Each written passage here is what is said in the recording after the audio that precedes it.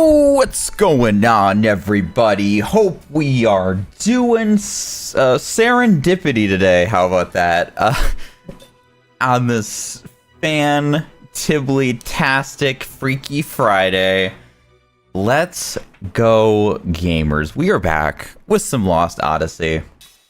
We left off last time with a little audio bug, which, fun fact, guys, other than my stupidity anyways, is actually the reason why audio didn't work in my Ocarina of Time video that I uploaded, because I muted it because this game decided to break the audio on me, and I did not change it back after I did that. And again, I should have looked at it, but I don't like to take accountability, so I'm gonna blame the game. I'm kidding. But yeah, it was a bit of a bummer, but it's all right. I think it worked out. It worked out anyways. Hello, Ryu. I scared you?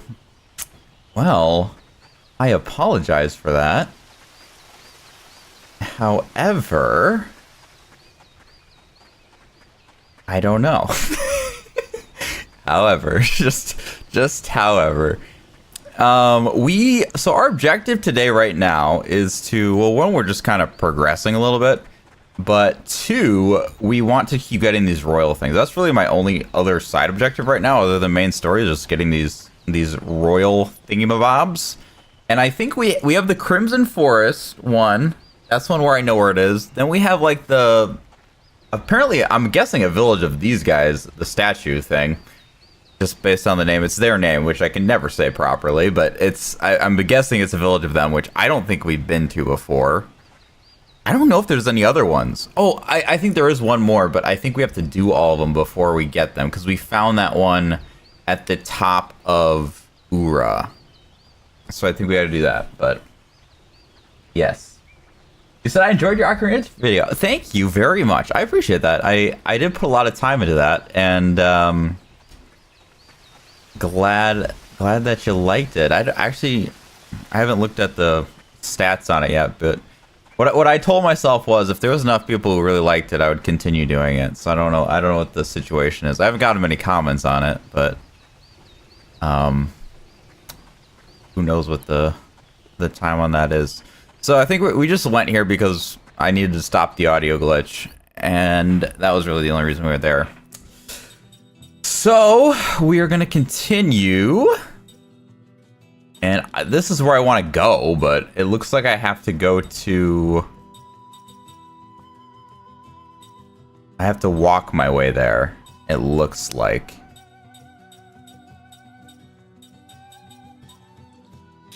I don't know... Okay, alright, that's working. I might have to just... Can I get there from here? Nah, this doesn't look like I can. Why?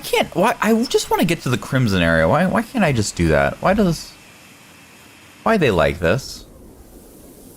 I'm so used to Final Fantasy where the open world has like random encounters, but this one does not, and it's actually very refreshing. I barely ate today, I should say. I almost didn't eat, because I was just so busy with work today, unfortunately.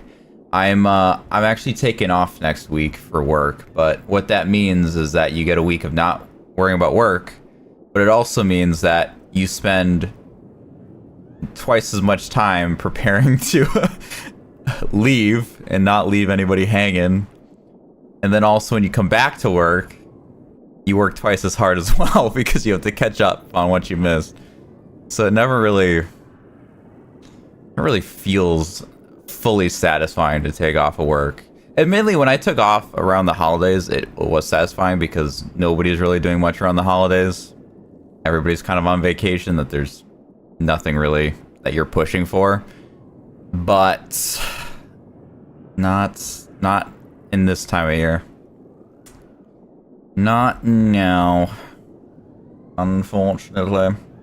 But yeah, so I ate before stream. I'm like, I still have more work to do, so I'll have to keep working after stream here. Because I don't want to work on it tomorrow, so I'm just gonna have to I'm grinding it out today because I don't wanna worry about it anymore. So I will be doing that. We might end like 30 minutes early or something, just so I could do that. I don't have like too much more to do, but I do have a little bit more to do. I was working till about 7 o'clock here. Just trying to get some loose ends wrapped up. I don't know if we've been over here before. This might be where we were supposed to go. What does it want me to do here? I can go under the water. I get that. You may leave work, but work still chugs. Yeah, exactly. It don't stop. It don't stop because Zombo's not there. Life goes on. In other news, wait, what is that? It said examine. Can I examine the bubbles?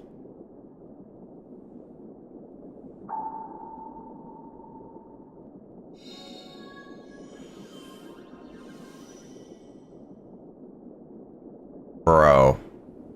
How many of those have I missed? I missed so much of that stuff. Ay.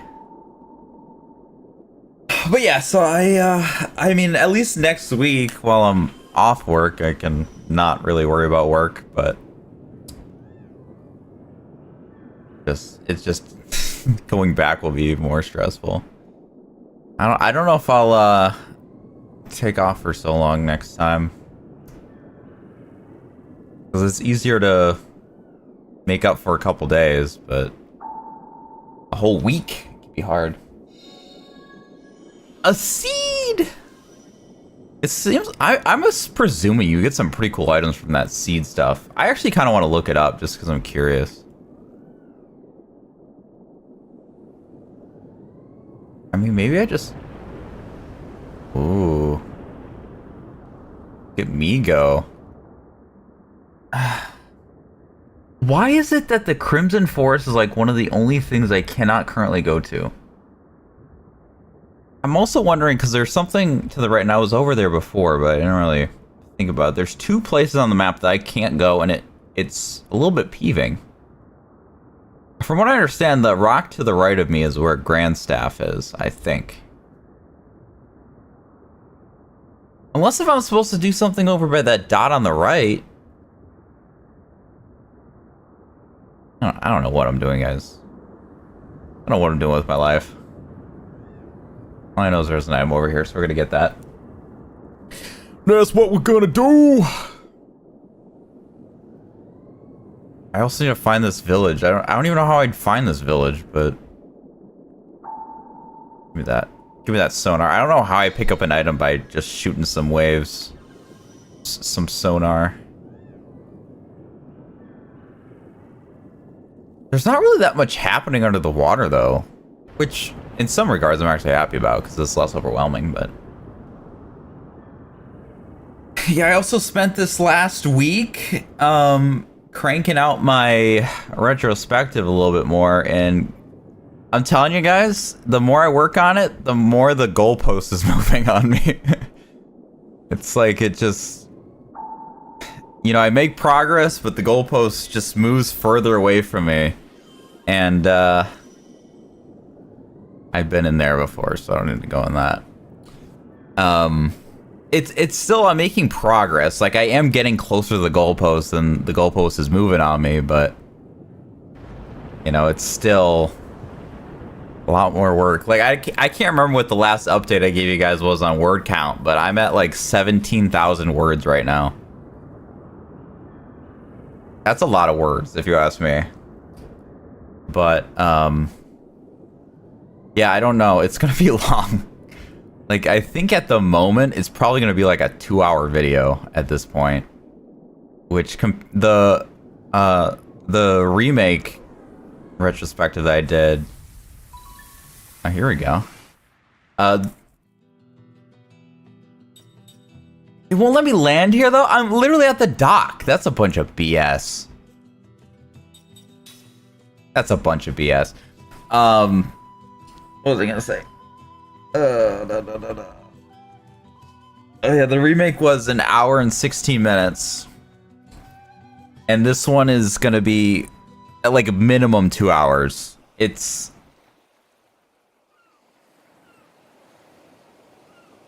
This is a cutscene. This was like too strong for me before. I had to turn around. Be careful, everyone. We're in the home of the holy beast that's protecting this area. A holy beast? I don't know anything. I think anything's nearby. The holy beast prefers not to show itself in front of people, but I can summon it with the sound of my harp. Oh, don't do that. The holy beast existed before magic, even before Namara was founded, in an age when swords and shields decided the fate of nations. Is the holy beast scary? Oh no, it's a majestic, beautiful creature. I have not met him in a long time, ever since my memories were sealed. But the holy beast has always been here protecting mankind. Everyone should be on their best behavior. You got it. Well, in that case, I'd sure like to meet this holy beast. I can imagine you would. I haven't seen him in a while myself. It's almost like I just said that a couple lines ago. Would you like to pay a visit? I mean, who's gonna say no to that? I'll say yeah. I'm down. You said I'm not used to normal word count. Fanfic has ruined me with that. How long is fanfic normally? If I was to guesstimate how long my retrospective was gonna be, the number that comes to mind is 24,000 words. I think. Like that's how much I still have to go with this retrospective. It's still got so much more. It's like it's taking so long to write this thing, and I was just sitting there last night, and I'm like, I was starting to like second guess some of it too, and I'm like, this is. I don't need to be second guessing this right now. It's probably not a good call. Wow, it's beautiful. Is this where the holy beast lives, Queen? Yes. Before Numar even existed, the beast lived on these reefs. I don't sense anything around here. The holy beast prefers not to show itself in front of... Are we having the same conversation again? What the heck? Those were the same exact lines. What the hell was that? I'm always ready. What the heck? What the heck? Do you guys think I can kill these things now? Oh, they have like no freaking health. They are silver though, so I don't know what that means. 430,000 words? Who the hell are... Just being a freaking author at that point. What the hell? That's absurd. That's stupidly long. That's too long. That's unacceptably long. Why am I physically attacking with these guys? What am I doing?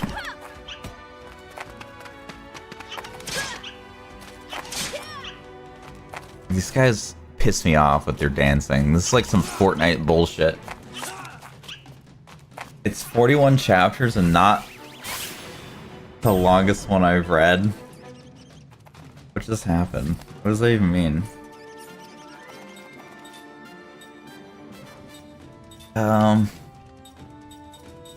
Well, shit. I don't know. What do I do in this situation? And do I have something for that ability? I don't even know what that thing would be called, but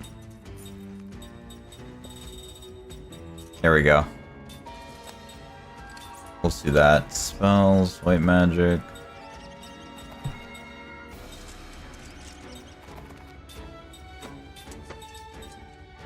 Skills? I'm cool with that. They're water. Water is weak to ground. Boom. Okay. Boom, baby.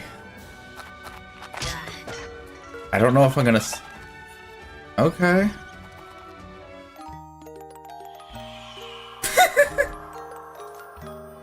What the hell was that, dude? That's crazy. It's still here? What are you still doing here, bro? What if I, like, throw a ground bomb at him? I don't think I want to do an us bomb. That might actually... I'll do an aqua bomb, though.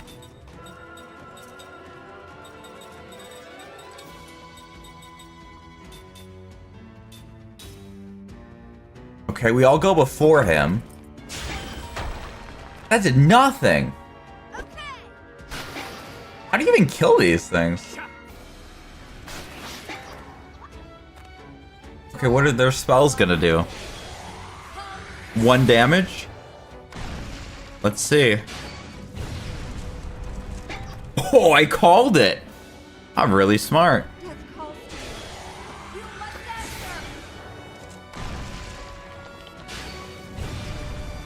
I don't even know what to do with it. 0.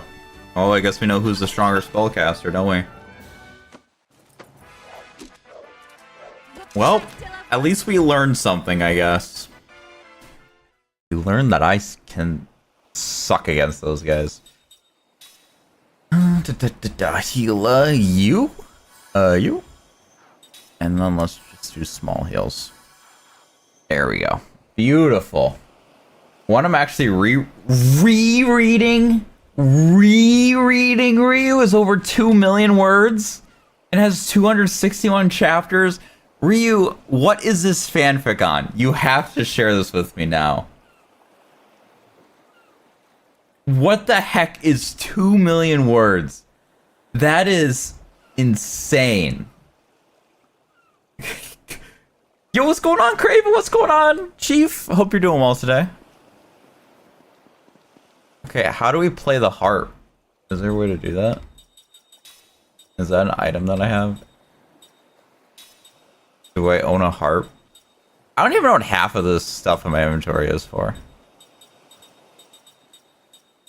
I should probably use some of these cube scores, though. I'm missing cube score 2 and cube score 4, it looks like. Oh no, I have 2. I'm just missing 4. I don't know if there's any more after 7, but as far as the only one I'm missing, it's 4. Like, I have no idea what any of this stuff is for. How do I?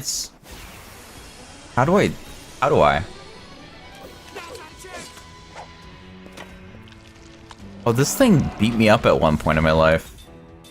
Not anymore, though. I don't know, we'll do a power hit spells.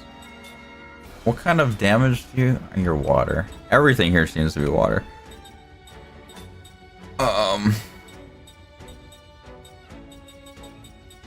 I guess we'll just do that. Damn, how did you go first? What? How did that go first? You're eating dinner right now? Nice. How much health does this guy have? I didn't even look.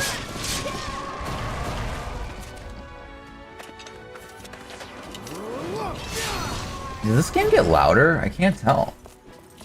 I gotta turn down though. It's really loud for me. How much health does this guy have? Oh, we got him halfway dead.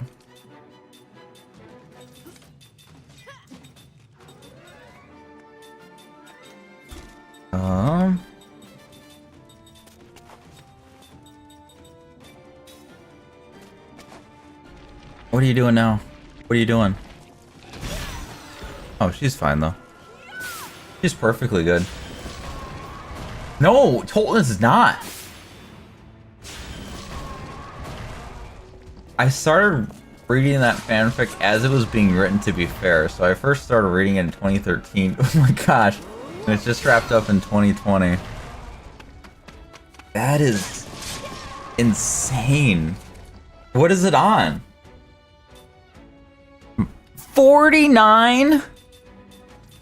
Okay, we're just gonna go physical attack so we can attack first. Easy mode. It wasn't easy, but it was easy. Dang, look at that level up action! I don't even know what I'm doing here. Heal.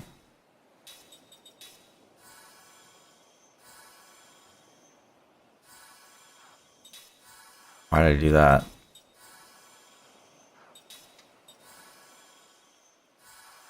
For 8 HP, sure, why not?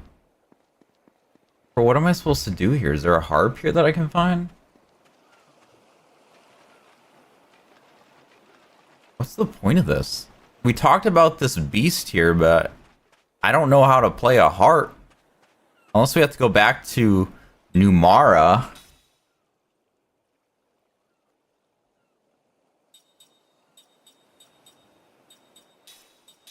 Let's save the game there.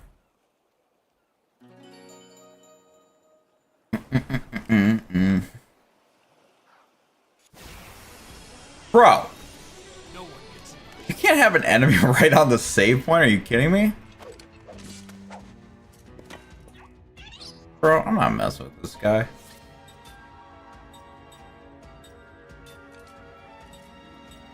I don't think I have anything to leave immediately. Might as well just try. Oh. That was easy.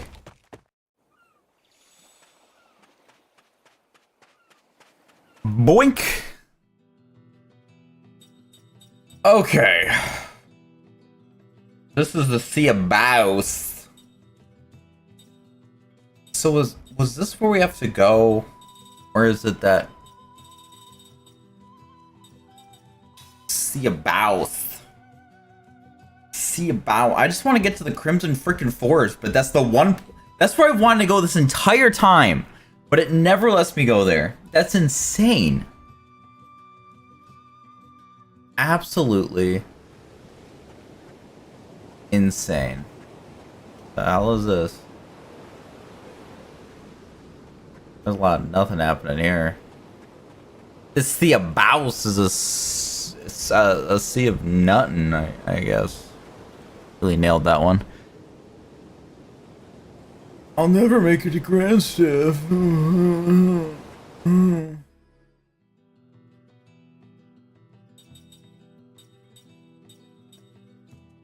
I just like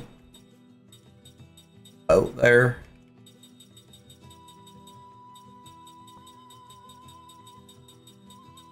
I do not like this map system, I'm gonna be honest. Alright, there we go.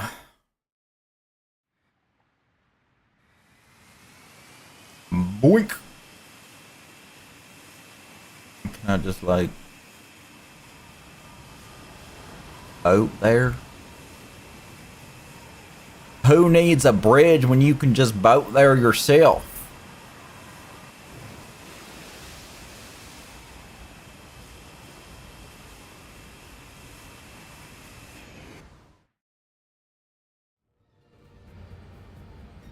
Shoot! The ice is in the way! Why is there ice here, of all places? It's caused by a very strange presence of magic energy. Oh, that's it. It's because the Grandstaff is coming back to the Sea of Baus. And Cora's trying to refill the Grandstaff with magic. Oh, you gotta refill it? Hmm. Interesting. Interesting. I'll go over this white. Why is this? I want to know what this white dot is on the map. I'm gonna go check it out. Fanfic.net. That is where I started reading fanfiction. I've stopped reading on that site now and switched to AO3. As it's way more user friendly, but I still read bookmark stuff on fanfic.net.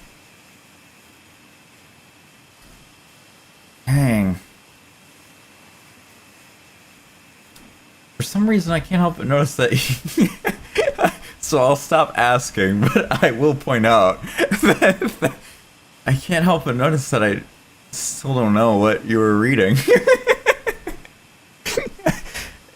And it makes me feel like that was intentional. What the hell is this white dot? What is this? I see something in the water. What is this? Is this my old ship?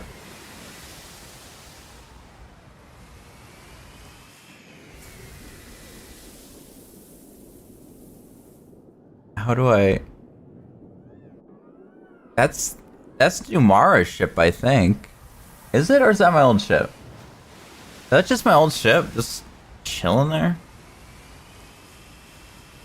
What happens if I dive right here?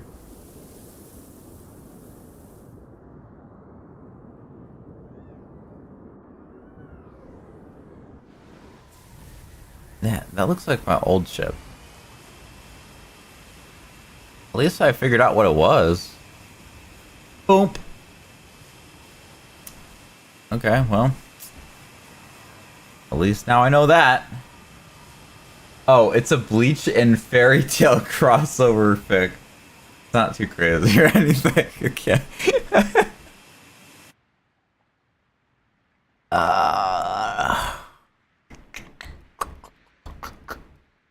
Have I been up in the upper left before? I have no idea. I just want to go to the Crimson Forest. Like, that's all I really want in my life, but it just... Life just isn't with me.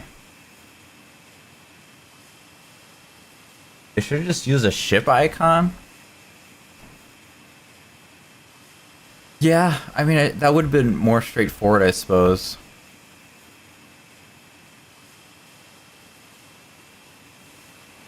That's not something I'll get butt hurt over. Not like the magic system, anyways. No, kidding. Kidding, I'm not starting that. I was just seeing if I can land there. I'm going to try to go around Grandstaff, I think.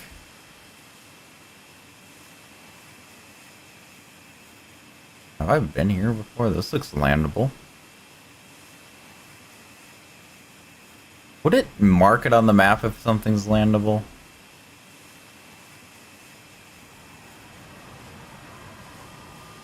I'm gonna go up and around this though. I'm not sure if I've been up there.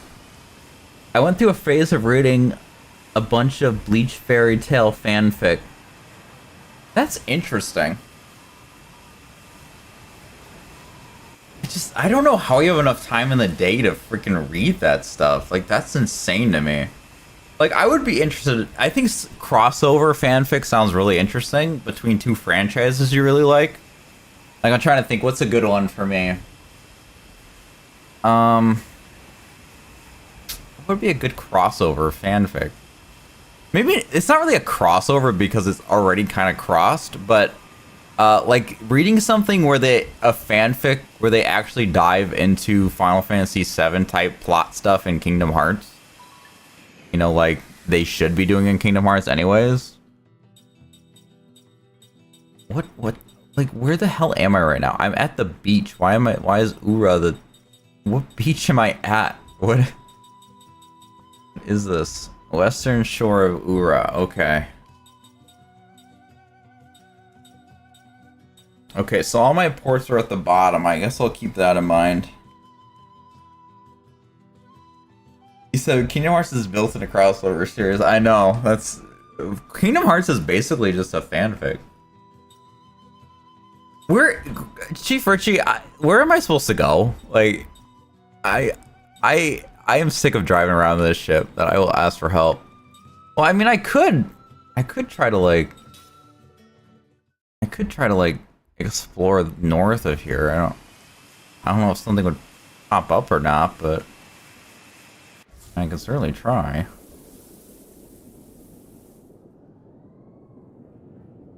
I mean, I guess I can get this item over here. I went to Namara, like, and I went all around that island. I'm gonna be pissed if that's true. I've been trying to get to that Crimson Forest for so long. I was literally just there with the harp thing.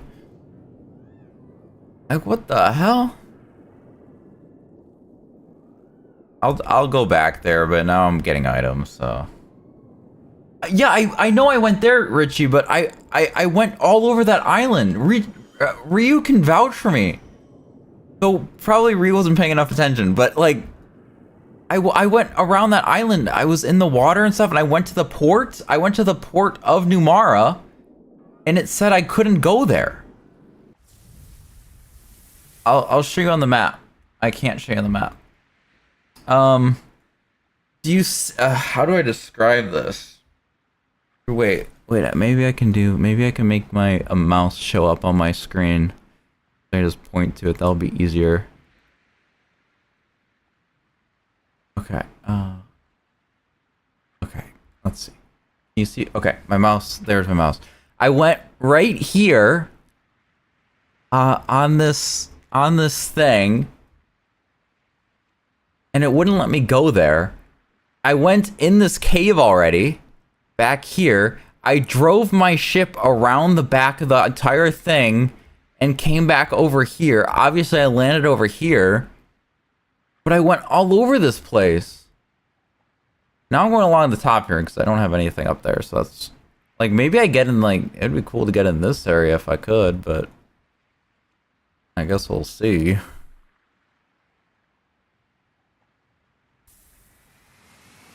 Boom, boom, boom, boom, boom, boom, boom, boom, boom, boom, boom, boom, boom. I usually read in my car. That's a safe way to drive. I'm assuming you're not driving. At night when my brain won't shut off, fanfic is way more accessible than a regular book for me. For that kind of stuff. I still need to finish reading that freaking 2 Pass book. Like, I haven't even finished that. I've had that book for over a year. Or longer, I don't even know, and I haven't even freaking read it all. It's about freaking Tifa, and I still can't even read it. That's so. And it's not a bad book. It's a good book. Like, I enjoy it thoroughly. What I've done is just life just gets in the way of doing anything. There's so many responsibilities and stuff that it's just so tough. To be fair, the main reason it's so hard for me is, I don't know if you guys know this, but YouTube stuff takes a lot of time, and that's not me complaining. Like, obviously, that's my choice, right? It's something that I want to do. It's just me stating the fact that it takes a lot of time to do a lot of the stuff. I mean, it's why I struggle with a lot of the stuff that I has fallen off, like shorts. Like, I want to do more shorts. I don't have the time to do it. Unfortunately, and it's unfortunate too, because I used to like go back and watch all my streams so I could clip things, so I could make shorts of these clips that I clip. But I can't even make the clips anymore, so I don't have anything to make shorts of because I can't clip anything anymore. So it's like, well, can't really do that. That looks interesting up ahead. Zambo's too busy writing his own fanfics. I'm writing my retrospective. Still writing, though. It takes a lot of time. I was just telling everybody before you got here, Richie, that I'm at 17,000 words for that thing. Which is a lot, especially for me, because I personally feel like I suck at writing.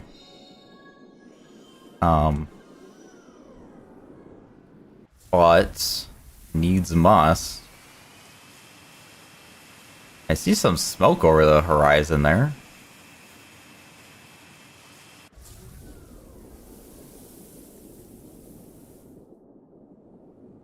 I'm trying to see if there's like a secret passage. There is definitely something over here, though.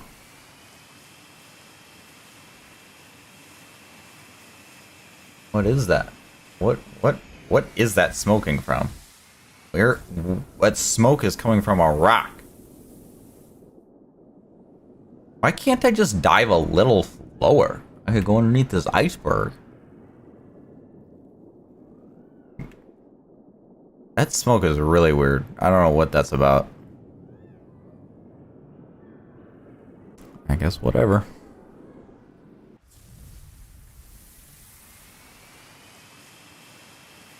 So I was paying attention. I did see you running around. Okay. Confirmation then. Ryu's got my back. Never enough hours in the day. Yeah, ain't that the truth. Ain't that the ding dang truth. Okay, I've been over here before. Alright, I guess I could get this item.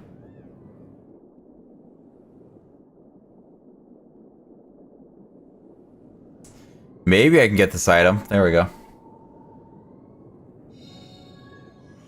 Godly dragon tears. Absolutely godly.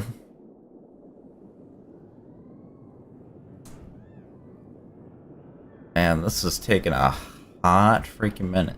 I thought there was gonna be like a bunch of secret passages, a bunch of secret areas. There is nothing. There's absolutely nothing in this world. Except some items at the bottom of the ocean. There was one secret area that I went to. Everything else is a bunch of nothing.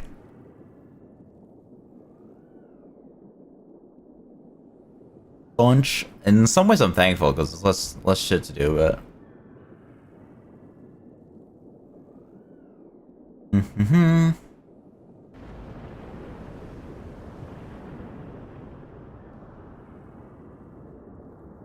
I don't know, I'll head back over to Numara. See what happens, but... It was not very successful on my last attempt. I see an item over here. I think I will do a little search of the bubbles. The little booblies.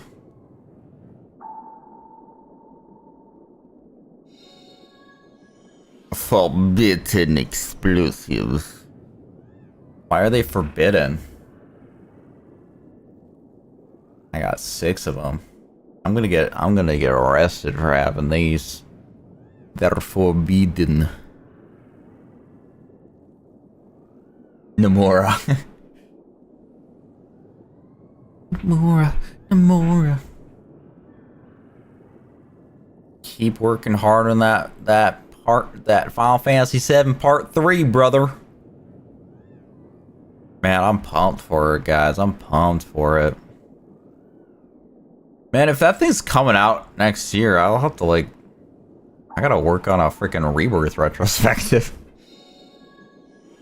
Man, if the one I'm working on right now is taking this long, imagine how long a Rebirth one will take. That game's freaking massive. Oh my gosh. The crazy thing is I think it's just the way that I'm doing this retrospective. It's different than the last one.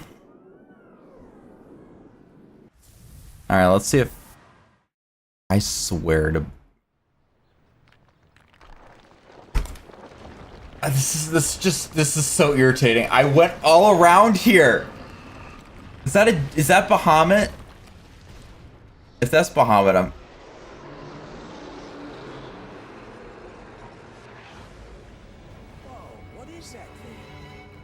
Wouldn't you like to know? Arthur? Wasn't that turned into stone? In exchange for the sealing of your memories, right? It's a trap set by Gongora.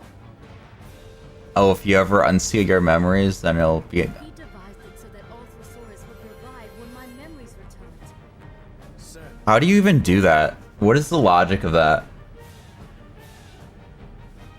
It's magic, so whatever.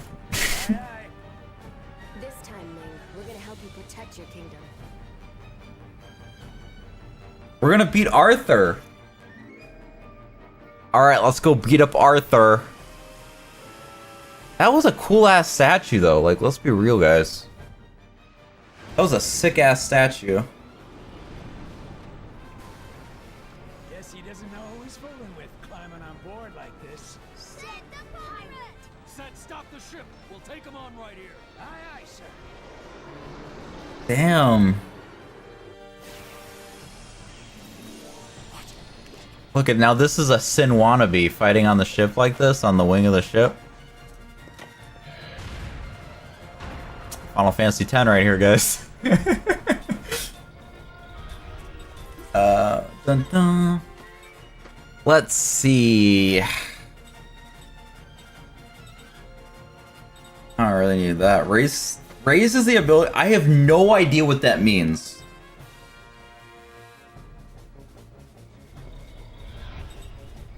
Let's just do a power hit. What's your Earth? So Earth is weak to wind.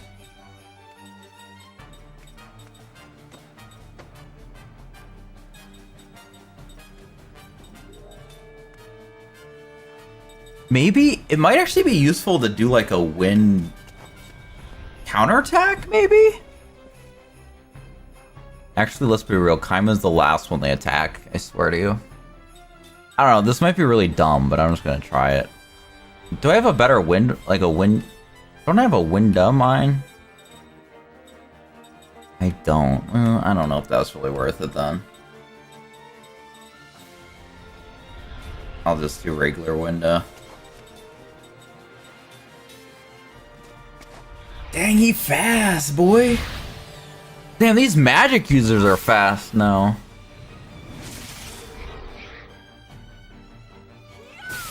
Did we see how much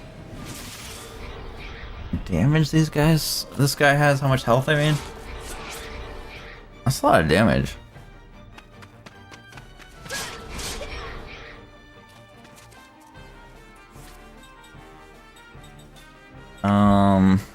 What do we have for this? I need something for petrification. There we go.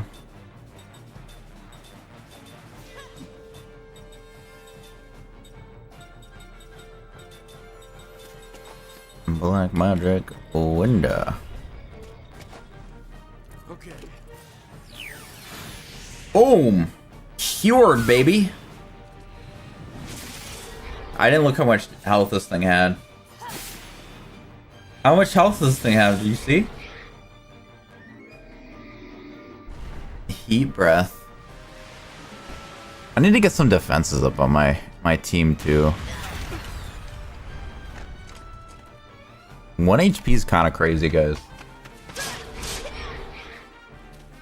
I mean, 14k is not that much when you consider I have 5 people on my team that do 1,000 damage each every turn.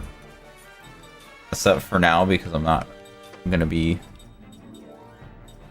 using that item. Honestly, you white magic.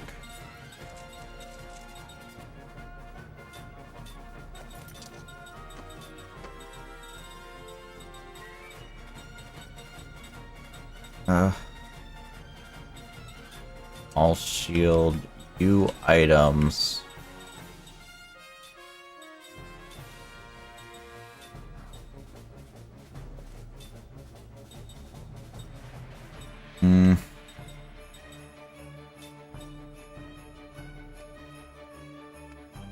Yeah, I need to be on that duty right now. Like, this thing's already down to 5,800 health. Like, it's not even much.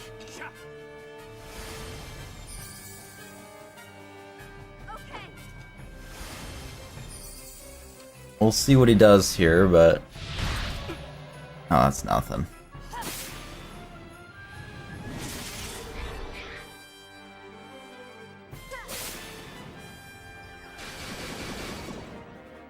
Time got reduced though. Continue.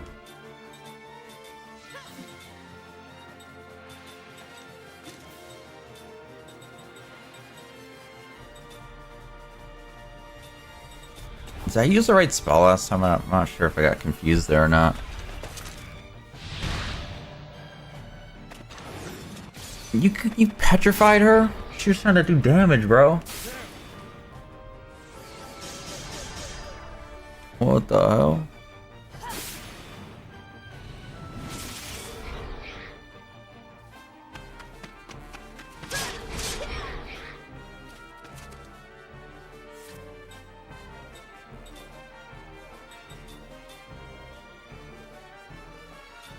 Oh, this guy's dead. He's super dead. Let's make sure I get her back up though. just gonna attack with you, because why not?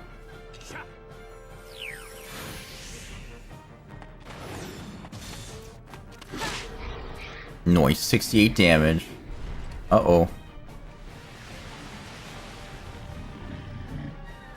That's gonna hurt. Man, I just spent all that time getting you guys up. You guys aren't even gonna get the XP now. Annoying. I wasted my energy healing my front row. Shouldn't have even healed.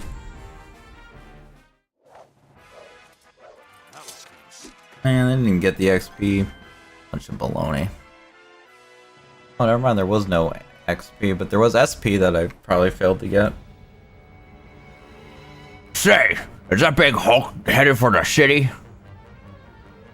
Sure. You revived Arthrosaurus. Why is there more than one now? The revive. Oh, there's a pack. Oh, he told me about that. We'll attack the city of Numara. Defeat them before they reach the city limits. The game is over if a single Arthur reaches Numara. Approach any Arthrosaurus to begin battle. You must defeat each one as quickly as possible. If you have trouble defeating them quickly, try halting their advancement by other means, such as putting them to sleep by using magic or rings. Sleeping Arthrosaurus will stop moving for a while. Defeat them while they are sleeping. You can find treasure at the fish bed during this minigame. Try to pick them up as you bat. Man, what kind of treasures? I'm looking it up because I want to find out if I'm going to waste my time doing this. Fish bed treasures lost Odyssey. I want to know if I want to waste my time doing that.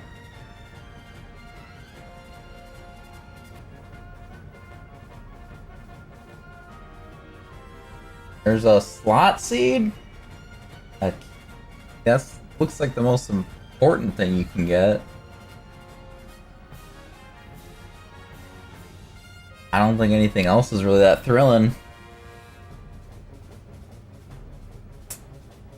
Everything else seems whatever.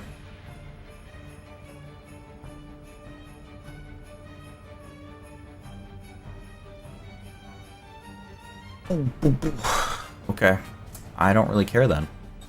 That's what I'm gonna say.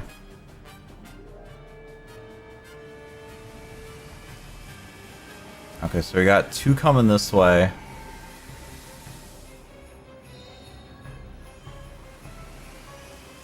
It was very convenient, so I decided to go for it. Alright, let's get these here. This one looks slightly closer here. Wait, did I heal? I did not.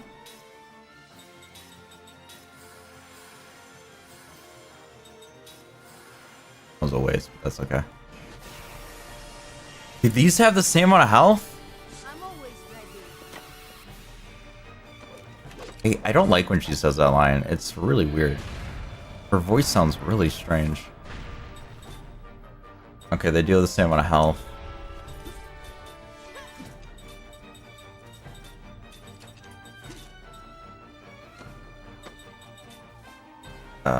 Black magic.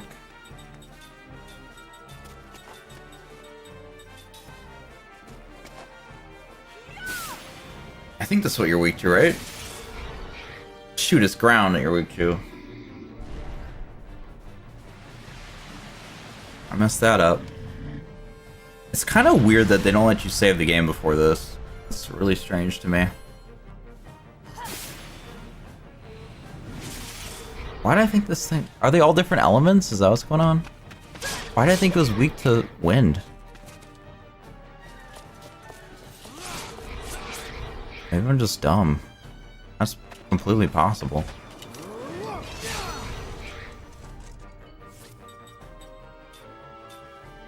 This one's water. Maybe the other one was too, though.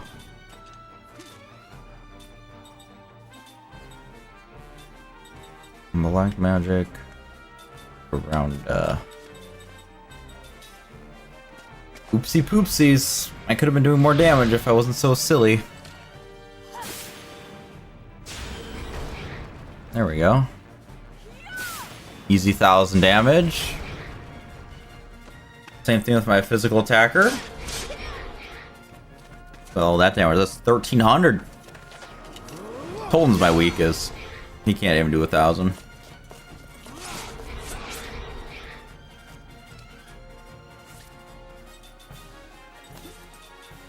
Okay, skills. Let's just do a power hit. Okay, this guy should die this turn. Hit back row, back row, back row, back row, back row. That is not the back row. Seems like it leaves. Why does it always leave Tolton out? Oh, he must have a thing on it. Leaves him at 1 HP. That must be it. This guy's so dead though. Yeah.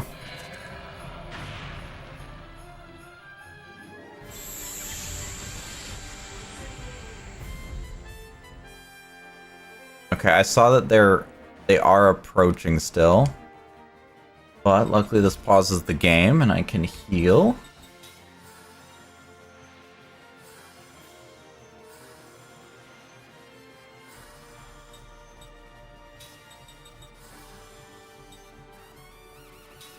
Okay, and then I also want to make sure I keep my magic up here.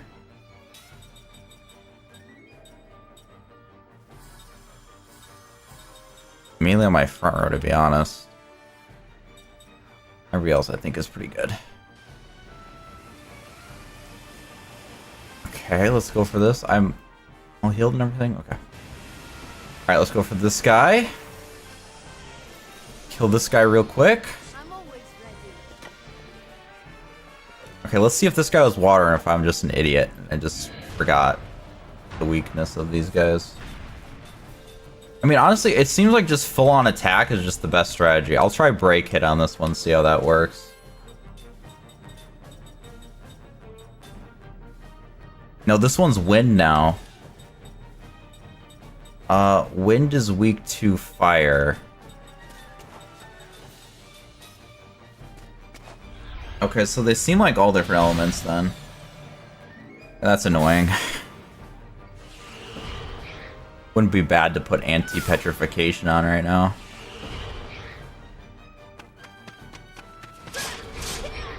Nice.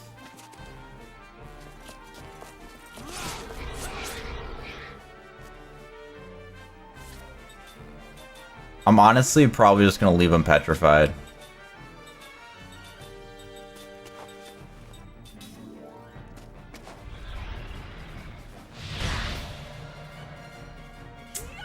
Just because he's the weakest character anyways, and I have to use up a turn just to cure him. And I think these three attacking together can kill him in one more turn.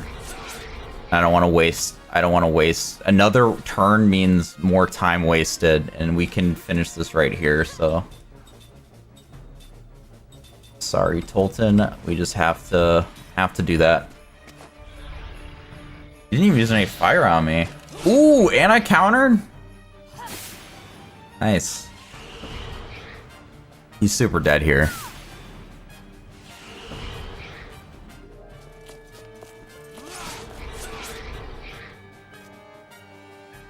Oh, I was gonna say, how is he still alive? There we go. Okay, 2 left.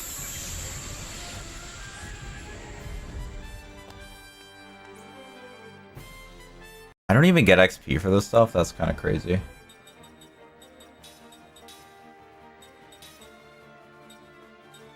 Let's just use that on those two. Oh, magic seems fine for now. Let me quickly here set anti-petrification already.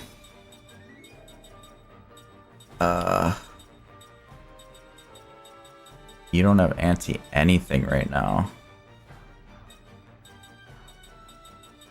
items. I'm gonna use that on you.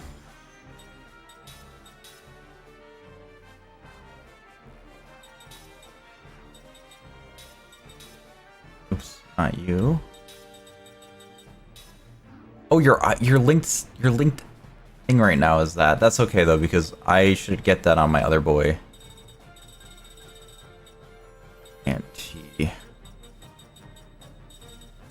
Anti-petrify, okay.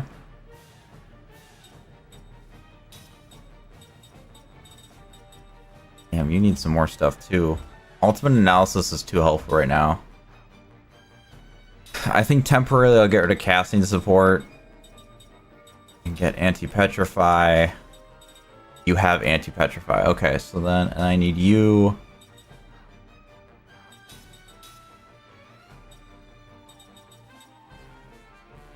You have an auto shield thing. Do I have an extra anti-petrify at all? That's right. We'll take it off of you. Let's go anti-blind, I guess.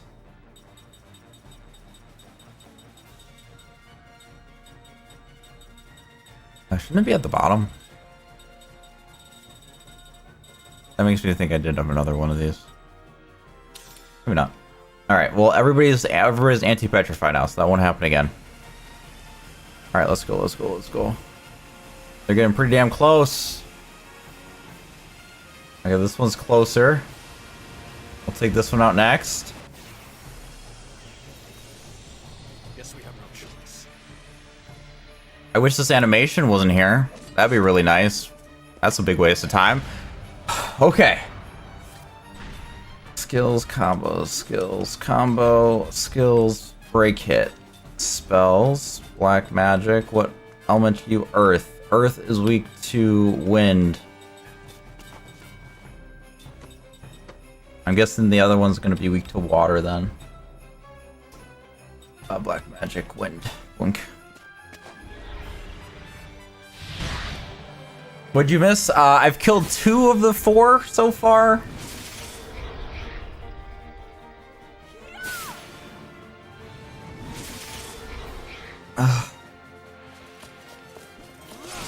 Just still running off with legs from reaching Namara. The head reminded me of Bahamut for some reason. Okay, let's see how strong this move is compared to the other one. I mean, that's weaker than the other one. Power hit was better. Wait,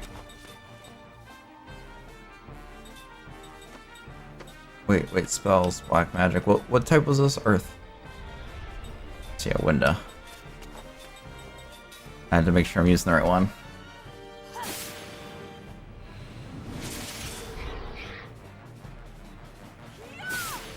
I mean, it looks like we're doing pretty good. I think we got it. I'm a little bit stressed, but only a little bit. Deep breath. The main thing I hate about this is just how long the animation is.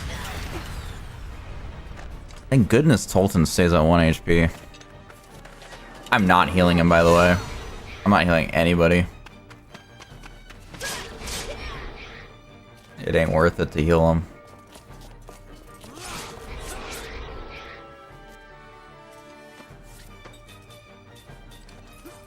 Combo attack is so freaking good, guys.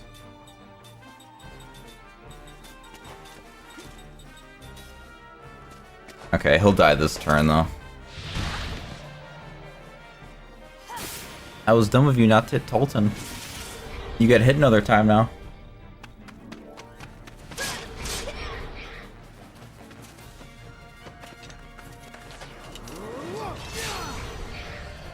Nice finisher, bro. Alright, we're about to get him. We're about to get the last one. Yep, finish the animation. Said, keep driving.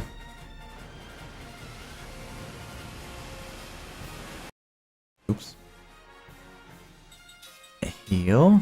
Oh, I can't heal with you right now. Max on heal duty then.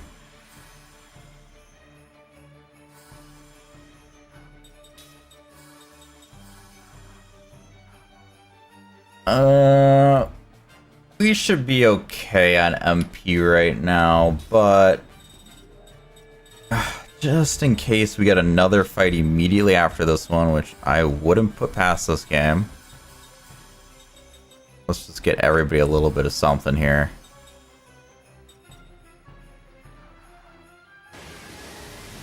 There we go. Easy mode. No big deal. I like Tolton in combat. I hate him for everything else. I have been preaching this for the last several streams. He's still weaker than my other guys. Boom. What type are you? I called it, guys. I absolutely called it. I knew this guy was gonna be weak to water. Why are you regular attacking? What the hell did I do wrong there? Oopsie poopsie. You hit Tolton? Oh no. I don't even think it really matters anymore because this guy can't push closer to the place. I think there's literally zero stress at this point now.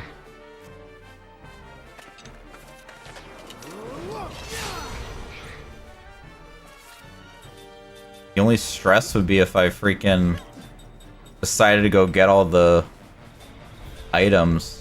Should I put this thing to sleep and just get all the items?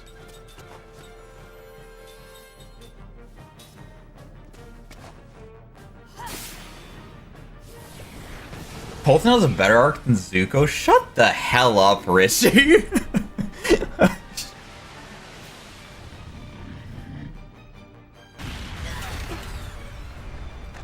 Tolton likes to stay at that 1 HP.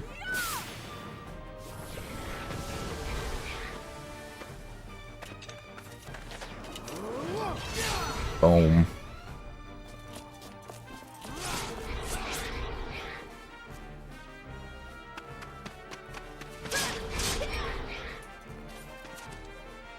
Should I get greedy and go get some items?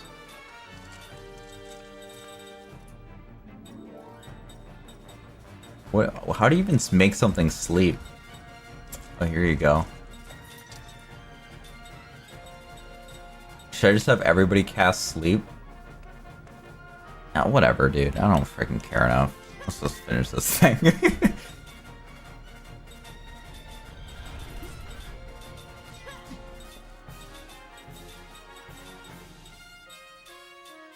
I just like my slot seeds, that's all. Let's stay hydrated out here, folks.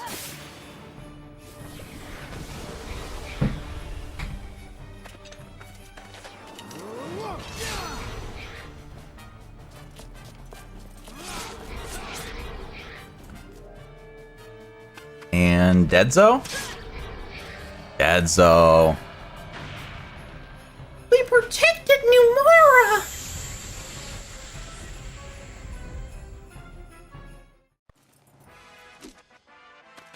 Let's go, gamers!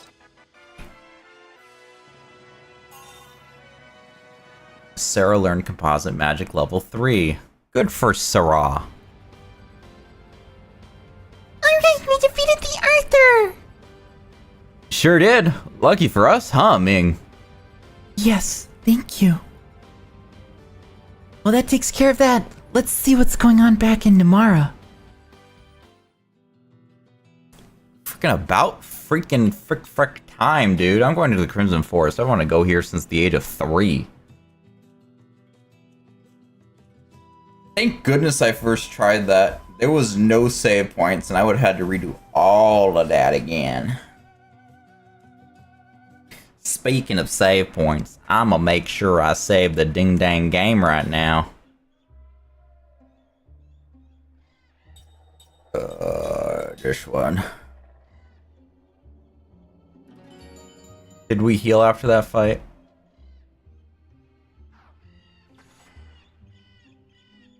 Yay, we did. Thank you, game. I was gonna try to figure out which way is the faster way, but it looks like a horse apiece.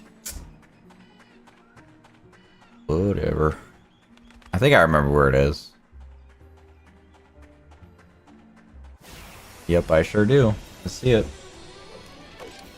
I'm actually glad save points are a thing of the past in gaming now. I was actually thinking about that recently. It's like that. I actually kind of appreciate it in old games. Like, I think it's kind of cool in old games. I feel like all these guys are so freaking pathetic and weak that I can just smacky dilly ding dong all of these guys.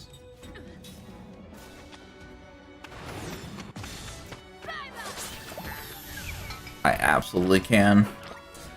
I think it adds a layer of challenge to it, which I think is kind of nice because it's something that's in your control. But if you like forget to save, or you got careless and carried away, and all of a sudden you died or something, it's like it was in your power to prevent that from happening. And so I think it's kind of nice in that regard. Looks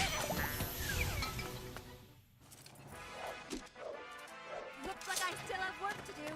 You said I like them in some games, but on others, it's a wishy-washy take. I know. I like it in old games. Old games is where I'm okay with it. New games, no. I don't want it in my new games. Like, just because I played it recently, Ocarina of Time, perfectly fine with there not being an autosave feature. However, the save feature is always at your fingertips. You can always save it. I think that's the better play than, like, I am powerless to save in this game in certain situations. I don't like that necessarily. I don't think that's a good play. But when you have the power to save the game and you just forget, like King's Quest, for example, when I played that, I would forget to save and I died and I have to redo a bunch of stuff. Like, that's the kind of thing. What'd I get? Royal Knight's Emblem.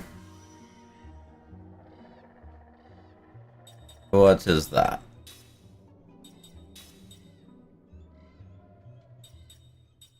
Wow, that's a big HP increase. You can definitely use that, buddy.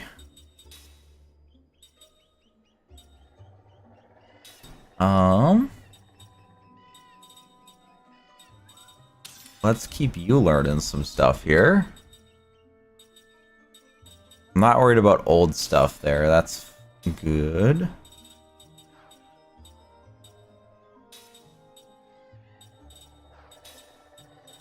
Let's get rid of the seal blocker and let's get anti-sleep maybe.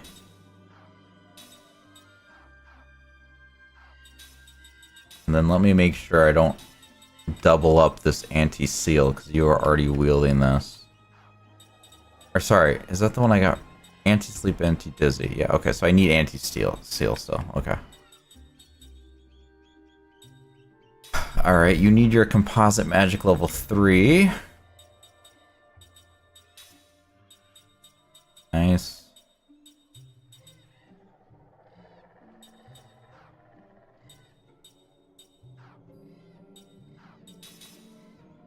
Let's make sure that nobody else can learn other items here.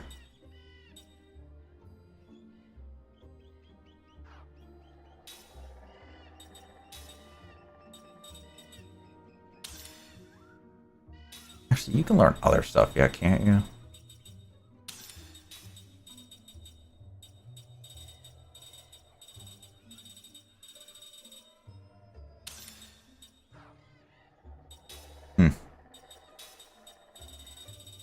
So Kaim seems like he's almost done. Seth just has one thing left. Sarah, I think, is the furthest behind. And then I think Ming is done, so we're basically good on that front. Now it's just making sure we're all learning proper skills from this guy. Let's get royal equipment on him.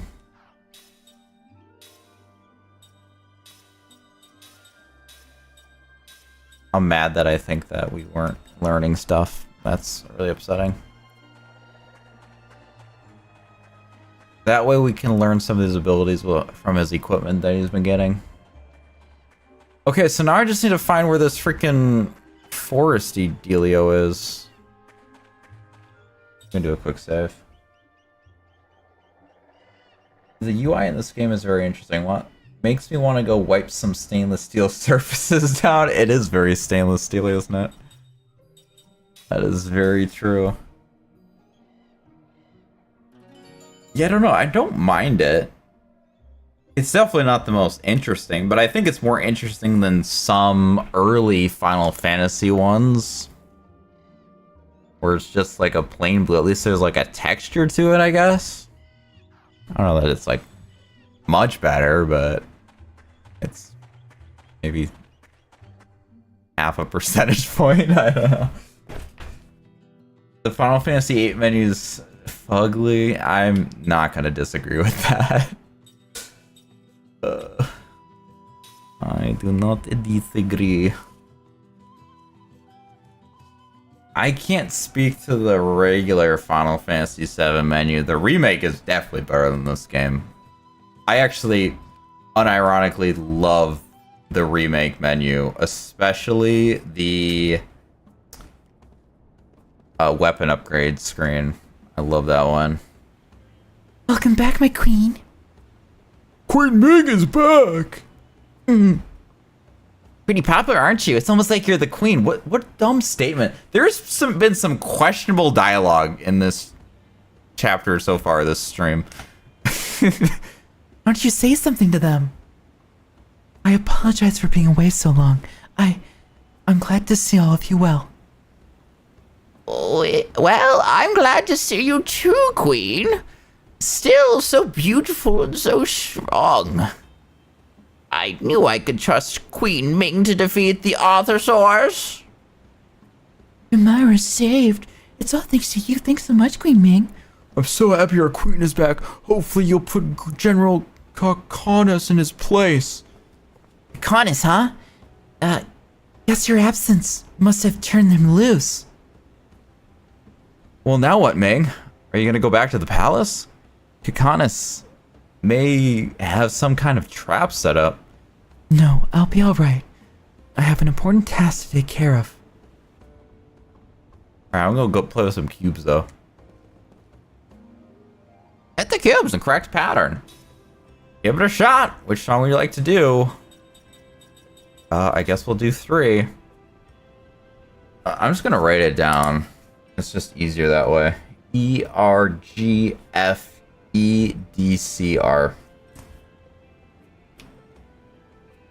Let's do it. How did the gang make it past Amara's customs when they kidnapped Ming? That's a great question. That's a great question. We won't get into it.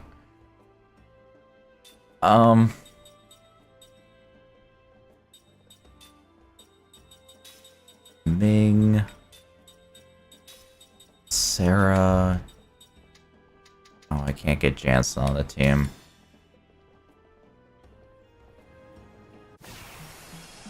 I think in a perfect world, my team would be the Immortals and Jansen. Okay, so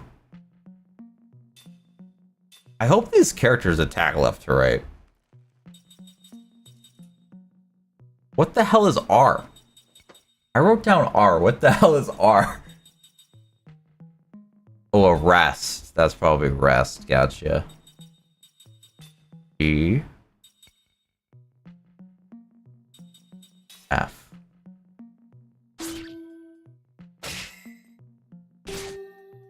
I feel like the rest shouldn't be making any noise, but that's okay. E. E. C. The rest at the end is kind of crazy though.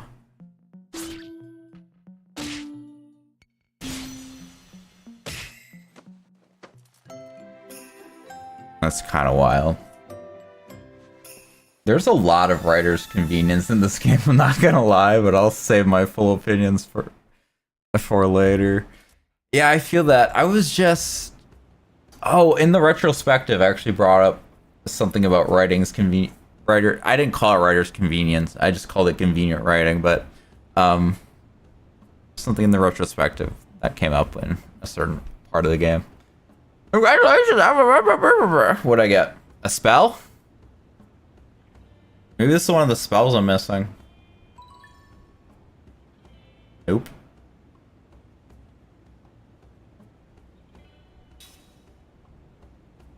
Alright, let's keep going in order. I mean, this is really easy if you just write it down. What is with their obsession having rests at the end of the sequence?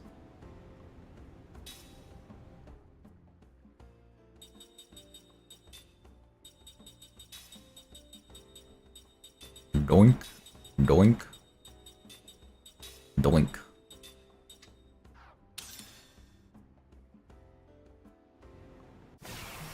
Dang, you did it for me in chat? That's really nice of you. This is when I find out you did one letter wrong. just for the chaos. D A E F.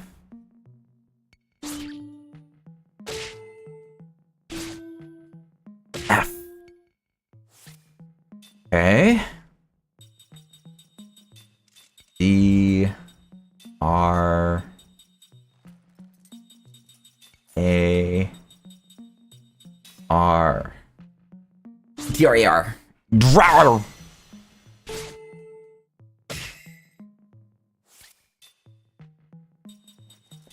D E, was it H? No, D. D R. There's no H. What am I talking about? What am I freaking talking about?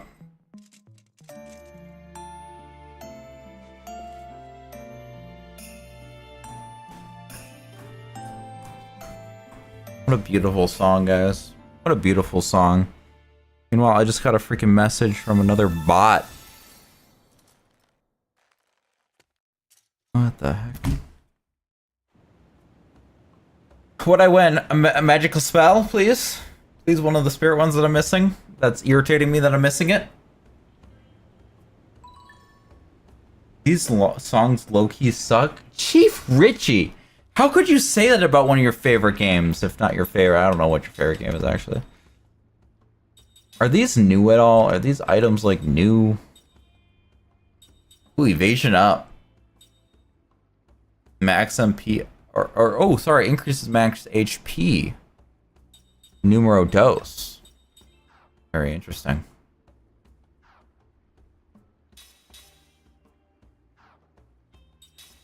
Seth can equip this stuff.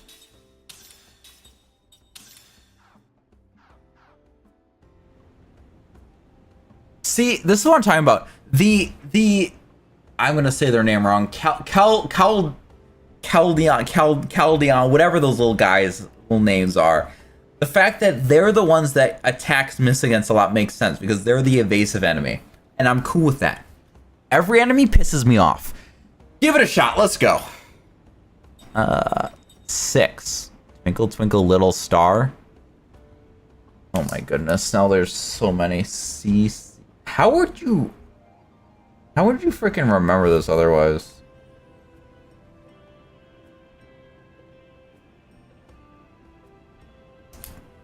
Okay.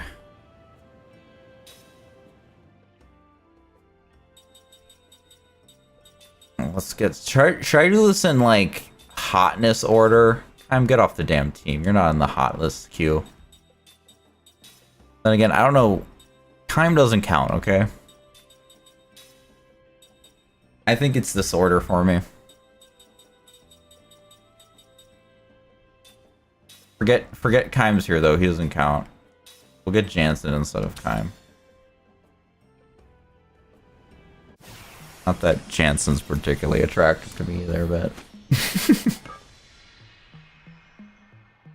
I just want to piss Ryu off, to be honest. Sorry. C C G. This better sound like.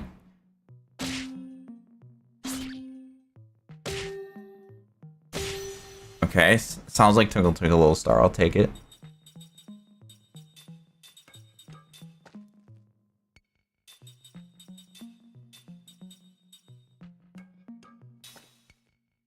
Okay.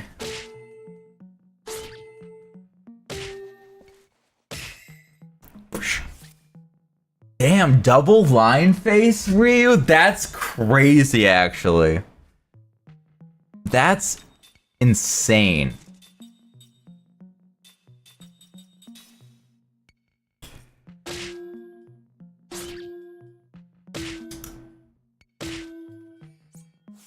What you are... Gosh, this is the slowest, most broken up freaking Little Star I've ever heard in my entire life. I should freaking whip out the piano. Actually, is that in my storage unit? I think that's in my storage unit right now.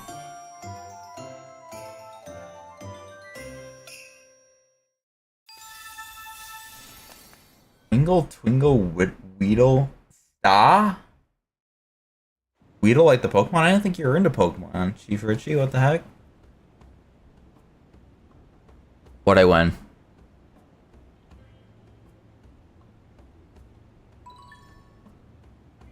A 64 caliber magic rifle? About time that man get a new freaking weapon. God, his weapon is so terrible. It's a boost. 598. I mean, it's nothing compared to these two, but he's actually comparable with I almost said Tolkien. Like a freaking Tutu here. Oh, he's actually technically slightly higher. Your defense is better than his too. Never mind. Freaking Tutu, you might be off the team, not gonna lie, bro. His base health is actually better than yours too. The only reason your health is higher is because you are you have that item on you. You have more MP though.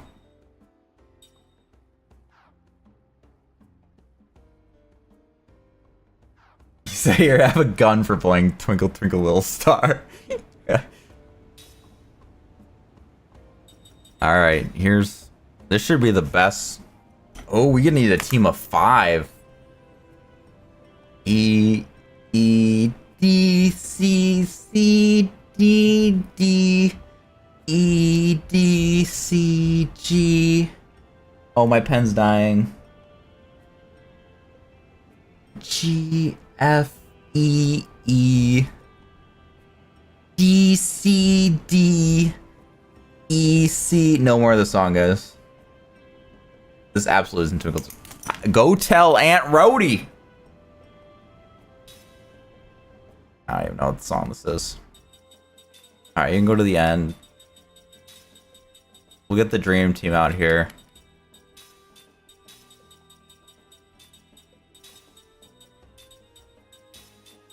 We'll switch them like that. Sambo sounds like he's learning how to spell. No, I'm not ready for that. That's my next grade level.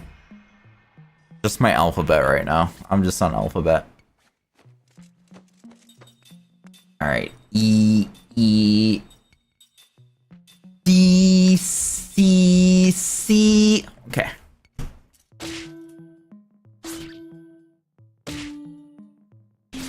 They've been watching the adults play. It's so unfair.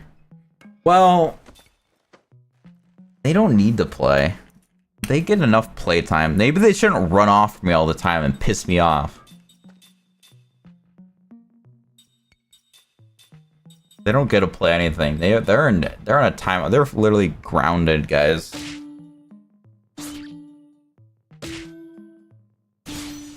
Oh, oh. All right. G F E E.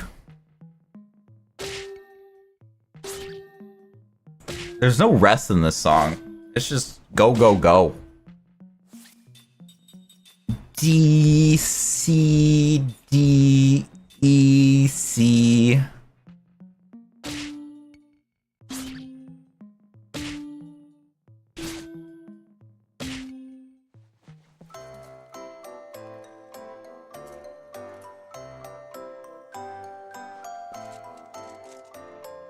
This is one of the worst ones in my opinion. Bye, little shitty song. What are you gonna give me for that? What'd I win?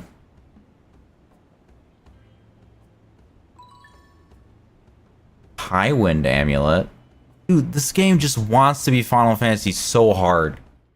It wants Final Fantasy so freaking hard. Like a little too much. Nullifies wind element damage.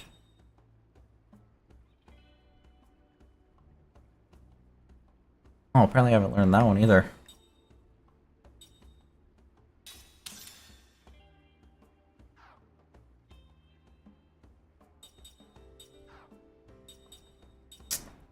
Well, I think that's all of them.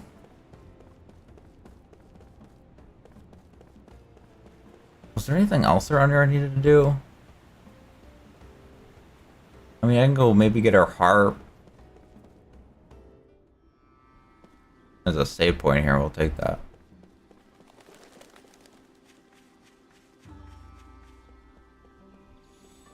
Come here.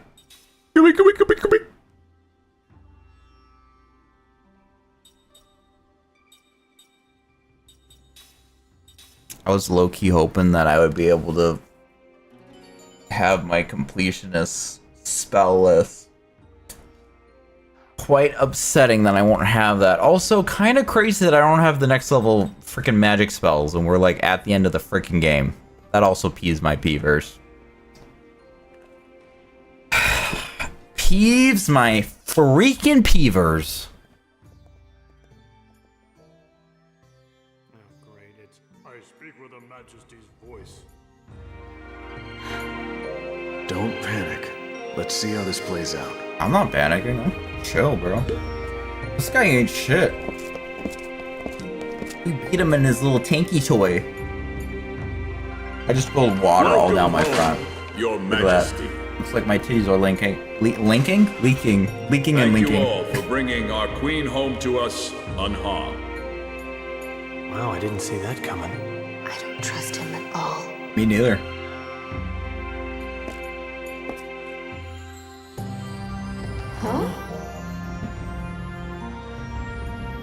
General, I have caused you concern.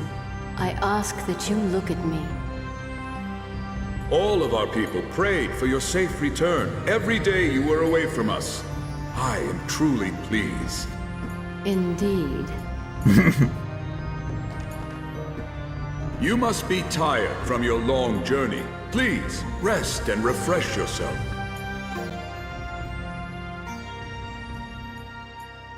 He's suspicious. Is he working with Gangora? I feel like he is.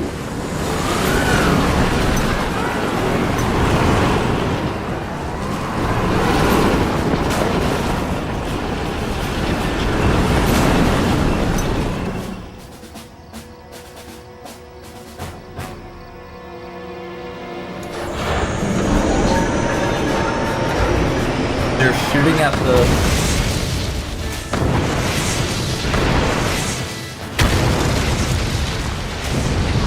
wave.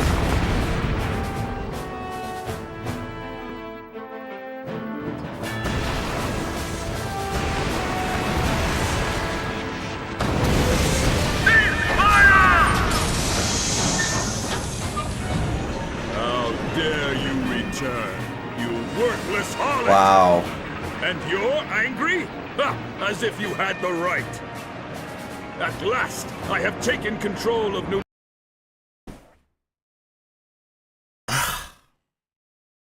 I have taken control of Numar after I have destroyed it. Freaking, what a loser, dude. Like, ay. Mara and destroyed its weak pacifism. I This shall is really never pathetic. relinquish my hold on it. Ha, I think I'll see just how immortal our queen really is. Oh, do you see now? Numara is mine. The people of Umara belong to no one! Your Majesty? What a waste. General, you are such a fool.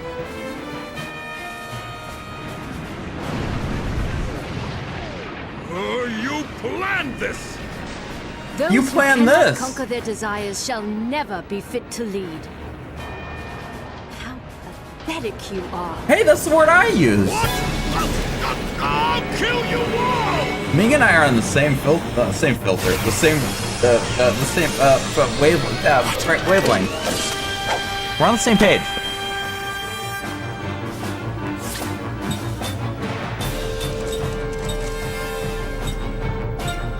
Well, let's all team up on the one tank, and you guys. I feel like this one's gonna be annoying in the back, so why don't you guys just start going for that one right away?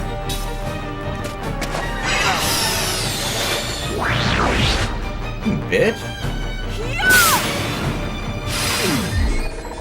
Thank you, appreciate it.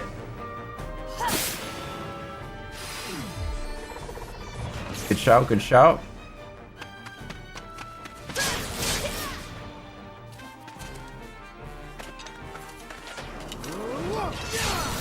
Oh! Oh! Is there no, like, frontline, backline on this? I mean, I know there is, but I don't see a GC anyways. Damn, son!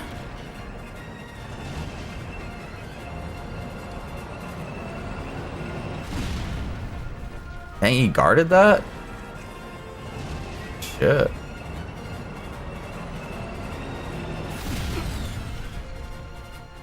I mean, my GC is basically nothing at this point.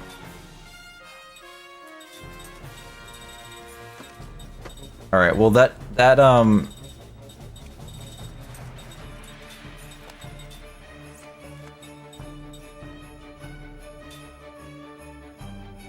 how long is that gonna take to activate?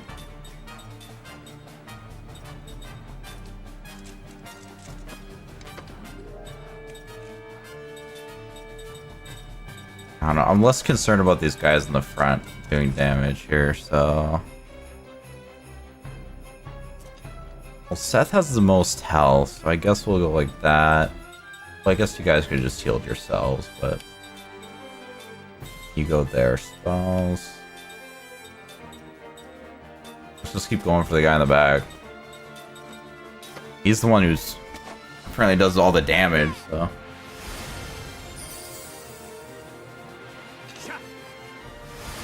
Oh, I didn't even heal Kime. That was silly of me.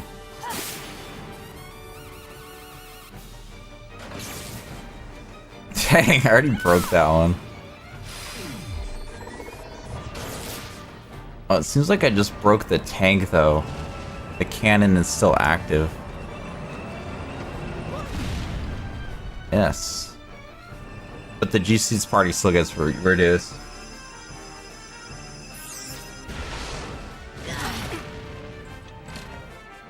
Okay, that...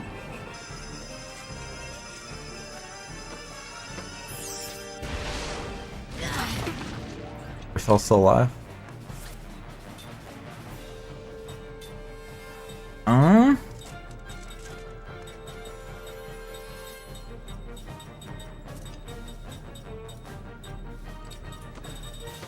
Where's my... okay, here. Okay, item...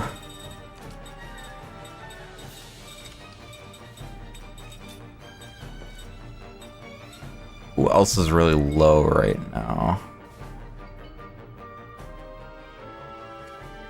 I like Ming more than Sarah, so there we go. Spirit. Okay, let's start going for the cannon then.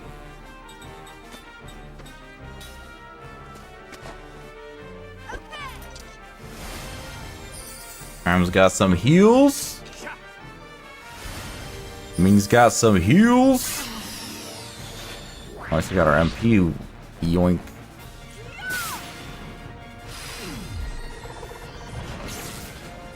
Oh, goodness gracious. I don't know that... We might actually... Yeah, we might die here because it's a fully charged cannon.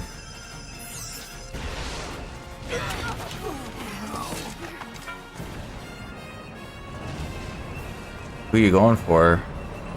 Guard it again, coward. Pathetic. Pathetic. And I never even got that freaking healing ability off because it takes so damn long to cast shit in this game.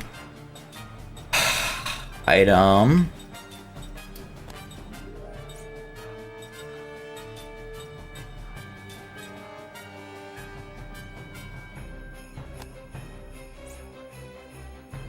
I don't know what's better, me just healing myself for 1,000 or rezzing somebody. Which honestly you, because the other guys are all gonna res themselves. How much does this spawn you with?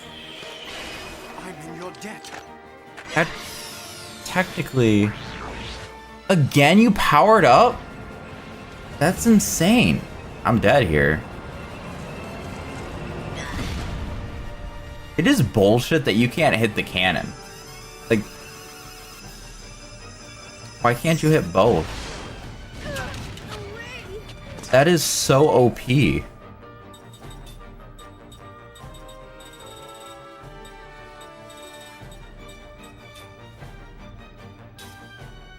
mean, I'll just use a heal here, I guess. I don't have any MP, so there's nothing for you to steal from me. There's literally nothing you can take from me. I can hit the cannon now. I couldn't hit it before because you have to hit the tank apparently first. Yet it seems to be functioning just fine. Bunch of bullshit on that. Everybody's awake now, right? Thanks. Wakey, wakey. Thanks for the help. I'm not. Seth will not be awake, but that's fine.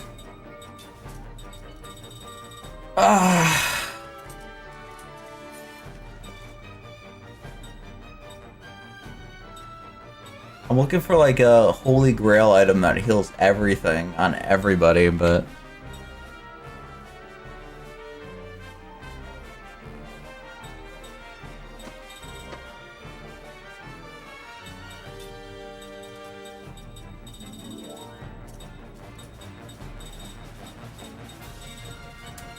let us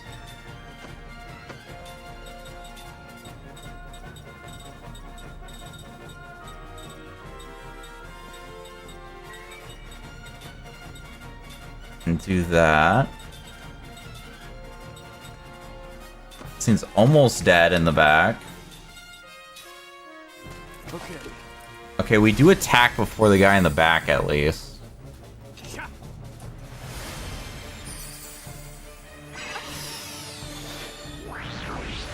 Okay, that's okay though, because we should be able to kill this thing with 2 hits.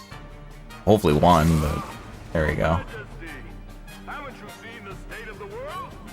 With pacifism as our only policy, we will never be perceived as equal to other nations.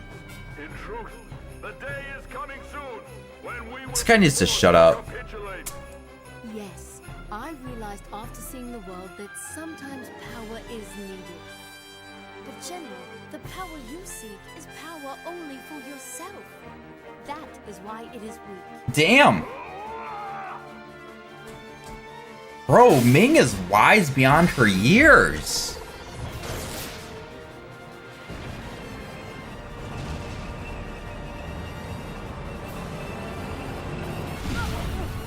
Damn. Sit down, Sarah.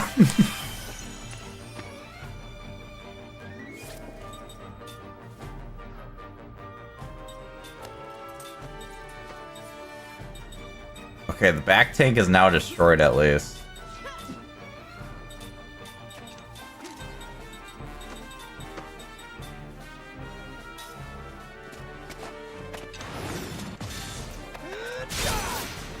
She's like 10,000 years old. She's 1,000 years old, Ryu, not 10,000. Get a grip.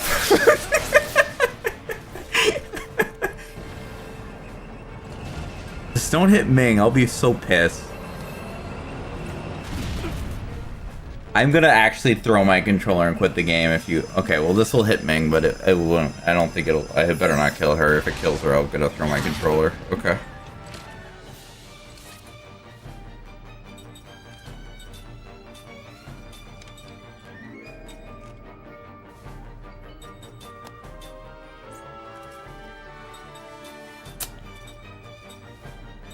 Yeah, you do that. That should maybe kill. Actually, no. You should do that. You do that. You do that. And you continue that. Okay. Oh, you're healing everybody anyways, though. I didn't realize how fast. Sacred power of healing. Let's see how much this does.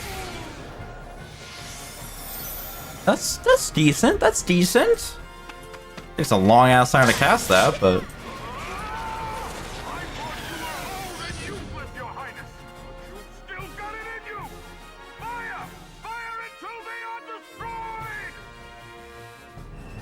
oh, he's firing.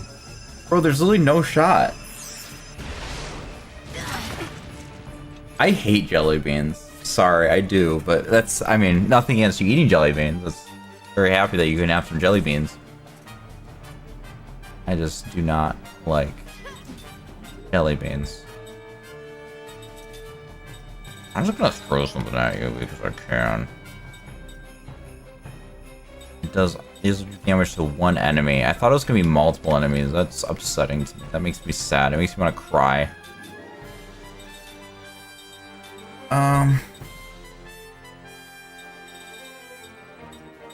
Gamble doesn't really do much, but whatever.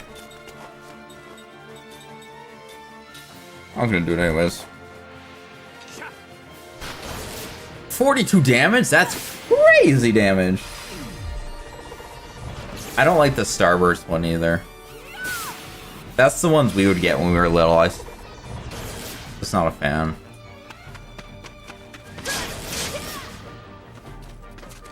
So 404, who does more damage? You or... Damn, Seth is better than you. I can't believe I didn't die. Like, honestly, Tolton maybe is better than Seth. I might take that back. I was like, well, how are we healing? But that's right, I did that. Damn, apparently I'm out of stuff. I'm just gonna attack with everybody. Just straight Fritchie off. Don't feel like using magic. It's just so much freaking work. Physical attacking is so much simpler.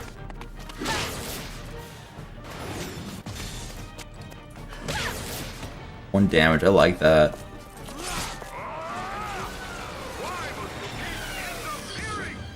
I can make this nation stronger than pacifists and cowards like you. This guy won't shut up. I will destroy you. You have a candy skull dispenser for your jelly beans? That's great. A 99 caliber rifle? What was the point of the rifle I just freaking got, bro? Sarah Tolton. Complete defense he has. Seth learned HP max up 2. Evade up. Kind of learned double back.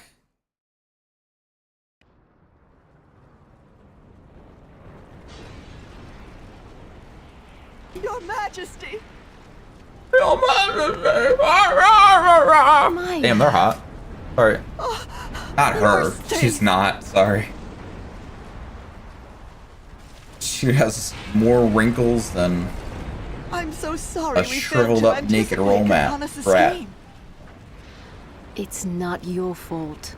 I was too lenient with him by far.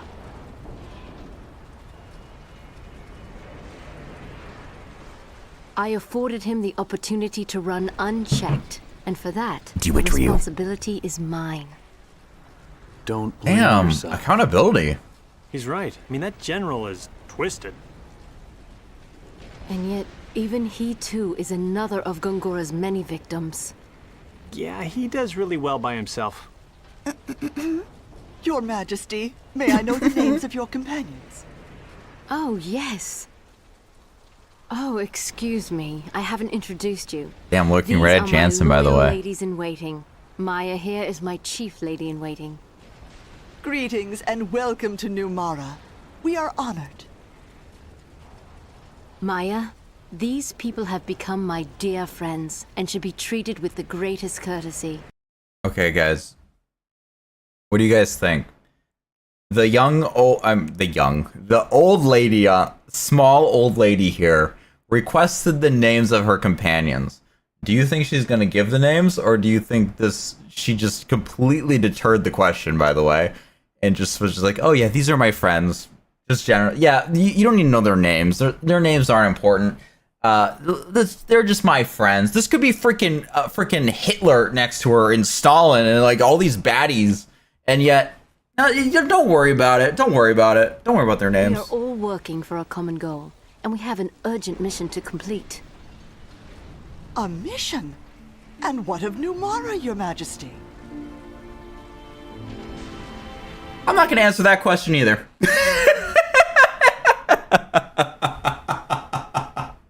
Could you imagine? Bro.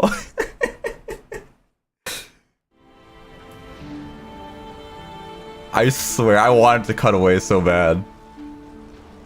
Don't say anything. Don't say anything. I want it. What is happening? Your Majesty? Until I carry out this mission, I shall have to be away from my people. During that time, I shall entrust Numara to the care of my ladies. To us, Your Majesty?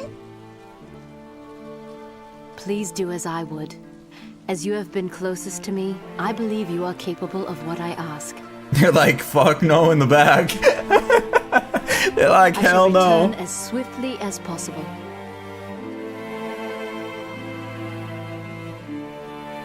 I felt like those facial reactions should have had more expression. They didn't really have much. Especially Sarah. Her face was just... In fact, she looks happy about it. Yes, my queen. While Your Majesty is away, we shall protect Numara. We shall not fail.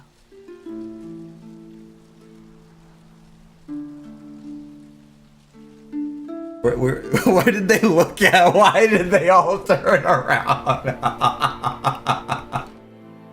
What was she looking at? Oh, a dream? Is this like a joint dream that they're sharing together? Was it like the flashback moments you'd see in like early Disney Channel when they'd look up and to the left and then the screen would do the ripple effect and then go into a dream? Oh my god, what is happening? Oh, this is a Ming dream though. I'm totally down for a Ming dream if this is a Ming dream. Oh my god, guys, it's a Ming dream. Oh, it's about to become a wet dream. Oh, sorry. Kind of. 1,000 years can change everything. Or should I say this? Sorry, maybe I should do her voice. Well, this is talking about Queen Ming in the third person, so 1,000 years can change everything, including the landscape. Queen Ming surveys her capital from the palace window. The panoramic view is like a great history book. What makes a view panoramic? Isn't that just a view? Is it what angle elicits a panoramic view? I get it from an imaging standpoint, like if you take a panoramic photo because it's like an elongated photo, but I feel like a panoramic view is just a view. I don't know. That's weird to me. Maybe it's just me though. Like a great history book. The volcano towering in the distance, which used to spew clouds of smoke, went dormant 700 years ago. A panoramic view is a very wide view, window, Zombo. It's a freaking window. It's a window.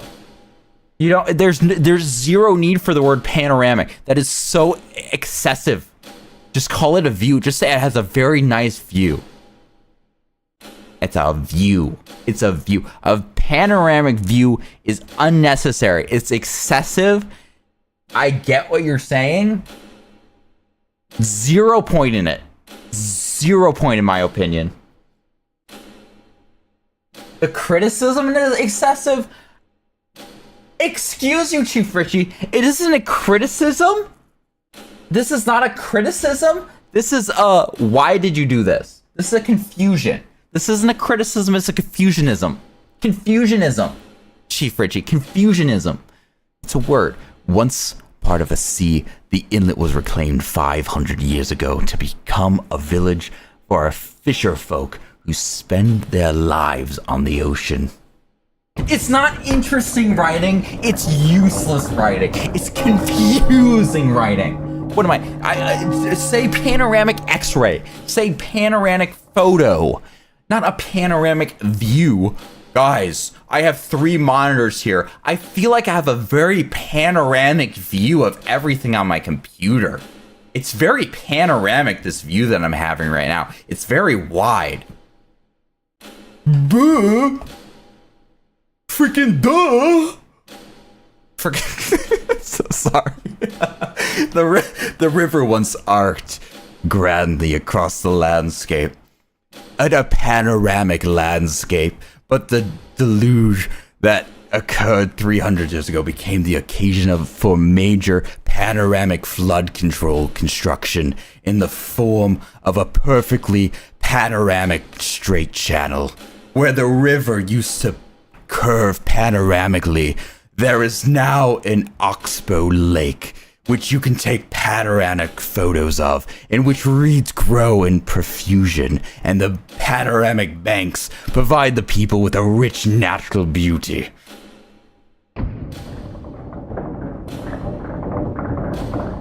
Spade Chiefs let her out to make it panoramic view, true.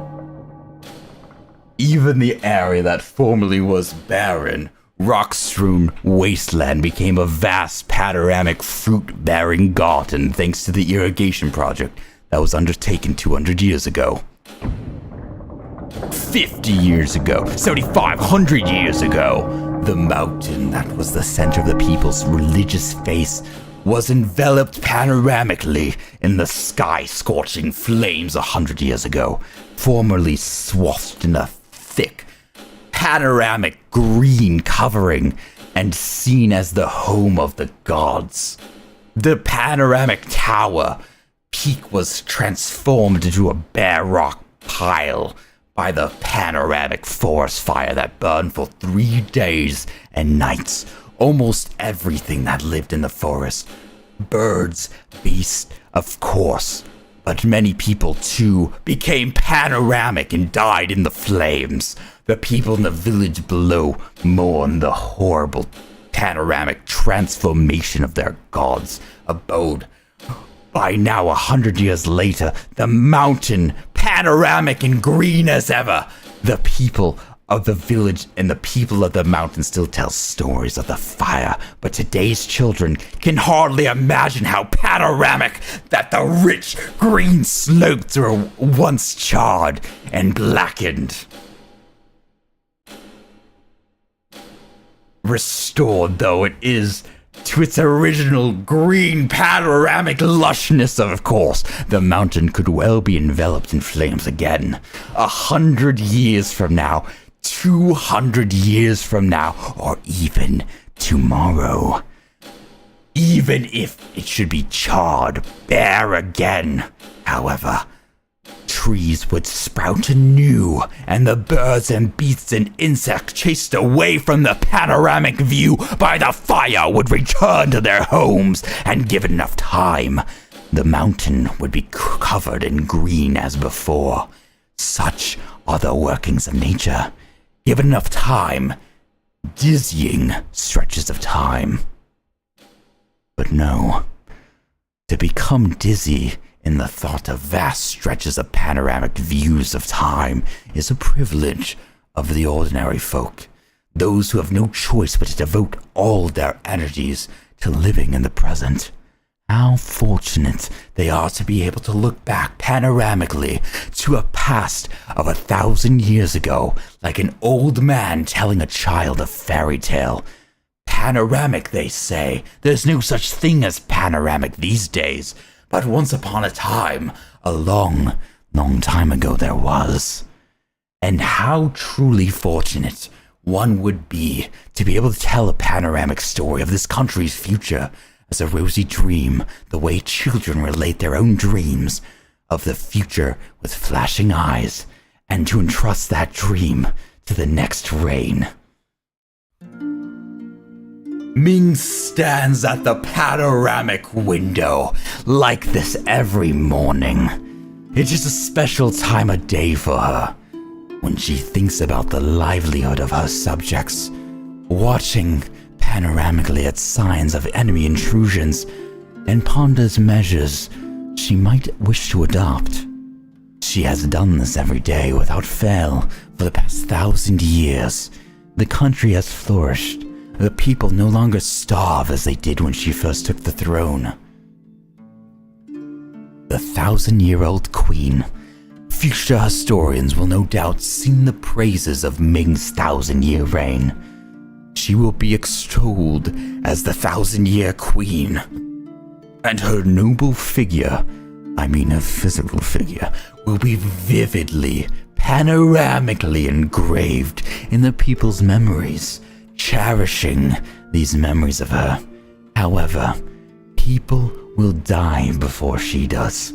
Then historians will praise her too, instead of witnessing her reign to its end, will themselves become a part of history. Ming has been queen for the past 1,000 years, and probably will be for the next 1,000 years as well. Damn, they ain't going home? Damn, they don't want to go home? Her Majesty is in excellent spirits again this morning, I trust. I don't know why the narrator is saying that line. She hears the voice behind her.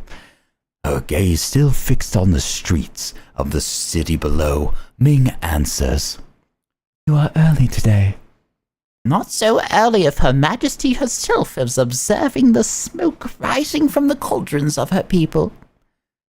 She needs not turn from her panoramic view to discern the identity of the smiling face behind her, because that is the benefit of a panoramic view. It is a very wide view.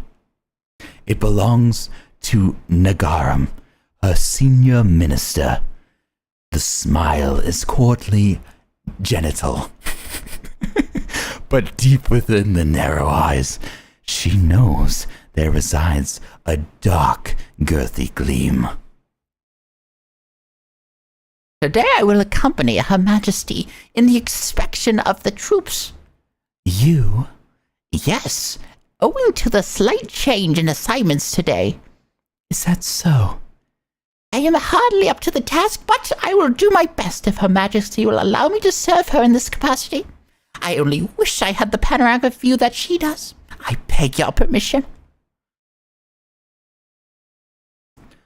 With her back still turned to Nagaram. Nagram. Ming gives a silent nod. Ah, yes. Ah, yes, she thinks to herself with a bitter smile. The plan goes into action today.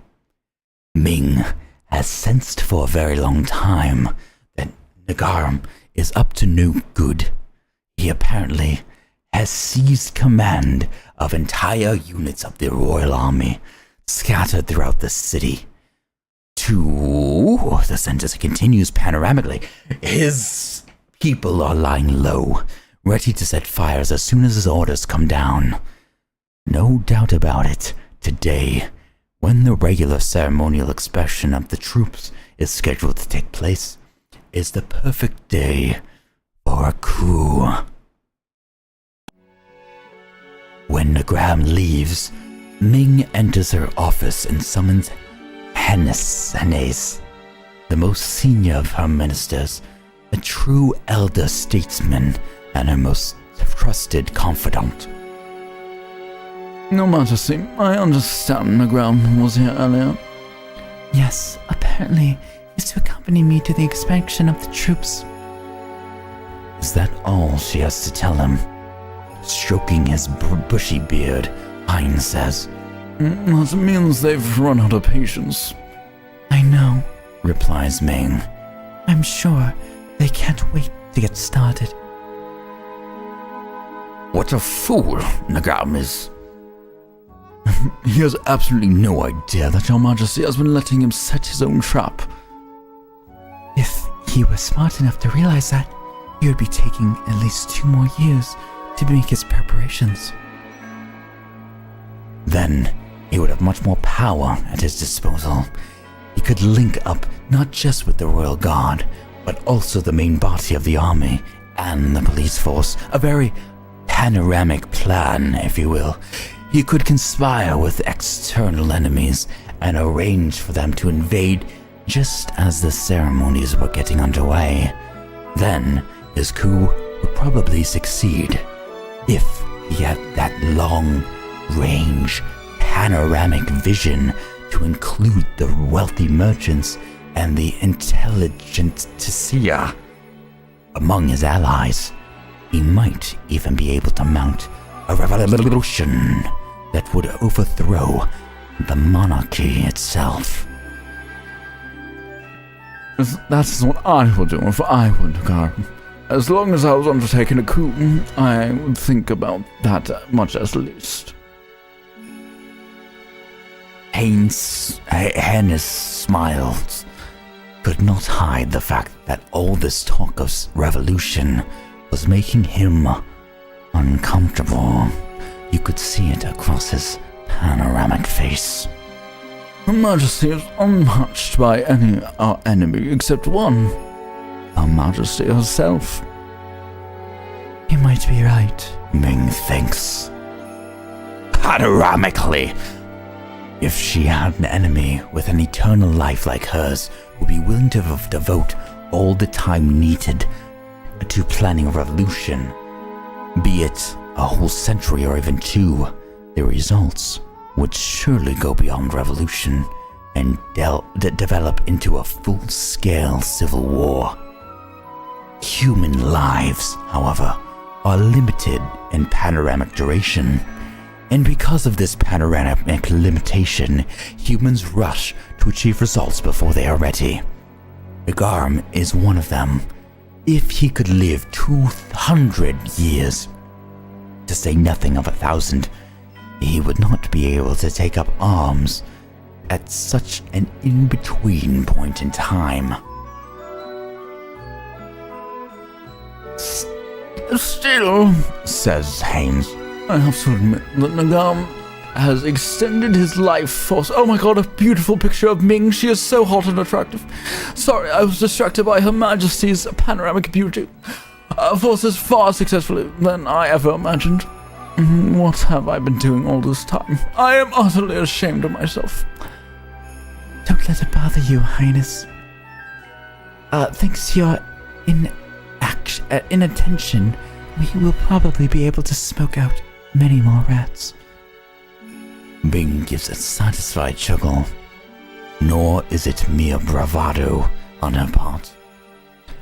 They choose not to arrest Nagam at an earlier stage, but allowed him to swim panoramically free for a while in order to take this opportunity to panoramically net an entire force of rebels both inside and outside the palace. Yes, I know, Haynes replies and goes on to explain the plan for crushing the coup. His plans are impeccable. The coup has virtually no chance of succeeding. All they need to do is carry out the wholesale arrest of the rebel Royal Guard units that rise up in the palace and the partisans lurking in the city, and it will be some time before any more individuals are with outsized ambitions show up again. This will be our first purge in 15 years, Agnes remarks. Has it been that long? It certainly has, Your Majesty. It's this fine beard of mine was jet black last time. I remember it well. You might say I have a panoramic memory. Agnes commanded the troops that put down the coup 15 years ago. Loyal, courageous, and cool-headed, he is the ideal staff officer with without a doubt, he is the one of the very best military advisors Ming has ever, in over 1,000 years, on the throne. How selfish of me, Highness. I should have let you retire years ago. This is out of the question, Your Majesty. Serving you is my life. I am deeply honored to have this final opportunity to be of your service.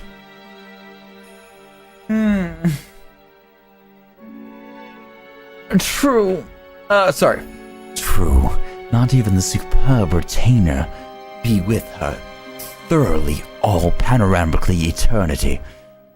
That didn't make complete sense, but it's fine. In another 5 years. Yes, sorry. 10 at most, Anus, like the other loyal retainers of the past, would be laid to rest in the sound of military cannons. It is always like this, just as the ambitious ones rush to make their mark because they cannot live forever. The loyal ones to whom she can place her complete confidence stake their lives on serving her because they cannot live forever. They carve their names in a single panoramic line of history, and then they depart from Ming in the rest of eternity. Ming herself, though, goes on living. Eternally youth, immortality. So this is a dream of humanity, is it? None of them knows the loneliness of eternal life. When Heinous next addresses Ming, there is a new urgency in his voice. About the troops that will quell the uprising, I have commanded the ones outside the palace. Do I have Her Majesty's permission to command the entire palace guards in the hands of my young prestige Yan? Ah, yes, Yan. He may be young, but he is extremely capable. I have nurtured him carefully. I know he will serve Her Majesty splendidly after this old soldier's gone. I would like to give him the opportunity to distinguish himself in the current emergency. Ming herself is fully aware of Yan's outstanding qualities. Young as he most currently is, he far excels the other chamberlains in both the civil and military arts. He is undoubtedly the prime candidate to succeed Heinous as Ming's top general. What are Her Majesty's thoughts on the matter? Alright then, let him take charge. Her Majesty has my unbounded thanks. I am sure Yan himself will be deeply moved to learn that he has earned Her Majesty's confidence. Heinous all but prostrates himself before her, an expression of relief on his panoramic face at having obtained Ming's permission. But still, he continues, Her Majesty has been wary of Nagrams, whatever you say it, for a very long time.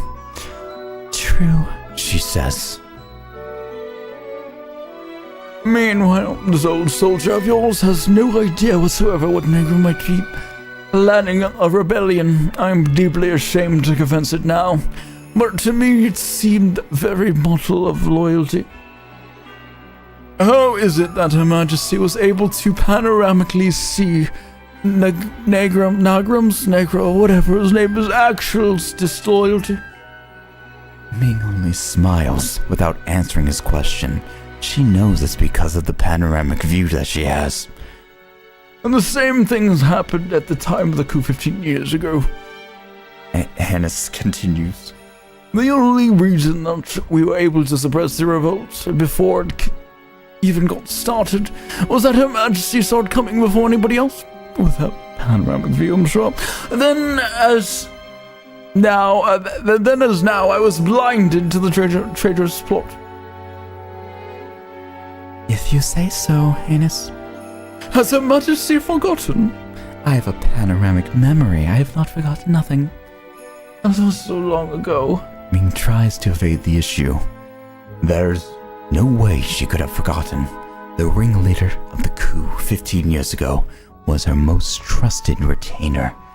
When she first broached the subject to Heinous and the others, warning them to be on their guard against the man, all, without exception, insisted that he above all was beyond reproach. In the end, Ming's suspicions proved to be correct. She knew how faithfully he carried out orders, however. Warmly, he swore his loyalty, she knew. These days, however, she has begun to wonder on occasion if that is something to be grateful for.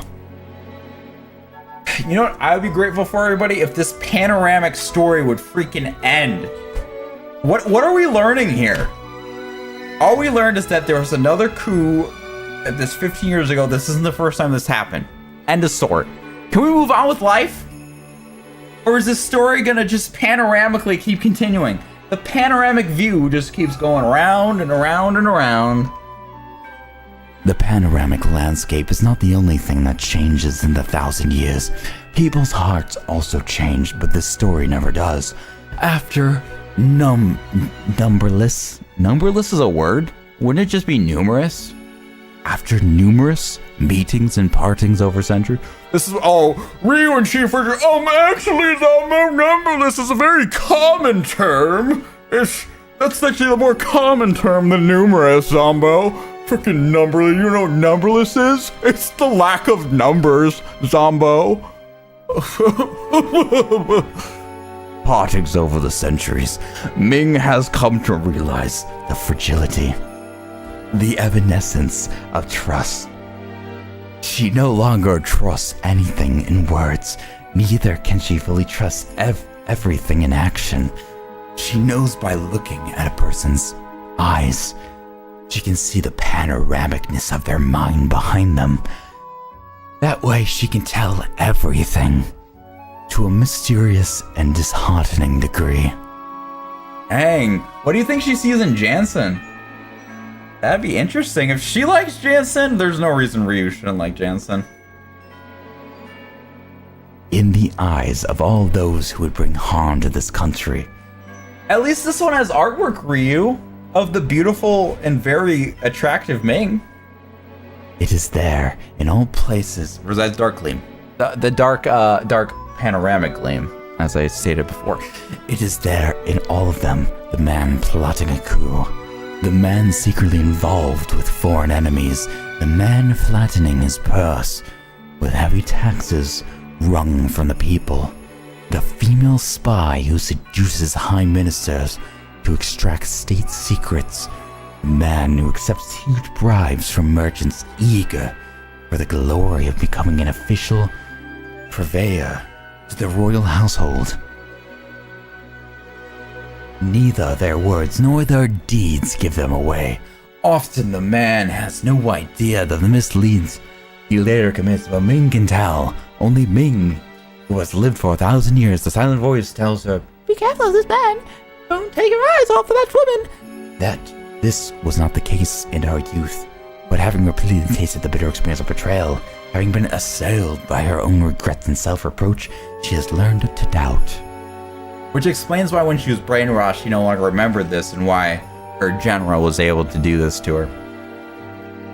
Makes sense.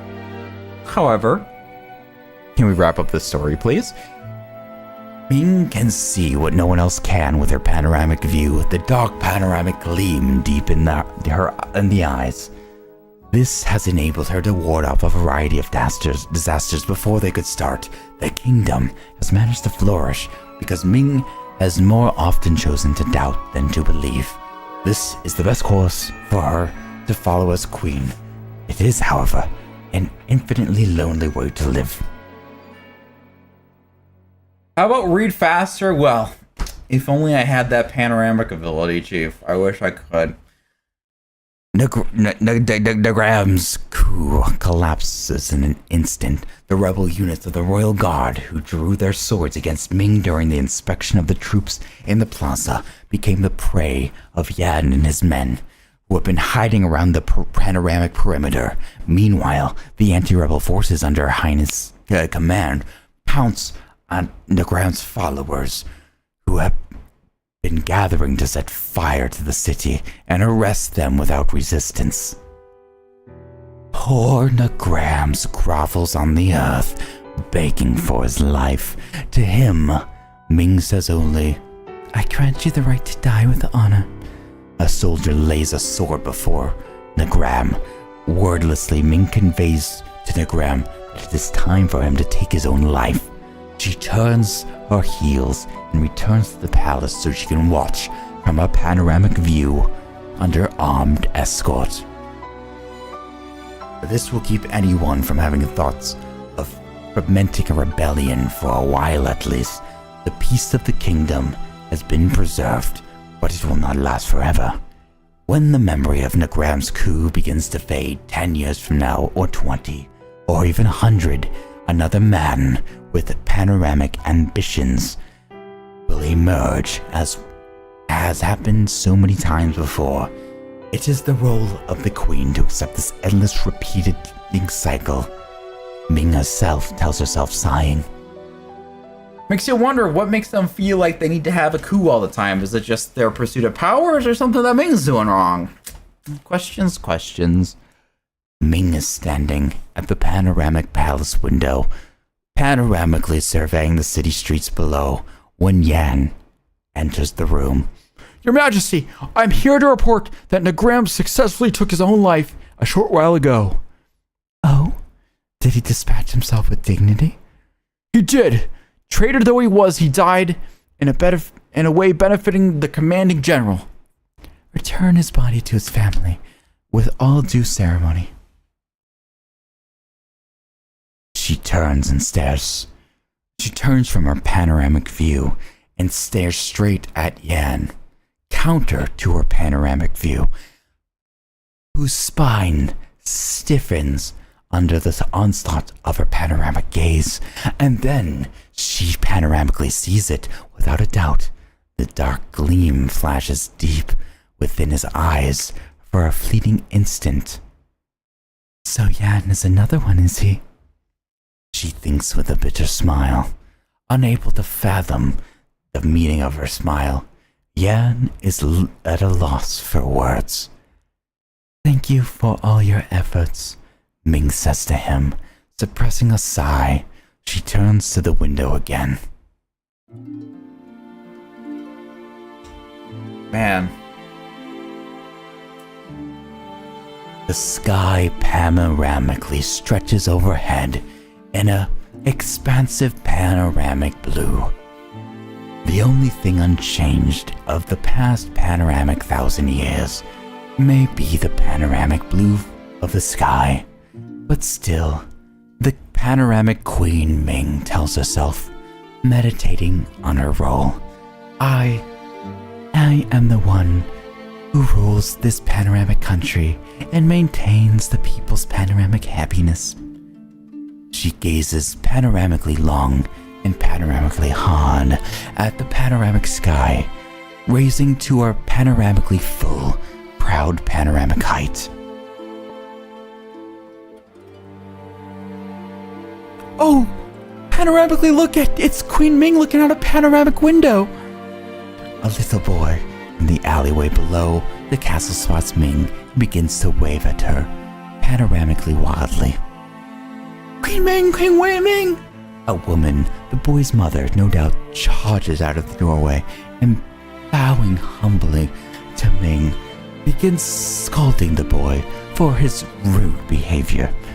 Ming herself, however, panoramically waves out of her panoramic window back at him, as she a placid panoramic smile on her face, smiling joyfully at this unexpected response from Her Majesty the Queen.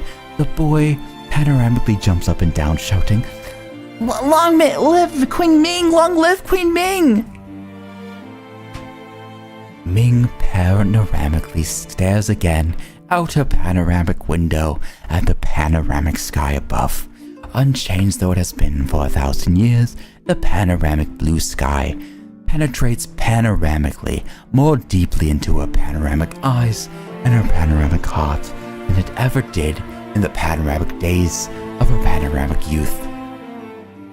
What a panoramic story for a panoramic view. We should take the white boa. The white boa? The ship! If it's a ship you need, we have the Nautilus. To get through the ice It's a warship. fields, we'll need a ship that can break the ice with its hull. And the white boa can do that. Dang. Yeah, it's true the Nautilus doesn't have as much strength. She'd probably be no match against the ice. I guess she wouldn't be right for this one. Oh, I meant no insult to the Nautilus. She has shown unmatched maneuverability. And we shall have need of her again. Please, lend us your help when we need it. Yeah, sure. Leave it to me. We should be able to berth the Nautilus inside the white boa. That way we Just like you birthed me, mama. Sorry. use either ship when needed. Hi, White That's Rabbit. true. Hope you're doing well today. I shall go ahead of you to the harbor to give instructions for our departure.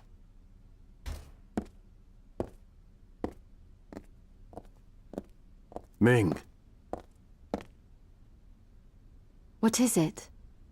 What is it? will you go back? Not to our world, but to your country. You've got a great butt. Wait, who just said that? I looked for the subtitles on that. I'm like, who said that? It was me. Oh, that was funny. Who redeemed that? Ooh. Chief Richie sent me a very nice image. Oh my goodness. That's a very nice image. There's another nice one on the screen here, Chief. Ahem.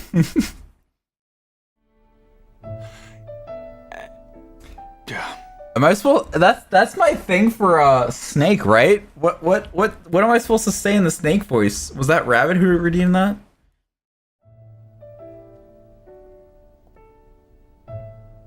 You must choose at some point.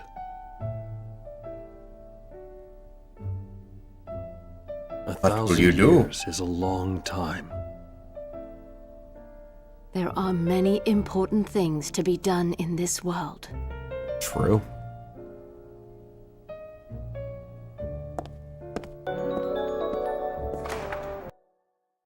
A white rabbit donated $5. Say in the snake voice, the NCR is so dope and awesome, and I took Boone to kill Caesar. I took Boone to kill Caesar? What is NCR? What is that? Let me just note that down here. I just want to make sure I have this. Okay, I have it up on my screen on the side so I can remember the line. What is the NCR though? New California Republic. It's from Fallout? Okay. What was the line that I do in here? You've got a nice butt. Was it that one? The NCR is dope. Oh wait, let me. The NCR is dope and awesome and took Boone to kill Caesar. Wait, let me maximize this so I can read it better. There we go. The NCR is dope and awesome, and I took Boone to kill Caesar. How about that? You've got a nice butt. Sorry, I just felt like saying that. That's apparently a line from the. I've never played Metal Gear. Leave Jansen alone? No. Jansen's been perfectly fine. He's been one of the good things about these later chapters. Not until I never have to see him again. Man, poor Jansen. I feel like Jansen is like Chief Richie's Yuffie. Kime. What will you do? Fatten that ass. I don't know. Something. Damn, hot girl. These maids are freaking hot, dude. Save the game. Please and thank you. A lot of time has passed since the last save. 55 minutes? What were we doing? What have I been... Was that how long we were in a freaking dream? A long-ass dream, guys. That was a panoramic dream, if I do say so myself. We can rest here. We can open this. Seed. Oh, there's another cabinet. That's how long you were reading. It was not 55 minutes of reading. It was a long time, though. Open! Open! What? Oh my gosh, that is such a small avenue to be able to open this thing. I would have expected something better out of that struggle. Damn, there's so many of this lady and she's quite attractive. We've never been able to go in these rooms. I think these were all locked before. Another save point? Why is there a save point in every damn room? What the hell? This guy's hat is stupid, dude. I hate everything about this man. His face, his hat, his dumb speech patterns, his stupid motivations. The one laugh he got out of me won't change my mind. Ryu. Ryu. You called out so many things about him that he can't even help. And poor Jansen. Oh. Jansen's a misunderstood guy.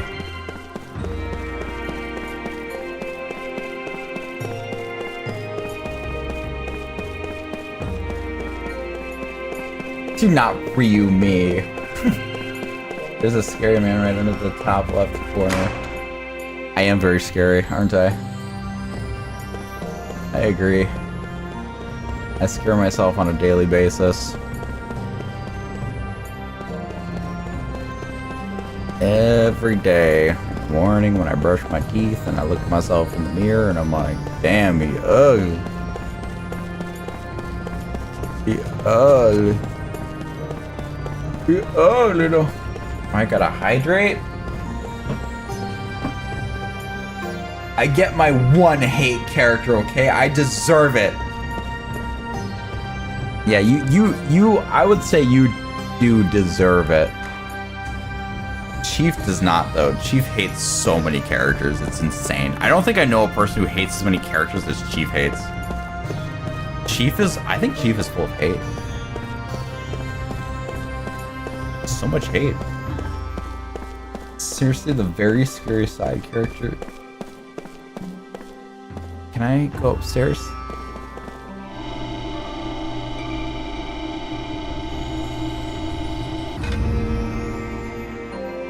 I have a sneeze coming. It'll come eventually, I'm sure. Surely.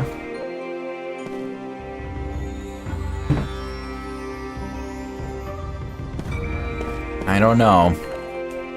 I definitely think you're a minority in a lot of the characters you hate. I think so.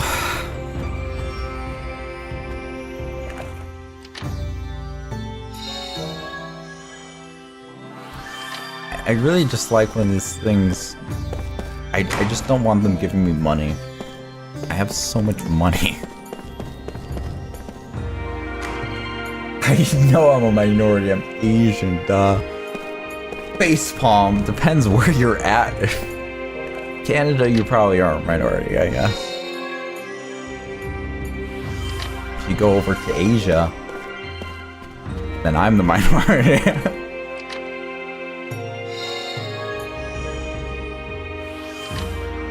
Why is there a save point in every single one of these rooms? I'll take it so I don't have to re-get all these items though.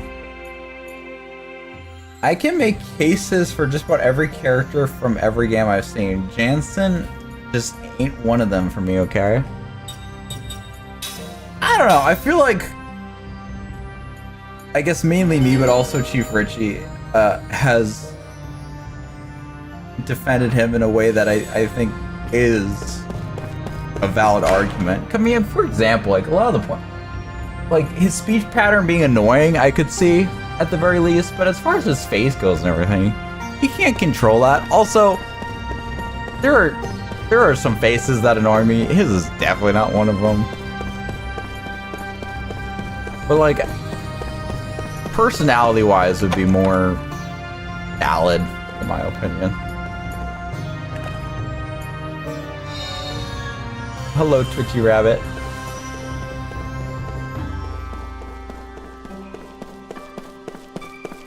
Ooh. Look at me getting all the goodies.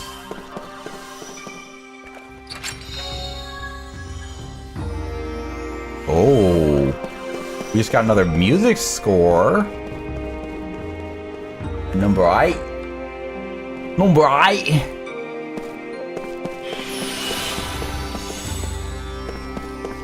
All right, let's go down to town. Can I get this thing?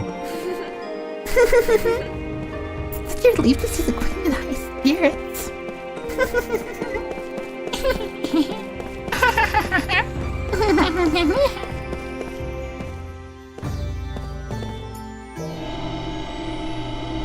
Don't think we should listen to the side character of Zombo. We said listen to Chat. Chat's the main character? Well, that main character has a lot of split personalities, I'll tell you that much. One personality likes Jansen, another personality hates Jansen. Another personality likes Yuffie, another personality hates Yuffie. Another person dislikes Tifa, another one likes Tifa. I'm okay with Ryu not liking Jansen. For reasons for disliking Jansen, understandable. Unlike favoring characters like Yuffie. I'm trying to, like, it didn't really come off as like a this to me, but Zombo, Nazamil, which everyone hated, so let me hate Jansen. Okay, well, okay, this is different. Everybody hated Nazamil. And you like Nazamil. You were just wrong. And this one, not everybody hates Jansen. It's a different situation. To be fair, though, it is just me and Chief who don't hate Jansen, it seems. Though I think you've just irrationally corrupted Tuna and Toothless.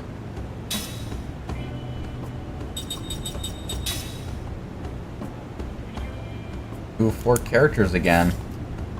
I just folded my freaking piece of paper here. Alright, G-Bad. G-Abg. Dr. Good.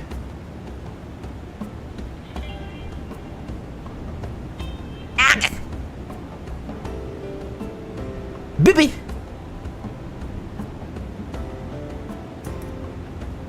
Okay. Let's get it.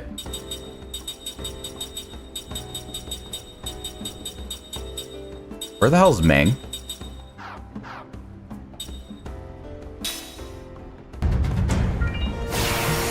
Yo! White Rabbit! Thanks, whoa, thanks for the resub over on Twitch. Appreciate it. I'm also really glad my Twitch notifications are working.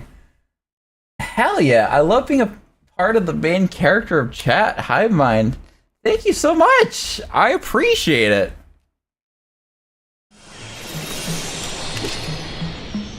Wait, I only have one character though. Uh-oh. I just wanted to find my Ming. This is gonna be extra long, guys. Oh, no. What have I done, guys? I'm sorry. G-Bad.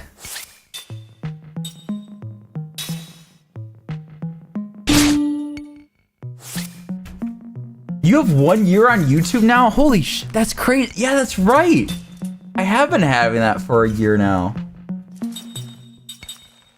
Wait, does that mean you guys have...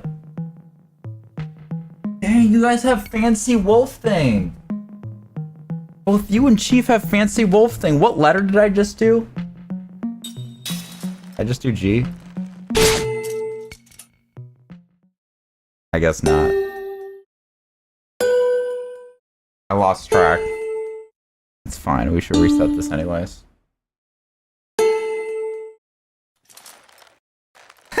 Look at Kai. I just wanted my Ming. I didn't even mean to try it. I just wanted my Ming. Where is Ming?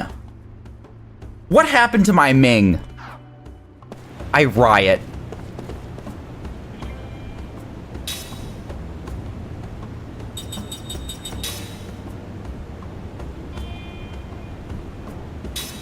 Alright, well, I guess we're gonna go with some other characters like Jansen then. Don't blame me, Ryu, blame the game.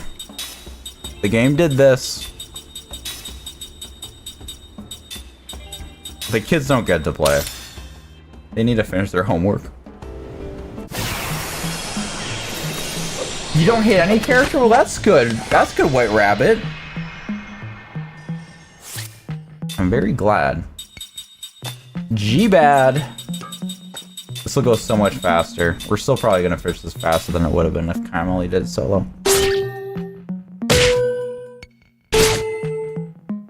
I also don't hate every character. Hate insinuates that I lack Hating insinuates that I lack reason? That doesn't make any sense to me.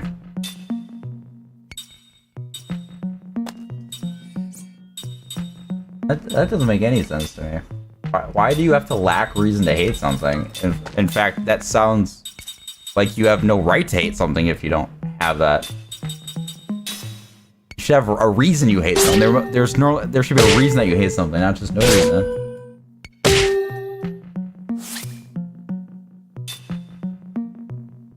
DRDD. DRDD.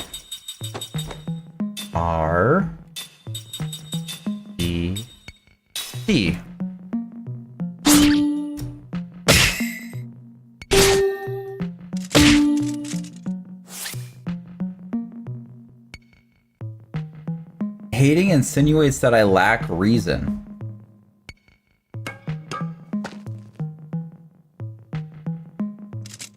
What? That is what? Hating insinuates that I lack reason means that you're saying that hating something means that you lack reason. What? I don't understand. I do not get what you're trying to say. It sounds like you're saying opposite. Hate equals feel intense dislike for. Pretty much. BB.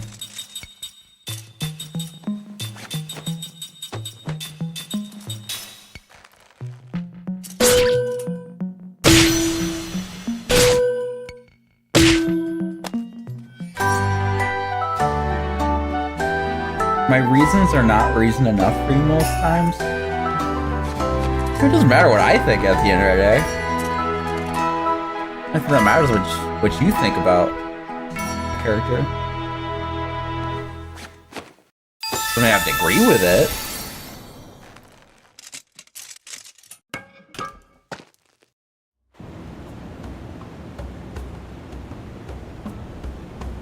Thank you very much, sir. What I got? Elfin Charm.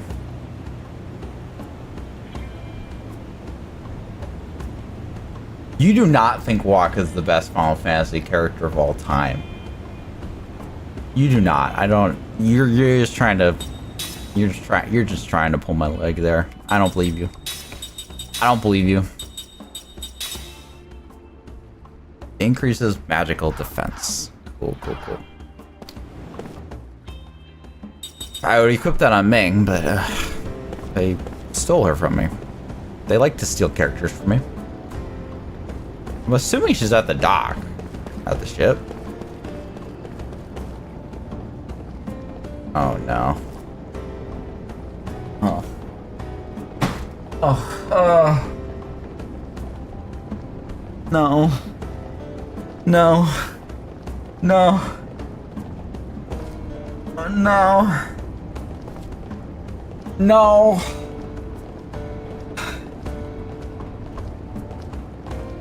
My mom's so slow. She's really ought to stay home and take care of housework. Dad, she's getting too old for this. I'm sorry.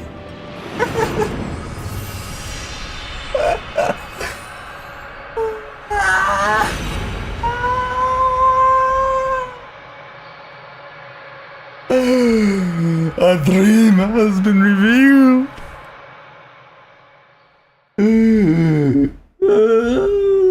What's this one called? Return of the man. Return of the man.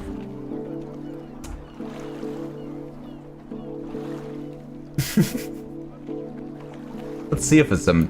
Can we see if it's democracy? Should I have you guys vote and then make my own decision anyways?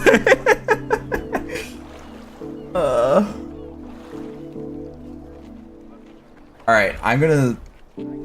Here's the thing, guys. At this point, I've gone through every dream, and I might as well just freaking continue it at this point. I can speed read this, alright? I'll go to speed read. Get your jelly beans. Get your whatever. But anyway, to answer your question though, Chief, what do I think? I don't... Your favorite Final Fantasy character? Would it be anyone from 13?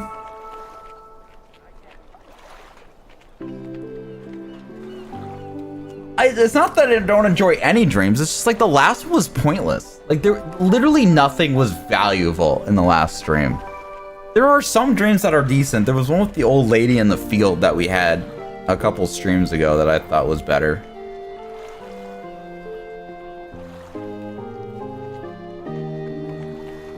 No one in 13's remotely close to my top 5? That's crazy. Okay, well... Orin is one that I would say maybe for you. I don't know if it's your top, but in your top, at least. Can you tell me what Final Fantasy games you've played? You've played 8. You played 10. 13. Those are the ones that I can think of off the top of my head. Did you play OG7? I know you played the remake, not Rebirth though. The mother stands by the island pier waiting for her son. Her luggage is bigger than she is. Dressed in her finest traveling clothes, she seems hardly able to contain her excitement as she speaks to Kime, who happens to be waiting for the same boat to arrive. I got a letter from him, She says, just to a stranger. Almost 30 years have passed since her only son left the island of his birth. There was no word of him in that time until he recently wrote announcing his successes and his plan to bring her to the mainland. I've been alone ever since, and I lost my husband, so I just to think I might be able to spend the rest of my life with my son, his wife, and my grandchildren. She sold the house she had always lived in, and has been waiting for her son to come for her. The letter arrived over a week ago. I wonder why it's taking him so long. The seas are calm. Kime arrived here only yesterday's ferry. Is it the whiny one or the moaning one?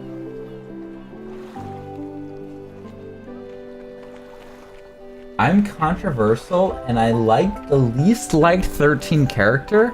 I find them very cute. Rio. I don't know if I can judge you yet.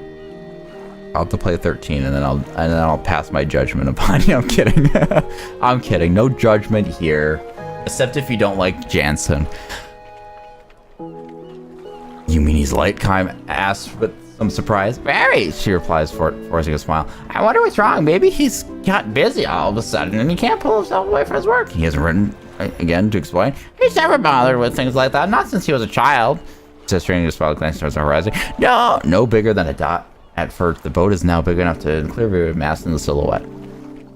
Anyhow, I'm not worried. I know he'll be on this boat. She says, raising herself from the dock side crate on which she is sitting and waving a handkerchief towards the approaching vegetable. Chaim also stares at a boat, which gives his eyes a stern expression. Young man. At the sound of the mother's voice, Chaim hastens to soften his gaze before turning towards her. A traveler, aren't you? That's right, he says. I saw you arrive on yesterday's ferry. Are you leaving soon? She obviously is curious about this stranger, but her face shows wariness towards outsiders. Relieved to see this, Chaim replies, I'm doing the same thing you are, waiting for someone to arrive. On this boat? Yes, probably. You haven't been in touch with the person? No, we haven't agreed on time. I've been waiting for nothing, too. Am I waiting for nothing, too? Oh, really? Chaim evades further questioning with a strained smile. This is not something he can discuss with just anyone. He's on a secret mission, one that he must not fail. The woman still bears a... Oh my god, that startled me. Wears a look of puzzlement, but their conversation is swallowed up by the general... the general Habashare company of the report to the boat. God. At last, the ferry arrives. One by one, the passengers alight after their half-day trip from the capital onto the mainland. Collecting the handkerchief to abreast, the mother scans each of them. There are peddlers who travel from island to island hawking their wares, and men who have come to do larger scale trading, sunburned men and women who arrive from the mainland in groups to work on the island's farms, and men coming home to the island after a season of labor on the mainland. None of the other passengers, however, is the woman's son. Once it is degorged its island-bound passengers, the ferry takes on people crossing the mainland. Greeters on the pier give way to well-wishers. The mother turns her back on the pier's hustle and bustle and plods her way towards the town. She hoists the heavy pack on her back and lifts a large suitcase in each hand. But she hasn't taken only a few steps when the pack begins to slide off. Chaim reaches out to keep it from falling. The woman turns with a look of surprise, and when she realizes Chaim is alone, as she asks, "Are your person ain't coming either?" Looks that way. With only one ferry a day from the mainland, all they can do is wait until tomorrow. Are you going to stand on the island until your friend comes? I might have to. You could run up quite a hotel bill that way. I'm alright. I'm used to camping out. Camping out? She exclaims with a look of amazement. Then she smiles and says, "Oh, well, you're young and in good condition. A few days sleeping outdoors shouldn't be too hard on you." What are you going to do, ma'am? Go back home? I wish I could. I sold my house last week. I was so sure my son would come get me right away. A hint of discouragement clouds her face, but she quickly recovers her smile and continues. The money I got for the house is a nice little bundle, so I've decided to spend freely for a change. See that large hotel over there? I'm staying in their biggest room and taking it easy all day and night, too. I'm disappointed when he doesn't show up, of course, but I've worked my fingers to the bone all these years. It won't hurt me to indulge myself just a little bit. Though delivered with a smile, her words touch Chaim deeply. In her case, worked my fingers to the bone is not just figure speech, as evidenced by her son's tanned face, which is so unsuited to the cosmetics she has applied to greet her son, and especially by her bony fingers, so ill-concealed by the cheap rings she's wearing. Hard as she's undoubtedly worked, life has granted her few rewards. There's nothing expensive about her luggage. I'm sure your son will be here tomorrow, Chaim says. Her deeply wrinkled face breaks into a joyous smile. Yes, of course, tomorrow for sure, she says with a deep nod. How crazy would it be if Chaim and her were waiting for the same person? I hope the person you're waiting for comes tomorrow on tomorrow's boat too. Thank you very much, he replies. I have an idea, she says. You might get sick camping out. If you'd like, why not stay at my hotel? I'm sure we could arrange something for one extra person. And who knows, maybe you'll get lucky, pretty boy. Chaim senses that she's not suggesting this out of mere politeness, which is precisely why he demurs with a smile and nod. Thanks just the same, he says. But don't worry about me. Just take the rest you deserve after your long years of hard work. If you say so! She seems somewhat disappointed, but does not press him to accept. As he watches her trudge off towards her hotel, all but hidden from view by her huge bundles, Kym wonders if, perhaps, she was hoping that his company might ease her concern that her son might not show up at all. Even so, he decides not to chase after her and retract his refusal. He is the wrong man to spend time with a mother whose only dream is to have a happy old age. Most likely, when tomorrow's boat arrives, she will finally be reunited with the son she has longed to see all these years. The person that Kym is waiting for will also almost certainly cross over to the island tomorrow. The mother will undoubtedly shed great tears when her reunion takes place.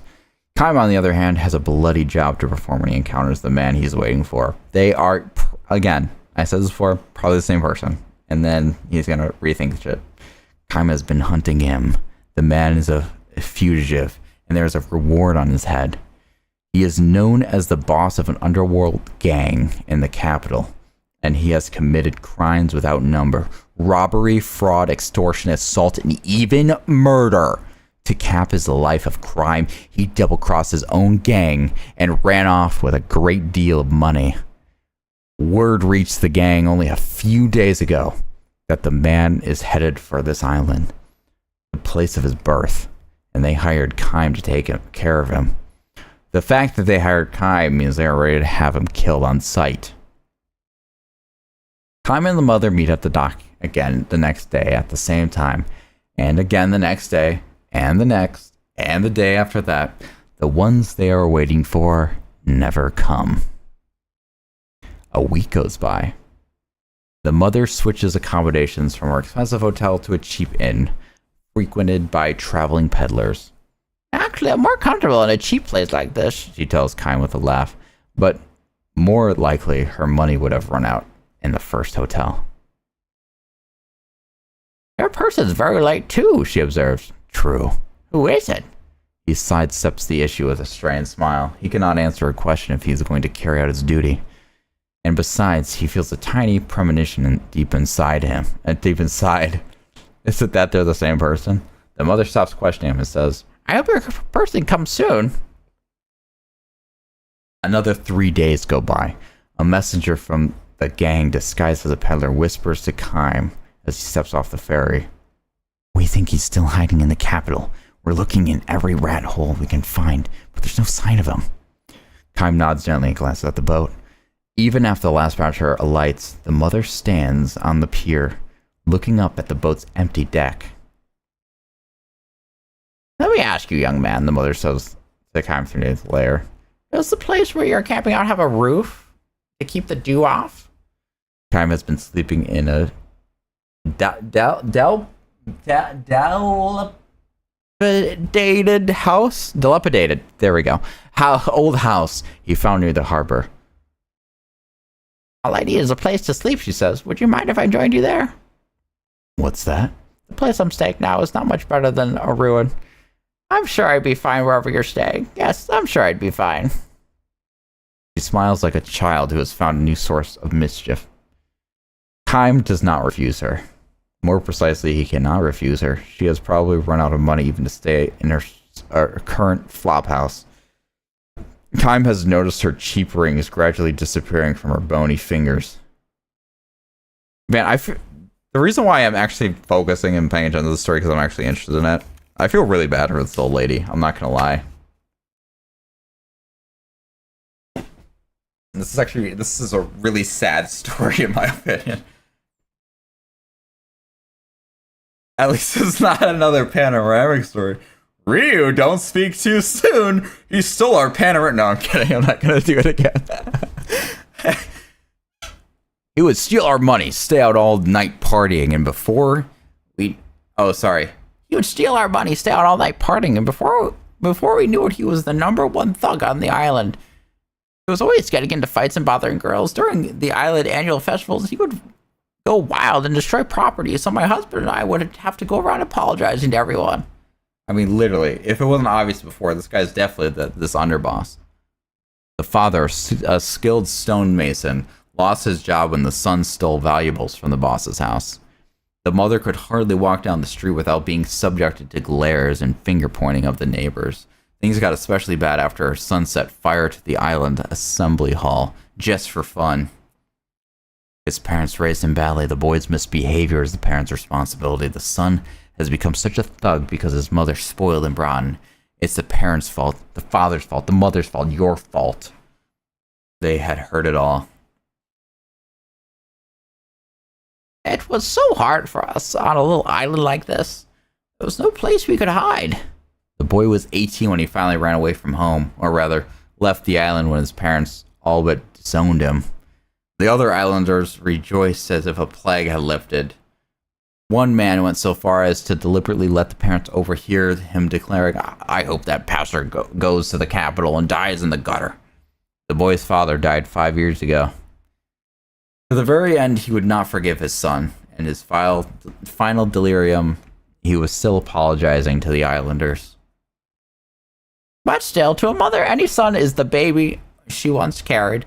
I never heard a word from him, but I went on praying that he would stay healthy at the capital, that he wouldn't catch whatever epidemic was going around, that he would get into fights, but that's just me, I guess. She gives Kime a bitter smile. Or maybe it's just me being a mother, she adds. You have parents too, I suppose. Of course you do. Everyone has parents. True. Are your father and mother alive and well? Kime bows his head in silence. On a journey with no clear beginning and no definable end, Kime is unable to answer a question like this. Instead, he asks the woman, "What's the first thing you'll say when you finally get to meet your son?" Good question, says the mother. After you didn't even answer mine. After thinking it over a few moments, she replies, I won't actually say anything. I think I'll just hug him and say nothing at all. I'll hold him tight and let him know how glad I am that he's alive and well. I'm just supposing, though. Oh, just supposing, though. Kime presses her gently. If you knew that he had lived a less than exemplary life in the capital, too, would you still give him a hug? Her response is instantaneous. First, I'd hug him, and then I'd give him a good talking to. She smiles shyly at Kime and adds, That's what a parent is all about. Being a parent is all about. The next morning, she runs a high fever. She may have survived the dew, but a night in a dilapidated building has taken a toll on the old woman's health. Even so, when it is time for the ferry to arrive, she struggles to her feet and heads towards the pier with uncertain steps. Alarmed, Kime holds her back. "You're in no shape to be going out," he says. Despite his attempt to bring down her fever with cooling spring water from the forest, it is as high as ever. Her labored breathing has taken on a congested rumbling. I have to go, she insists. My son is coming for me. I'm going to see him.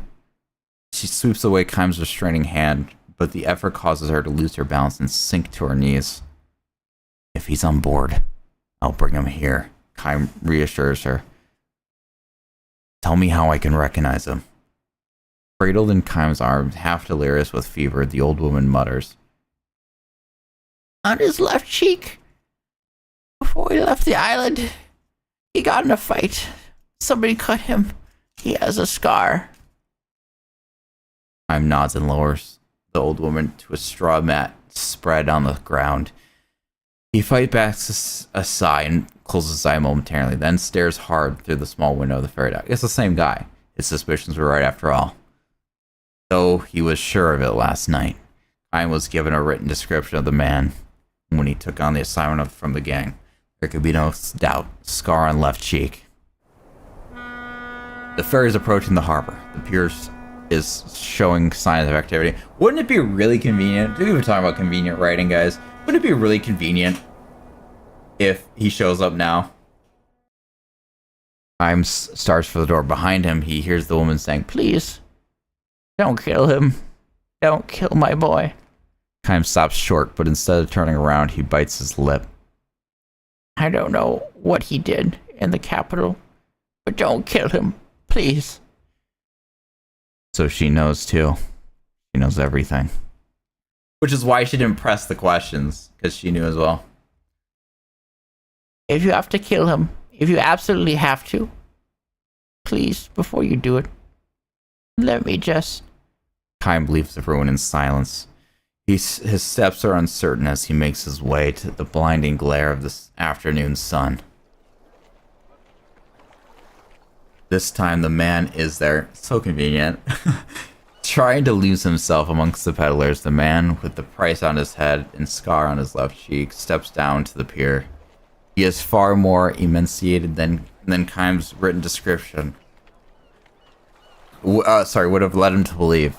No doubt he is exhausted from his years as a fugitive. Still, he has fulfilled his promise to his mother by coming back to the island of his birth. His eyes dart fearfully over the pier. His expression changes from that of a man searching for someone to a panicked look of a child who has become separated from his parent. Kaim slowly plants himself in front of him. The man knows nothing of Kaim's mission, of course, and has never met him before. But he has the instincts of an inhabitant of the back alley. His face freezes and he turns to flee. Kaim grabs him by the shoulder, but lightly, in a way that would make an onlooker think he was witnessing a joyful reunion of friends. The man tries to shake off the hand, to no avail. It would be easy enough for Kaim to kill him on the spot. His eyes show that he has no strength left to fight. Kaim has far more experience than the man at surviving potently fatal encounters. Okay. I guess I'll never... With that said, why does it do that sometimes?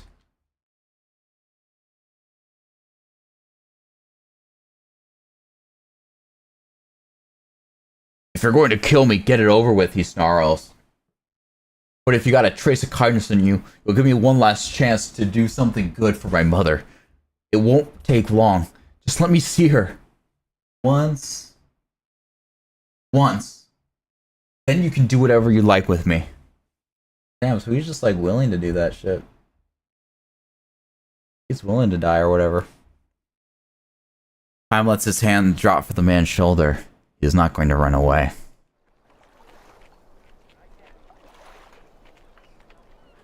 So, I didn't make it after all, he says with a forced smile. His face tells Kaim that he has probably resigned himself to his fate. Suggests to an air of relief at having finally brought his life as a fugitive to an end. How many men have you killed? He asks. Oh, how many men have you killed? He asks Kaim. I don't have to answer that. And I don't really want you to tell me. It's just that, well, looking at you, I'd say I'm older than you are. And there are some things a person comes to realize when he's lived a long time. Think about the guys you've killed. Every single one of them had parents. Killing a person means killing somebody's child, right? When that finally dawned on me, I left the gang. Gangs don't pay retirement bonuses.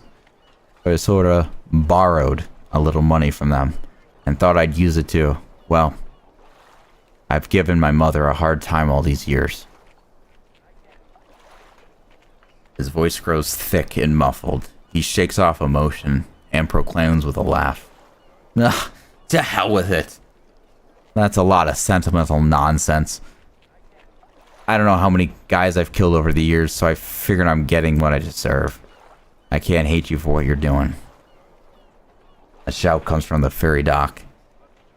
We'll be departing shortly. All passengers bound for the capital should board now. Kaim looks hard at the man. Just tell me one thing. The man says nothing in reply, but Kaim continues.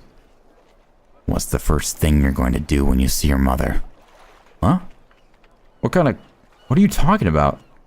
Never mind. Just answer the question. I'll say, I'm back. No, I won't say anything. I'll just take her in my arms. That's all. Give her a big hug? Sure. That's what parents and children are all about. Kaim relaxes the grim expression on his face and jerks his chin towards the forest behind the pier. There's an old broken down house in the woods. Your mother's waiting there for you. Go to her. What are you talking about? Don't ever come back to the capital. And don't stay on this island. Take another ferry and go far away to some other island with your mother. The man looks stunned. His voice is trembling. Kime says nothing more. He leaves the man behind and strides towards the boat before it can depart. Mission accomplished. Kime does not care if, in return for this deed, he is labeled a traitor and pursued by the gang. The image of his own parents praying for their son's welfare has long since faded from his memory. Pulling out. Please hurry! Comes a few cries from the ferry's crew. A big gong is ringing, startled by the sounds reverberating between the vast stretch of ocean and open sky. Brightly colored birds dart from the forest, large birds and small birds, parents and their young. The larger birds seem almost to be shielding the smaller ones beneath their slowly beating, outstretched, panoramic wings. Yes, I had to get one in there. Okay. I see, like, that. Those are the kind of stories that I kind of like. I actually was interested in that story personally. I know I could also see why somebody wouldn't be interested in that story, but for some reason I was captivated by that story. Those are the ones I don't mind. It's the ones that are pointless and that aren't interesting stories. Because I think there was something that kept you questioning in that story, and I think that's why it was a better story to me. Because you're like, is the son just gonna be dead? Is she just gonna be waiting till she dies? You know, like what was gonna happen there? That was kind of my curiosity there, and I think that level of curiosity is what kind of kept me interested personally. Oh, this was blocked off before. I remember this. This is a new shop. This was not here before. Oh, there's actually a customer come this way. Yeah, you picked a really weird spot. Damn, that's a lot stronger than my weapons there. Minus what's his faces? Though to be fair, if I'm able to get those things, it won't be as big of a deal. I realize I just said things, and that really means nothing. I'm gonna buy a couple of these bombs just to like have something in case my frontliners need to do some elemental damage for some reason. Get a few of these. I think there's some validity to that. I'm rich, so you know, whatever. Did I ever equip that new gun on? I didn't. Dang, that's so much stronger. Damn, son.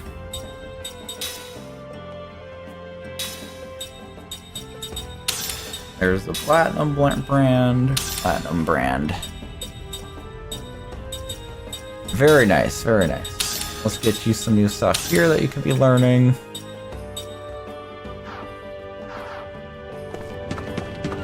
And I still don't make it my party, so I can't do that.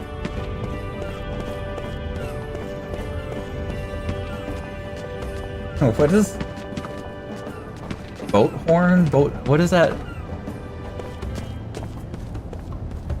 Is that like Japanese boat horn? Like, what does that mean? I don't know what that means. Oh no. No. Oh no.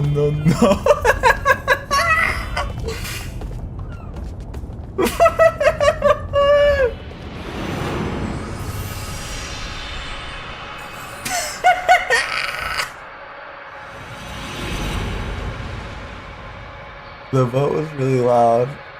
I just don't understand the symbols at the front. Oh. Plot tree of life. And why is there another one of these? Having kids is like playing the lottery. That was how the police commissioners put it. They're like, did you say you liked the last stream? Let's do another one. With a grim smile and sigh, he was a man in charge of domestic security. Sometimes you pick a winner and sometimes you pick a loser.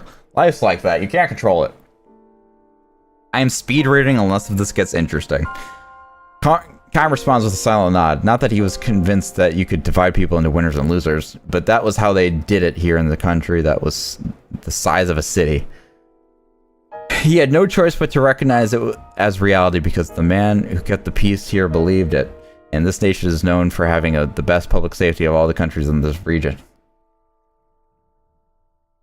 I'm going to leave. Goodbye, cruel world. No! I mean, I wouldn't blame you, to be honest. Every kid in there is a loser, he spat out, jerking his chin towards the juvenile prison visible from his office window. Built to hold young criminals, this was the largest and most strictly run and closely guarded prison to be seen in the neighboring countries. The treatment of the young inmates was always the harshest. You're a foreigner, Kime, so you may not approve, but we have our own ways of doing things. I see, Kime says. Losers are losers. There's nothing you can do about making losers into winners. It's never going to happen. Far from it. If you caught a losers, they turn on the bigger losers and give them the decent people a lot of trouble. See what I mean? That's one way of looking at it. Kime deliberates irony. Deliberate irony was lost in the plan. Police commissioner.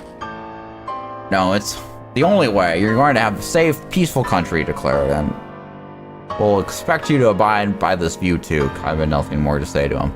If he were to insist on confronting the police commissioner, he might be seen as questioning the authorities, which could land him in the adults' prison. This would be easy enough to bring about for the police commissioner, and indeed for anyone in the city-state who stood on the side of power that be.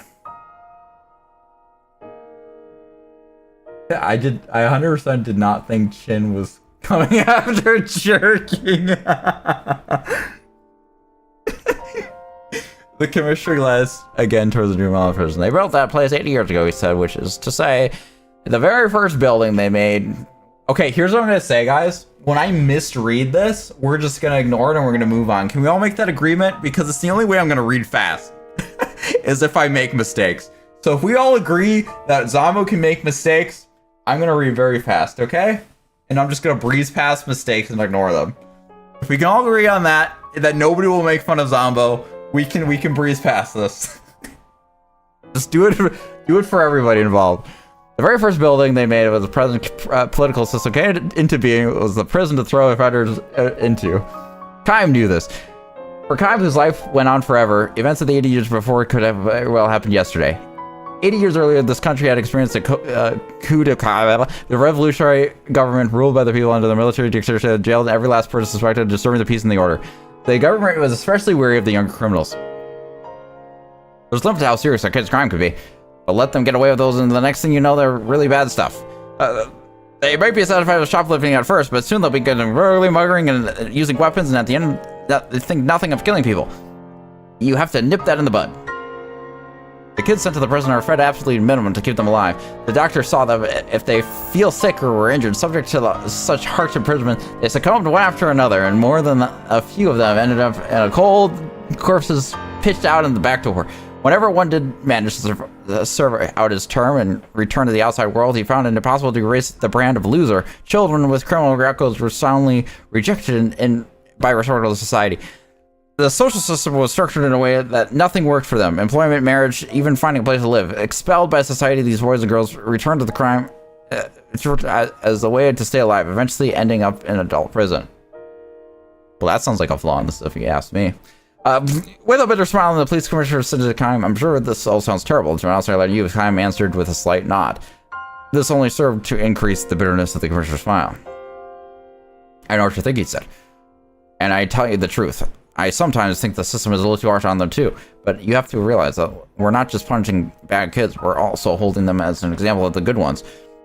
What would they think if they saw the ex-criminals out on the streets and walking along like nothing ever happened? They'd figure that even if they got their hands dirty and spent a few years in jails, they would just go back to their old lives in society and punish is no big deal. That they can get away with no murder. We wouldn't want our kids to be like that, would we?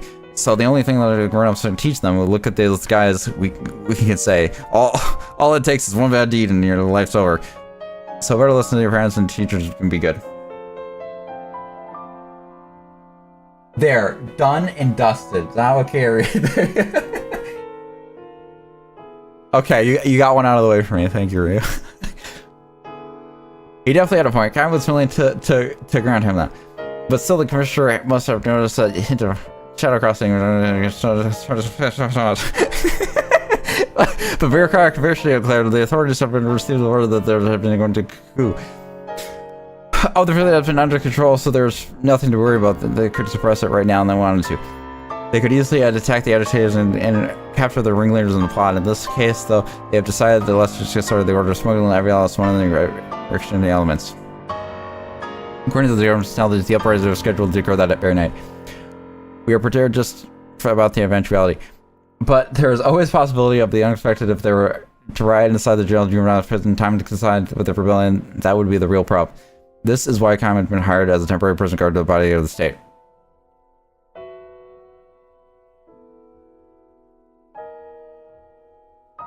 He said I actually stopped reading for a second there. Yeah. Sorry. We're counting your skills in season 1, which is why we're trusting you with such major responsibility. Be sure to live up to our expectations if you have to resort to violence, and there's no problem at all with that. Whatever you do, it will be for the sake of law and order. It will be in order to protect the happy lives of the citizens of the nation, carry out the duties of the complete dedication of the society. The commissioners handed Kaim one-page document. It was literally a license to kill. Dang. Actually, the slaves for saying all the prison guards have one of these. But still, if you hesitate to impose the ultimate on a single user, then countless winners among this must suffer the consequences. You understand, I'm sure. Once a loser, always a loser. Rather than living in such a burden, they must live themselves. Might be happier to have you kill them and get it over with. I really wish I was a rapper right now because I could have just spit these words so fast. Come accept the document with a bishop without comment. The completeness are contradictional arrangement. Now assume your pose. With a perfectly straight face, the commercial cautioned the Kaim, just make sure that you don't let any foolish compassion get in your way. Okay. Dark season. The season was midwinter, but Kaim found no hint at the burning in the juvenile prison. In their trying solitary cells, the young inmates wrapped in ragged blankets lay helplessly in the dark. Painful moaning came from one cell, suggesting the inmate might have been running a fever. From another came an unbroken shrill laughter that could only be the prisoner's mind had snapped. You see what you get, said a veteran guard, getting Kaim on his first round of inspection. Not one of these faces shows any life, even if something were to happen. These pitiful creatures didn't do a damn thing. They're losers, alright. They're breathing, just about, that's about it. Is there really no possibility for them to be really rehabilitated and become winners? The other guard gave Kaim a momentary blank stare and then said with a laugh in a way of no, not at all. Yeah, 80 years since the revolution and the change of generations have replaced virtually all of the people from that time. Since the coming of age, the prison guard had no memory of life before the revolution and been implanted in the diet of the winners and losers, and surely never did. They went out of their way to hire you, so it must be a little strange for me to say this, but I'm sure the kids here are never going to riot. No matter how wild things get on the outside, splash a little cold water on them and they'll quiet right down. There almost none of them have to worry about. Almost? Well, I can't claim that about every single one of them. There are even losers among losers, unfortunately. The guard showed Kaim to the end of the hallway. They opened the locked door so thick it could be mistaken as a section of wall. Beyond here are the punishment cells. The ones, this is where we throw incorrigible losers? The ones that have caused trouble in the works detailed and take a defiant attitude to one of the shows, no sign of remorse for the crime. Suddenly it was clear to Kaim that it was clear to him because he had experienced countless battlefields in his life. The punishment cells were darker and far colder than the regular cells. From the depths of the darkness within each of the individual was an immanent and a quiet heat that could be felt from the regular cells. The people in here were alive. They were not simply living, they were alive with real passion. The crimes that really got these guys were nothing much, a little burglary, some purse snatching, flash gun knife, stuff like that. If they just served out their terms, they'd be out now, living obscure lives somewhere. Instead, they resisted and kept resisting. They called for better treatment of inmates. They appealed for the end of discrimination against the former prisoners. A number of their crimes multiplied until it became clear that they would never get out of here alive. They'll go straight from here into the adult prison where they'll grow up, and they'll be in their 20s, 30s before they can breathe in the outside air again, if they can live that long, which would be quite the accomplishment. The guard concluded with the belly-shaking laugh, which is interrupted by a voice echoing the dark cell. Stop laughing. It was a quiet but commanding voice, though one that retained a hint of boyishness. A look of fear across the guard's face, though he quickly reverted to a sneer. This is the biggest pain we've ever got, he said. His name is Deeren. They say he was the leader of the gang of juvenile delinquents on the outside, but here he is just a noisemaker. The guard picked up a bucket of water from the corridor and with a thin sheet of ice on the surface, heaved the contents from Duracell. This is what works best on these kids. Behind the bars, the drenched boy had rolled himself into a ball. This should be enough to have them freeze to death, but the water itself freezes again in the early morning, so then their hair and eyelashes and any of their hair that's got coated in ice. Some of them had just lost their fingers and toes to frostbite. Damn, that's terrible. The guards laughed again. Duran lay curled up, but his eyes were shining with such intensity it was as if he was trying to melt the ice and the heat seething in his breast. Kaim knew those eyes. They were the eyes of a warrior, and not just any warrior, but one with a very front line in the losing battle who watches for a chance to turn the battle in his favor. And Kaim knew something else, that the system was beginning to unravel and had kept the people in a state of suppression for 80 long years, and since the revolution, but very moment it was undoing had arrived. The prison fire started that night. Kaim, Mr. Coup! The guard came running to report the situation to the outside. Fires had been set throughout the city, he said. This was, of course, the uprising the government intelligence had anticipated. Martial law was declared, and the government was mobilizing the entire police force and army. Word had come too that the ringleaders were almost under arrest. One element, however, had been wholly and unanticipated. The guard informed that the wind was strong that night, and the unseasonable winds and the flames were racing through the city. On the order of the commissioner, we are not to fight the fires on the juvenile prison. Is that clear? We do not engage the fire right here. Too bad that skipped on me automatically, right guys? It can't be helped, said the guard. The army and the fire department had all they can do with the fire of this place. They activated people. They can spare any men to protect this place. They have been ordered to just join the rescue. I guess that means we'll let the kids out. This was a given. Kaim assumed. Left locked up in their cells, the inmates would burn to death. Don't be ridiculous. Yeah, come on. I even knew that. The guard shot back. These kids are all losers. We've gone to the trouble locking them in here, and now they're supposed to let them out? Are you serious? Kaim replied. Are you serious? I can't believe you said anything so stupid. I'm telling you, they're losers. We don't have time to save them. We're certainly not going to let them loose. The commissioner would never allow such a thing. He obviously meant every word he was saying. They were planning to let them die. The flames were spreading quickly, and the screams could be heard throughout the prison. There was no time to appeal directly to the commissioner and failure here. Sure, give me the cell keys, he said. You're joking, the guard laughed. There's only one thing to do. Without a word, Kaim landed a punch in the guard's solar plex. The guard went into a heap, and the Kaim tore the keys out the belt. The first lay open was Deeren's. The boar came out looking confused. You one of us? Oh, are you one of us? He asked Kaim. Are you the coup? Not interested, he answered. Why are you letting us go? Deeren asked. Because I don't like dividing people up into winners and losers. Thanks, Deeren said, sporting a big grin. He took the keys from Kaim and started away opening the other cells.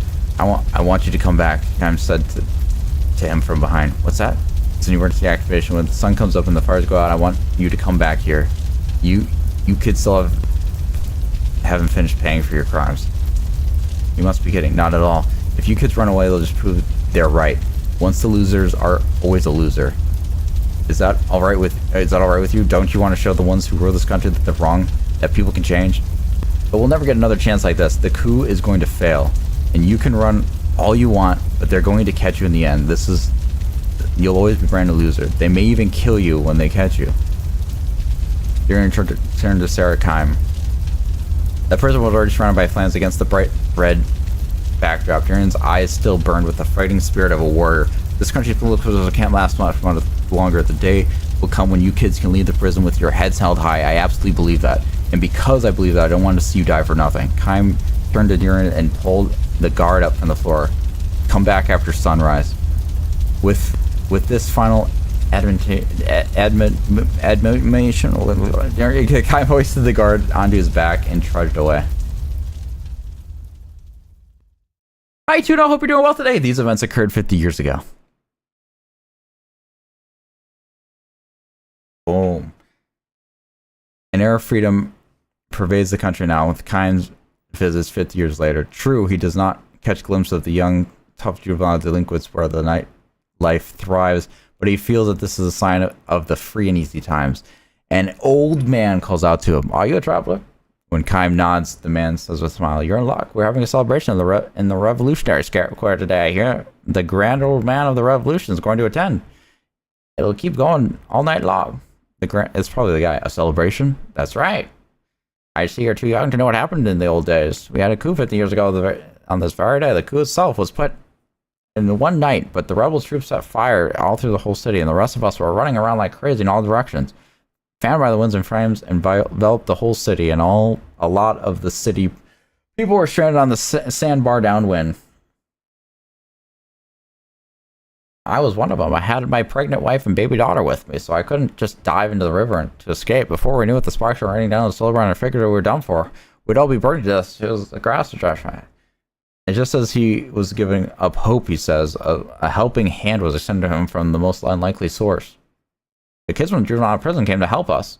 They were all skin and bones, and their prison uniforms were falling apart. The prison staff hardly fed them a thing, but they were pulled up what little strength they had. They saved old folks and children in the sandbar, and they struggled to douse the fires that caught in the dry grass. I saw one boy carry a child across the river and collapse and die the second he reached the other shore. And some of the ones who were fighting grass fires and overcome by the smoke and burned to death, they risked their lives to save us. Their own lives were not worth living, but the losers risked their lives to save the lives of the winners like us. When the sun came up and they could be sure that the fires were safely out, the young inmates went back to the juvenile prison. Yes, it's true, the place was an absolute hell for them, but they went back just inside just the same. Not one of them took advantage of the confusion to run away. They played it strictly by the rules, wouldn't you say? We were really moved by their behavior, and people started saying that maybe these losers had good points after all. Maybe once a loser, always a loser was wrong. The whispers spread throughout the country, quietly but surely. Soon the view emerged that the treatment of the juvenile inmates should be improved. Another increasingly widely held view that was the society ought to welcome ex-inmates more warmly once they paid for their crimes.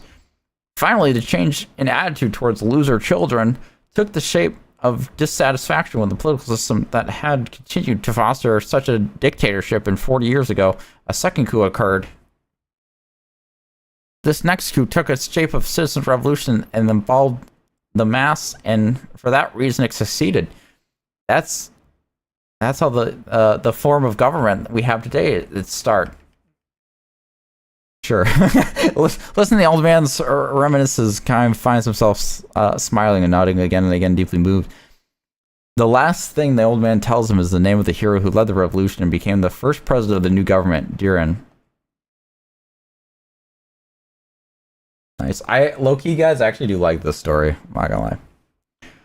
Tens of thousands of people have gathered in the Revolution Square as fireworks are sent aloft and a brass band plays an rousing national theme. The grand old man of the revolution takes the stage and thunderous cheers, applause. Diran, oh Diran! Advanced in years now and having long since removed himself from the center of the politics, Diran still has the youthful, fiery gleam in his eyes. There's no way for him to spot Kai among the assembled throng, and even if he were to notice him, he could never imagine that this young man, unchanged from 50 years ago, was the temporary prison guard on that fateful night. Still, the old hero proclaims, "People could change. There are no winners or losers."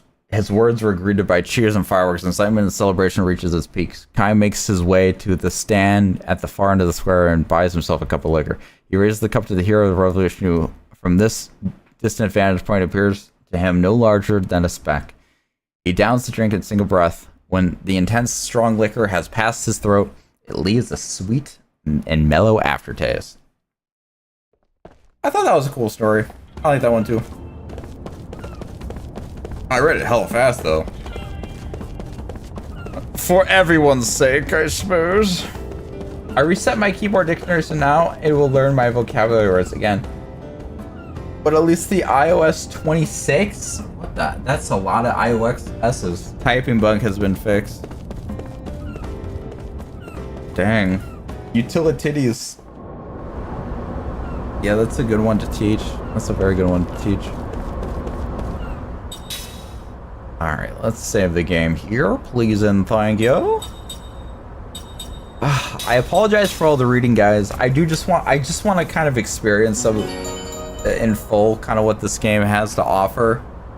And in some regards, I'm glad I read the last two because I did actually enjoy those ones more. I feel decent in the sense that I don't know that we're gonna get that many more dreams. I mean, there's not too many more possible dreams, but there's 7 more dreams on this list anyways, but I feel like I missed that one, so I don't think that one's coming up, and I have no idea about these other ones.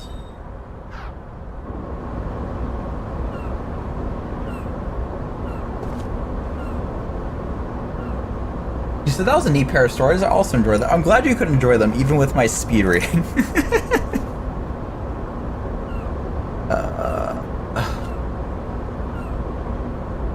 I'm trying to decide right now if I need to be responsible and actually finish my work, but I also don't really want to end on a freaking dream, so I think we just continue. Greenest sweetness. That is another good one. Did we ever go over here? Were we able to go in here?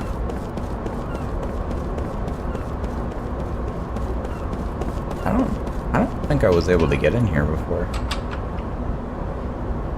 It won't open. I still can't get in here.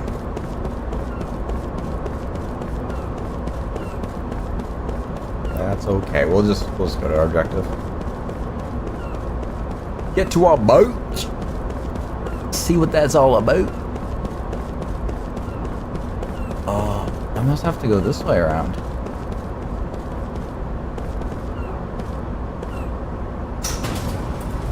Okay, I did talk to this guy apparently. Alright, let's check this area, see if there's any lootsies. If you continue, I'll be here for the time being. Hell yeah. I can see a little bit just so we get something, so it's not just dream after dream after dream after dream. I mean, what I can do, guys, too, moving forward, because it seems like nobody's enjoying, or I shouldn't say nobody, but a lot of people aren't enjoying the dreams. I can just read them on my own.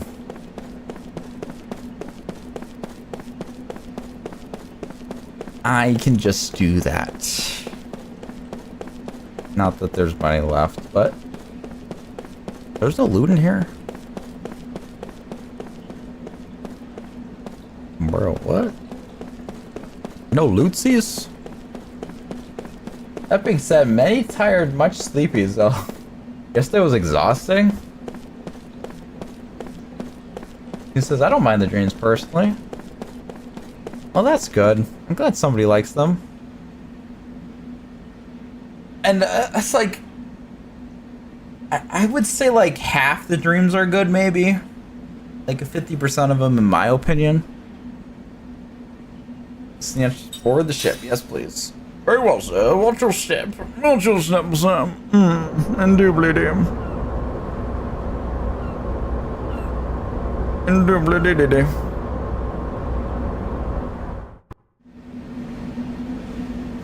Where's me? Why am I playing as Jansen? And I'm really glad we continued. Maybe I should start next stream on Jansen. Wait. Did I not? Okay, here. Oops. That's not what I meant to do. Gigantious brooch. What the hell is that? Oh, I probably have to go see. Oh, they're probably gonna have a Q moment, aren't they? That might be the case.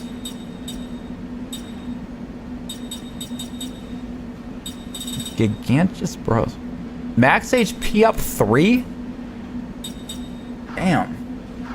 There's a lot of those. We're getting a lot of HP ups. Holy shit. What's going on that we're getting all these all of a sudden?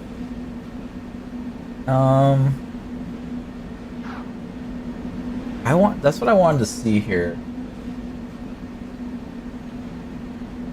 You know, I just realized this game also copies Seed from Final Fantasy VIII. Seed these nuts.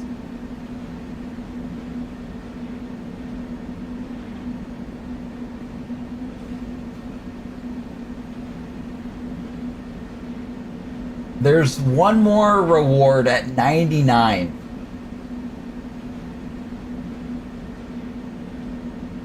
It's called the Pit Pot Collar. It apparently absorbs earth damage, it claims.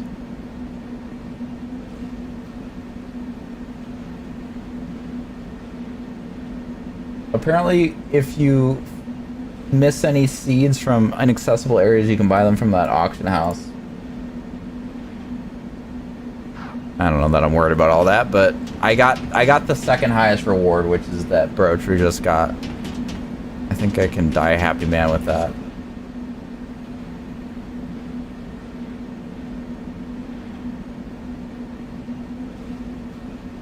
Save! Well, saved by the bell. This one.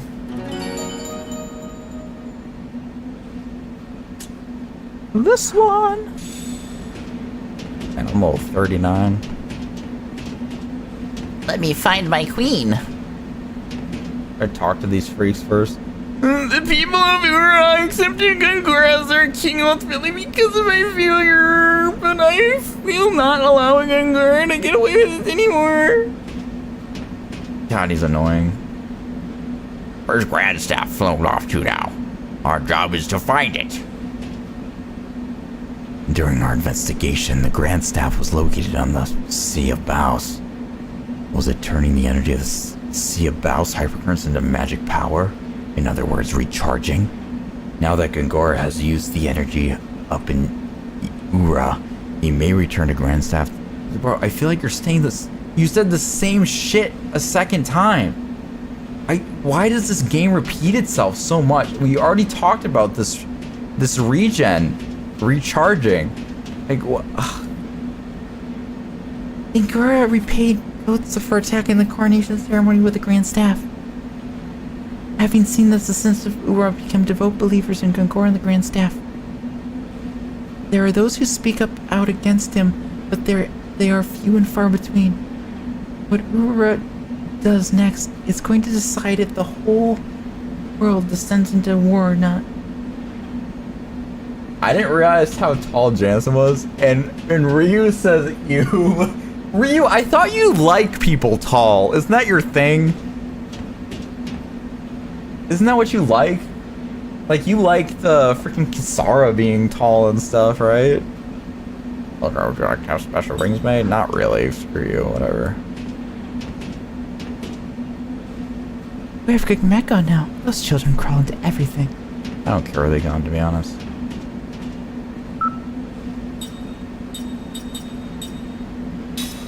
Engine area? I don't know. I'm just trying to go where Ming's not first, so we can have more game time as Jansen here. Damn, it's been a long time since we've been here, though.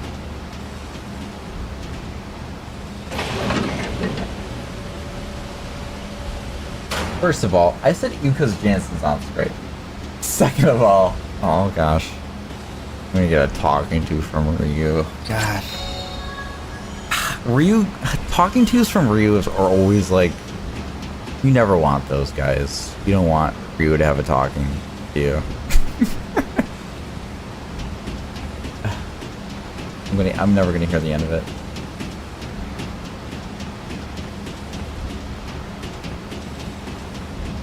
I just try to see where all like the extra skiff could be. Probably in here, right? That one doesn't work. Okay, apparently none of these work.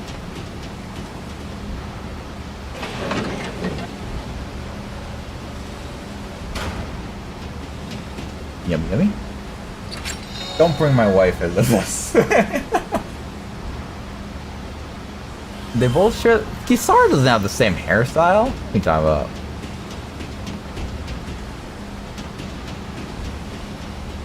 It would be funny if they did, but they do not.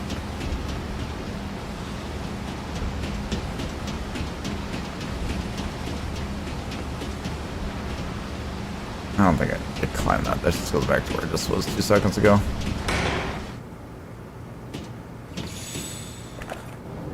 This was where that rat was running back and forth. Oh, this is like easily missable items, it seems. I got another seed. If there are only 99 seeds in this game, I'll be curious to how many I actually get, because I'll be surprised if I got most of them. Because I feel like they are very easy to miss. I literally said, who the fuck is Isaru? And then immediately remembered, and now he is forever tainted, even if I love his VA.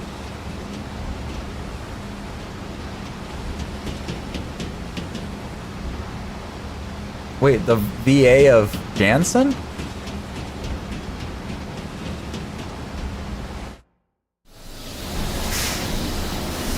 Oh, this is where we found, thing that one time.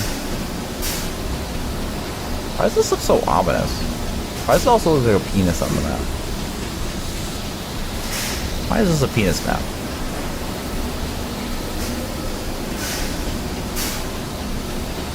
I don't know. Let's go, yeah, this way.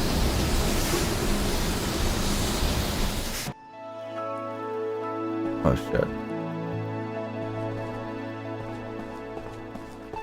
Is she in here?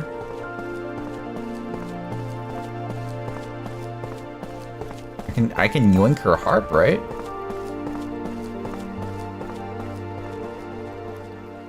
Let me yoink her harp. Her harp's right here. Prime for the yoinking. You can't yoink it though.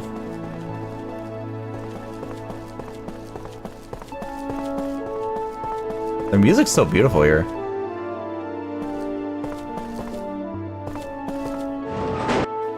They both share the same hairstyles too. Oh wait, is Jansen Isaru? Is Isaru from Final Fantasy X?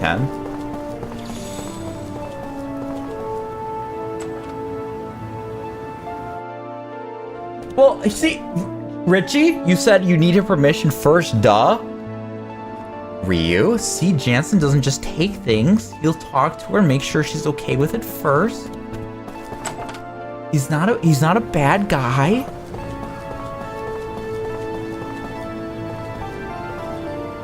I am back. I cured the Nightkin's schizophrenia. Good for you, man.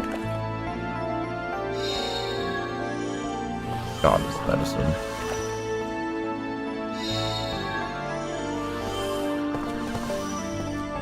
I don't want to rest. I'm not tired, Dad.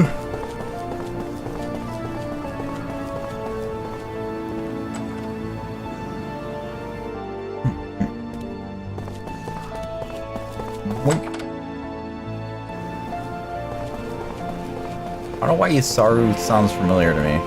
It speaks Final Fantasy X. Oh, there's a chest in there. I was such an idiot.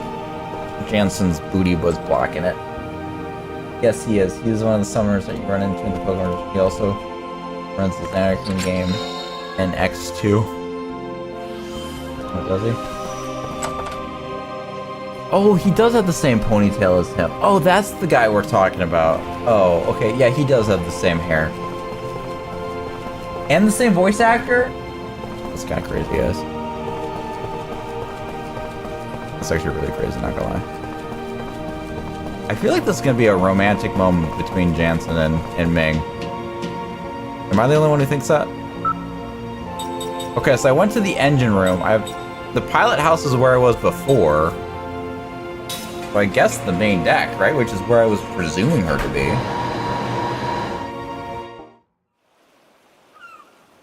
There's no save point here. I need to go save the game before I do this. Sorry, guys.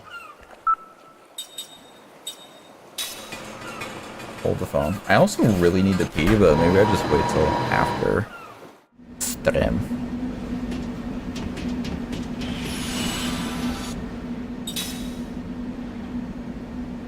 Let's save the game. Let's get all the Jansen saves up in here. I'm back, even though you probably didn't notice I was gone. I noticed you weren't talking. That count as anything? You might be back for the sweet moment between Jansen and Ming. Jansen's not a bad guy, Tuna. I swear to you. I swear to you. Don't let Ryu's hate get to you. Like, yeah, I know he had some difficult moments in the beginning, but he's not that same person. There's been some really sweet stuff. There she is. I was reading this like a book. All right, let's see how it is. We're turning the volume all the way up for this.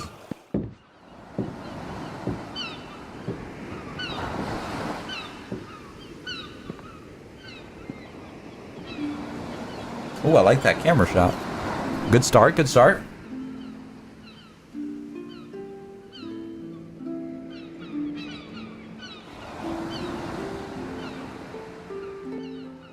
Do you really mean it?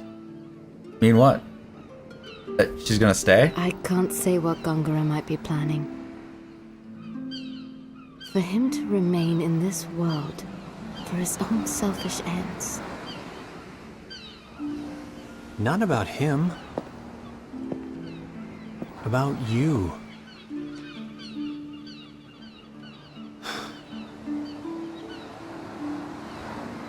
Don't you want to stay and save Namara? Damn, that's a pretty cool view. There's something else to stay for, too. Oh? Oh, damn.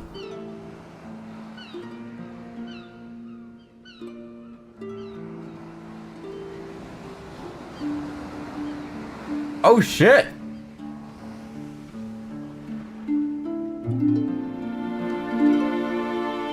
Damn. She is forward. I like it. Damn, look at that cinematography. That's a nice panoramic shot right there.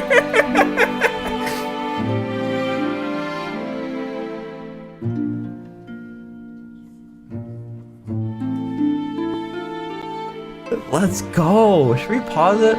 Let me just look at it for a little bit. That's so sweet. Oh, nice close-up.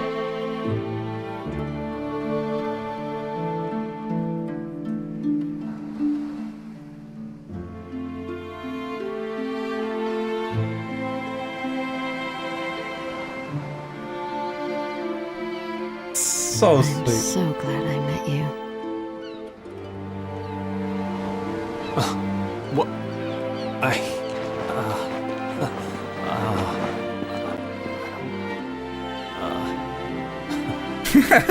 The eyes dashing to her. A bum? Like me?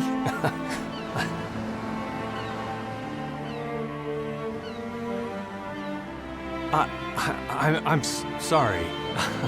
I'm not used to this, you know, getting serious like this, and well, I mean, you. See, you're a queen. You got a castle. It's, you know, it's a your own palace. Country. You know, and I'm serious when I fall in love. I mean, you know, I don't play around like that. I mean, I know I am good looking and kind of irresistible. But see, I never thought you'd get serious about me. And I gotta tell you, I mean, you being immortal, and I'm just, you know, just a regular guy. You know, good sense of humor. You know, but I don't know what to say. Help me. So queens shouldn't fall in love? Oh, damn. What do you say to that?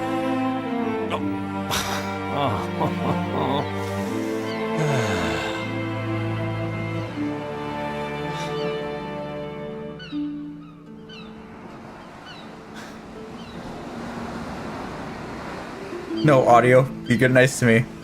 I don't need this right now.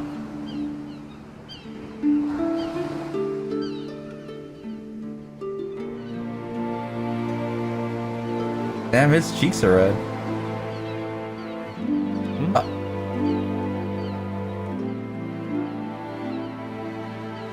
Oh, is Mac and Child here? Okay. I know you're there. Kids. Kids. Oh, the kids are here. Ruining the moment. Of course they are. But he's good with the kids. He is. Instead of looking at that, I'll tell you what's happening while I was gone.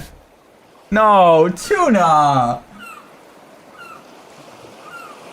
Well, it appears that Jansen did some growing while I was watching. Well, I wasn't watching. He's not acting like a total tool. He had some sweet He is sweet. He is, and I think Ming looked at him and she said, "I can fix you." And she did. He's not acting like a total tool like he would have been at the beginning of the game. Yeah. He's smitten, man. He's smitten. Jansen could take care of the kids, and then... Honestly, yes, he could take better care of the kids than Kaim and Sarah, because he was the only one concerned about them running off on their own. These two would make better parents for him. Guardians, I guess I should say. She likes you. You two little snoops. That's sweet. Yeah, that's sweet. He's blushing. You're so cute. Ow! What are you, Seth's sister? Are you Seth's sister? This is the guy for you? He's the only one for me. Oh. Are you gonna deny her that, Ryu?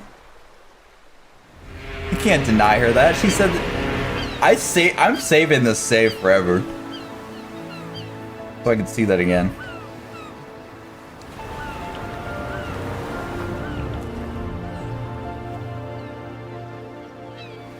Why does it look like a shoe? Looks like a high heel. Okay, there's our boots. Here's your boots. Did I say that like a good Canadian, Richie? Good boot? It's a boot? Yeah, I'll be a boot. I could use some bacon. I could use some bacon on this boat. Wait, no hanger. I'm so glad they found the slant nose. I thought for sure General Countess would kill me after she got stolen. Maybe the ship is no longer necessary with Countess, but I still love her all the same. Anyways, I'm glad we got it back in one piece. Now I just need an engine, and we'll be back in business. I know you don't have a Canadian accent, but you live in Canada. You live in freaking Canada, dude. Surely you hear the accent. I wasn't saying it because you had it. I was just assuming you're exposed to it.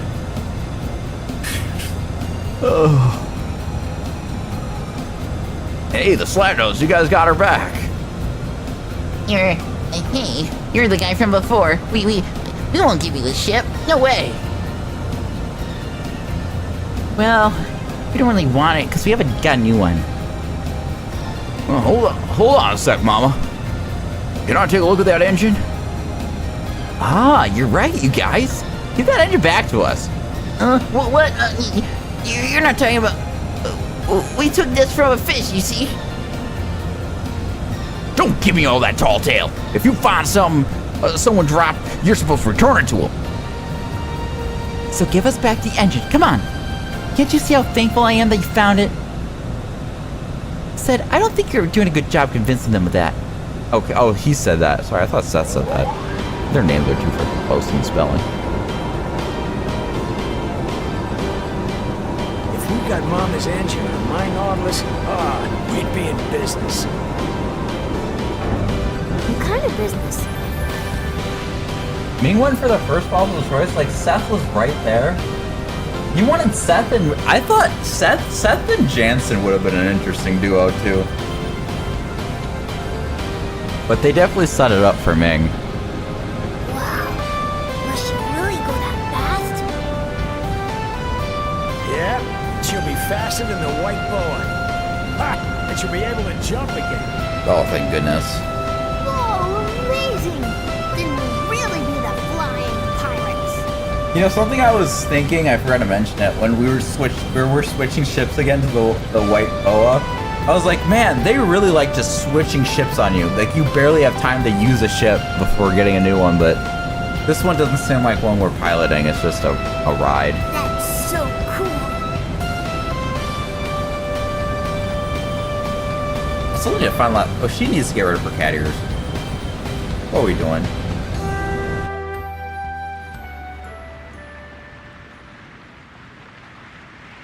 Oh, maybe we do have a different boat.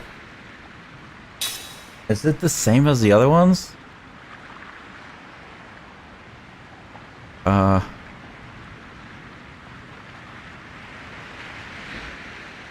Navigate through certain ice fields.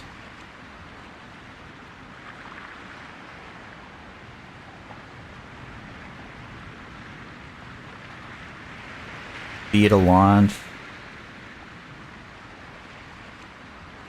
So we are piloting both. Both.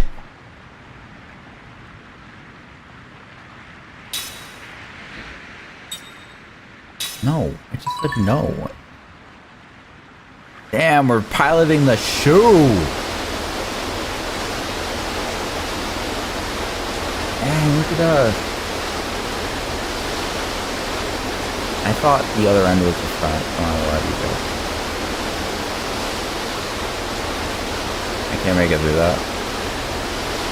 I call baloney. Baloney. Might be the point of no return? I can't quite remember. Okay. Well, I don't need to go there right now anyways.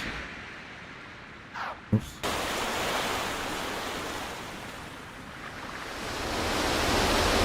Now this ship is not as fun to pilot.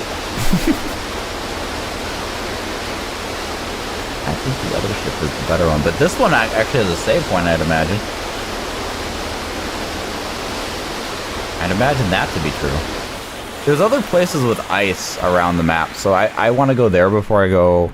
I'm assuming everywhere we saw that, so I'm gonna point it. Yeah, we can actually. That's really nice that the game shows new points you can go to.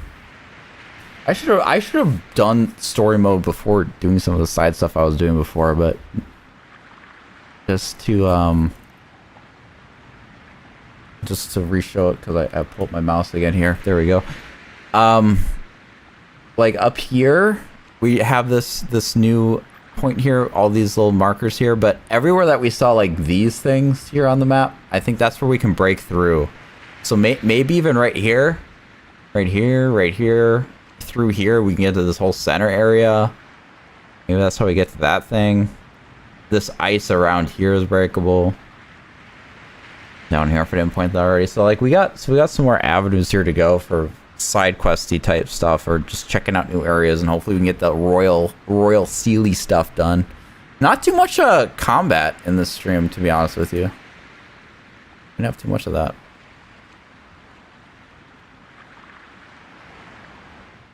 Boom, boom, boom, boom, boom. Confirmation: Zombo is into cat ears. How many characters has he allowed this to happen to? It's a lot of times it's Ryu's fault. Ryu constantly requests that for some reason.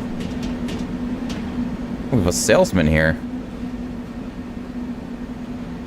That's convenient. I like this. This is very convenient. Save here. Oh, where are you? I'm so that's... Man. I'm so upset that Jansen got anything close to happiness. I don't think you should wish unhappiness on people. Unless if they're shitty people, but Jansen isn't a shitty person. Especially now. Poor Jansen. Let's actually test the waters. Chief Richie, do you wish unhappiness on Yuffie? Let's see how this. Let's see. Can you please confirm that Zombo is into cat ears? I'm not into cat ears. I'm not.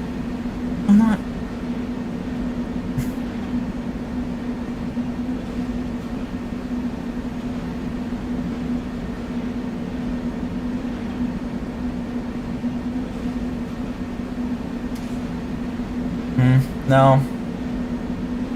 Definitely not. No, not that either. Okay, this one... That one could... I can see that one. Like, these ones are too much, though. Like, too much. That's not good. This looks like wannabe Mickey Mouse, but it was in an alternate reality where it's a cat. It's like... like kitty cat or something. No. No. You guys can see that, right? Yeah. Oops. I'm not going to Twitter. This is the only one that I would say looks good to me. Is this one. But I will admit, there might be some bias on what else I'm seeing.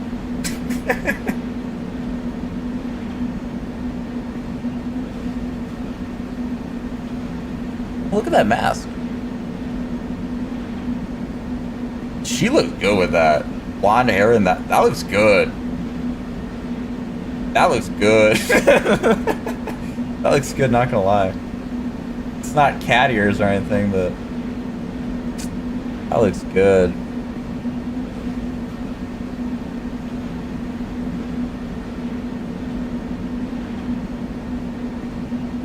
I don't think about Yuffie enough to even consider her fate. Okay. Well. That sounds like Ryu's on a next level hate there then. Why am I catching strays? Because you like the cat ears. You're the cat lover. You catch the stray cats. Not me. It's Ryu. Choosing me, Tuna. Yes, he lies. I would never lie. I'm a truther through and through. That's what I am. That's what I am. That's what I say. Can I look through this? Oh, that would have been so cool. I feel like the view with all these things happening in front of the ship would be annoying and blocked. But maybe that's just me. Alright, well, I think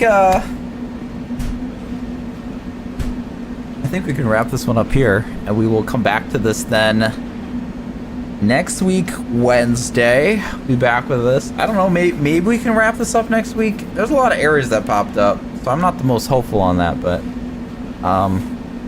we can see. We can see how it goes. Hi, Dino. Welcome to the end. I don't know if I have anything too much to say here other than a lot of convenient writing in here and questionable writing of things repeating on me. Like literally back to back, literally in the same dialogue happening, and also like back to back little cutscenes having the same exact dialogue, like literally the same exact, which is really weird. But that aside, I mean, I like that last scene we just saw with Jansen and stuff. I'm all for that kind of stuff. I'm so here for that.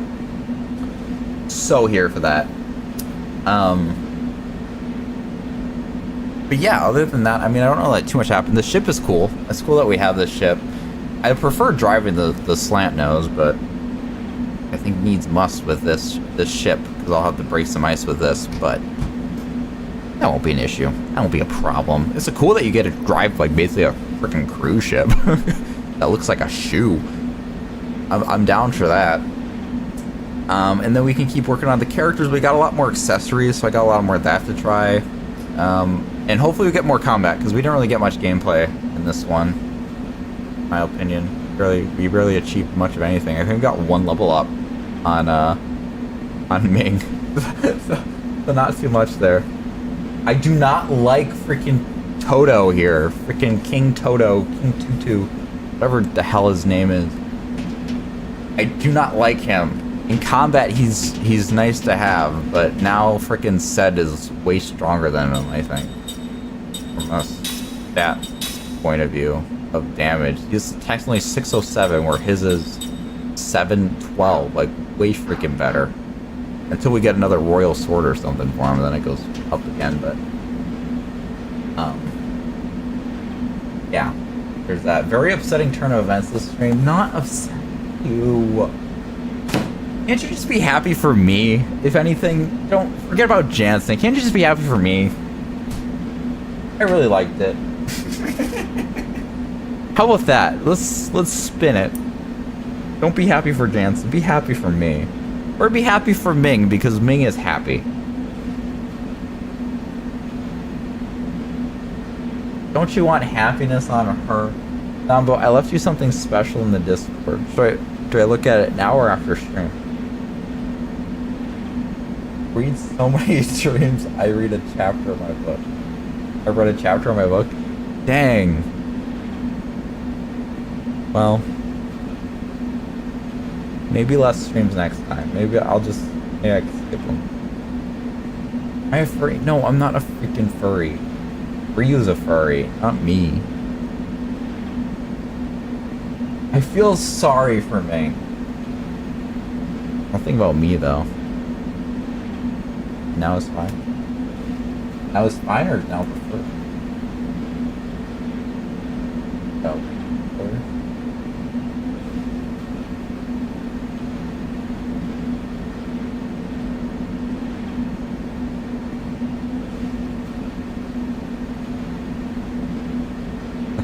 Chief Richie also left me something on the Discord.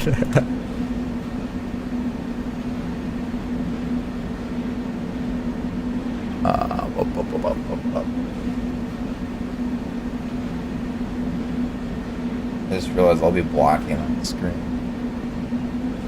I'm kind of not super though. Just down and up. Look at Gizmo. Look at little Gizmo here. Look at Gizmo. Go lazy boy. Look at lazy boy. Love me a good lazy boy. What am I missing? Someone's confirmed he was afraid. What are you talking? What? How did I confirm that? I'd love to know. I'd love to know how I'm a furry. Please. The wolf profile pic didn't give it away. Oh. I knew this to be the case. Gibbo and Lazy. Lazy, love Lazy. Anyway, sorry, priorities. What was was it general? No. Tuna, no. No, I don't know.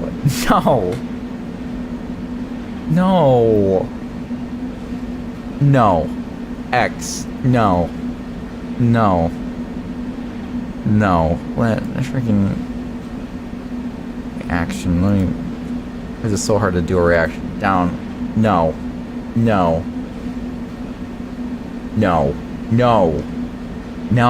I don't know. This is no. You know what? This is your thing, Tuna. Obviously, because you're the one pushing this. You're the one pushing this narrative. I didn't put cat ears on me. You did it. You are the one who likes it. You wish I had cat ears, don't you? Turning this on me. It's you. You're the one who ate food today. What the hell was that? I'm sorry, what? Oh, this is the jelly bean skull. Oh, it's like a little, gumball machine almost, but it's jelly bean machine. Ah.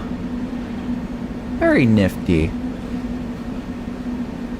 Very nifty. What the hell is this? What did...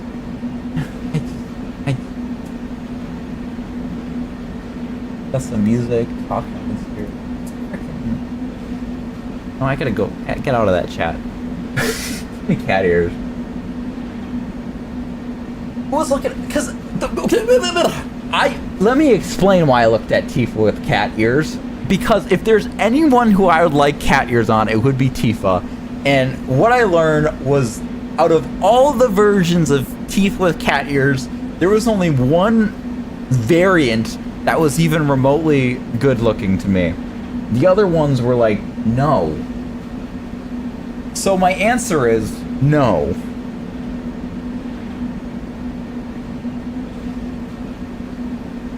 You want the ears thing. The only reason I looked that up is because you were talking about it. New community sticker. And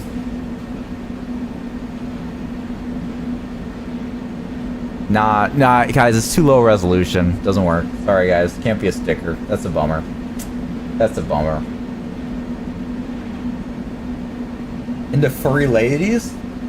Yeah, I could go for a landing strip, I guess. I'm not upset with a landing strip or yeah, a bush. I don't really care. Be kind of nice sometimes. Who knows?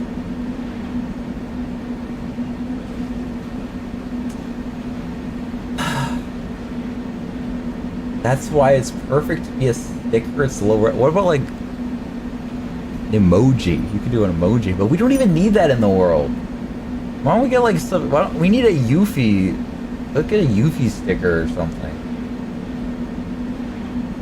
The AI Sony controller? No, I did not see the AI Sony controller. Did not see that.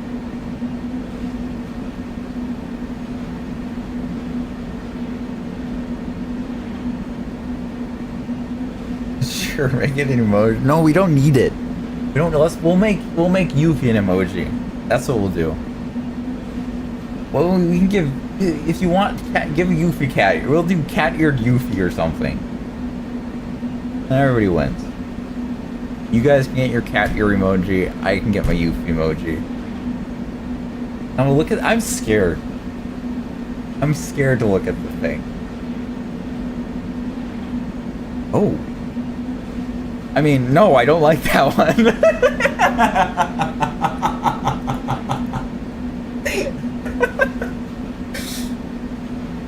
We need the cat Zamo, or sorry, I can't read. We need the Zamo cat ear emoji. It's iconic. It can't be iconic. You guys are just starting this. Oh my god. Okay, well this one looks good, okay? This one fine. This one looks good. You want what do you want from me? This one doesn't look good. Her body looks good, but the ears do not. It's not like cat ears are just good. This doesn't look good. It's very few.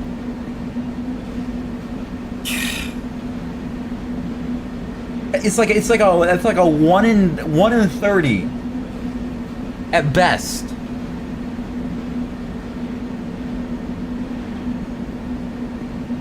Okay? A 1 in 30. What percent is that? Damn, Chief Richie's spoiling me. Holy shit. Damn, Chief. Damn, what you doing, bro? Chief Richie be DMing me some nice pictures. No cat ears involved with those ones, I assure you.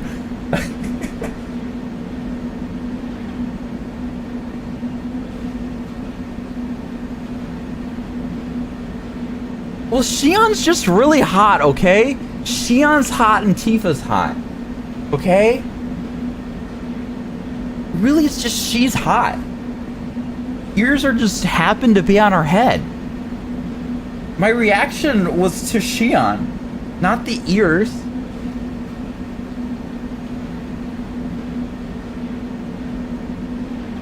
Your memory is wrong, Dino.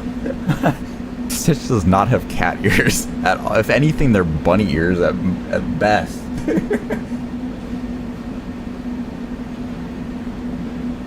I can't keep watching that GIF. I can't. Shion does not look like a kid. I mean, I could see how you see it with this image, but like if it was a better image of her, it would be not a kid. If it just look up Eon. That's how you spell her name, right? Why is that the name of this wolf? What? Why are wolves popping up? What is a Shion? Is that the noise they make? What does a fox say? Shh. Why is there only foxes? Is there? How did you even find that? Where did you even? The internet? What? I gave you a Kisara cat ears. You asked me to do it, and I took it off because I couldn't take it seriously. John does look like a kid, but Google. Thank goodness.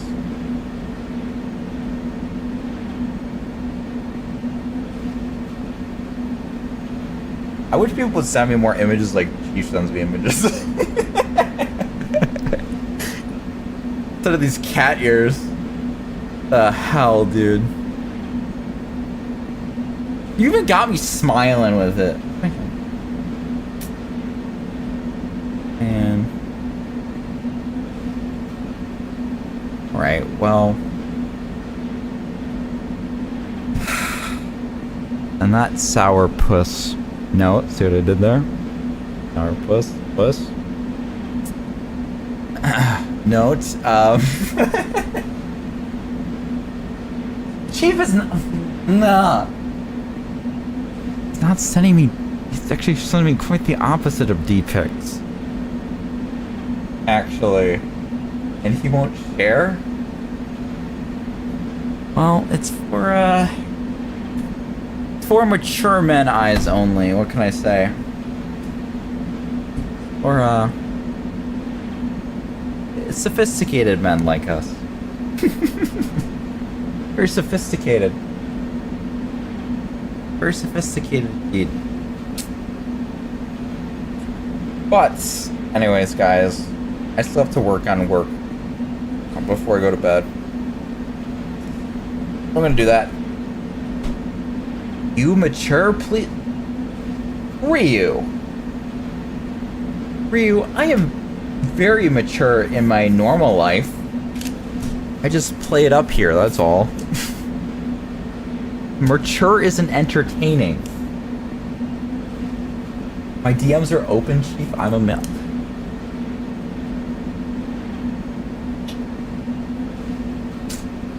Very cult, man. This is very cult. Alright.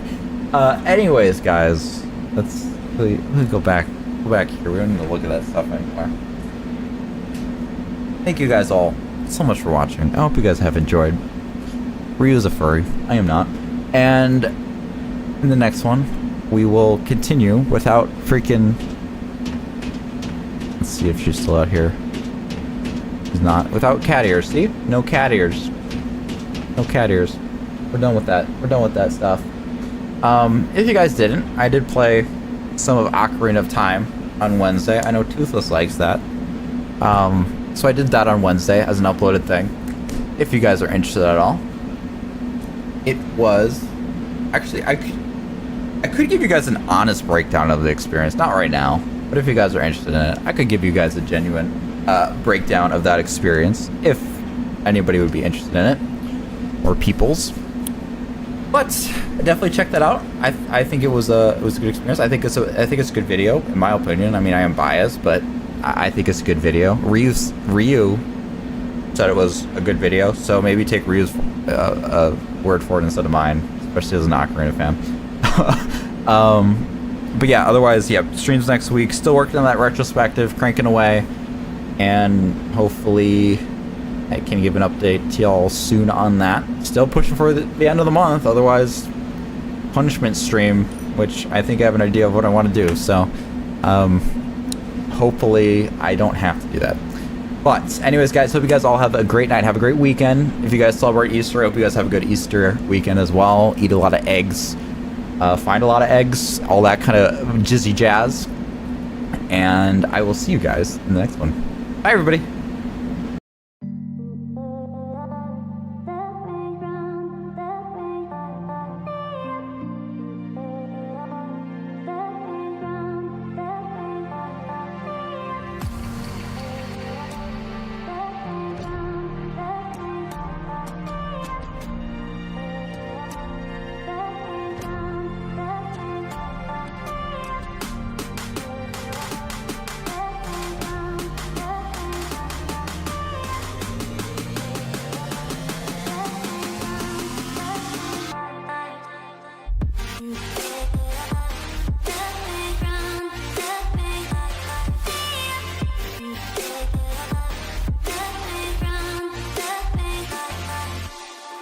Mm-hmm.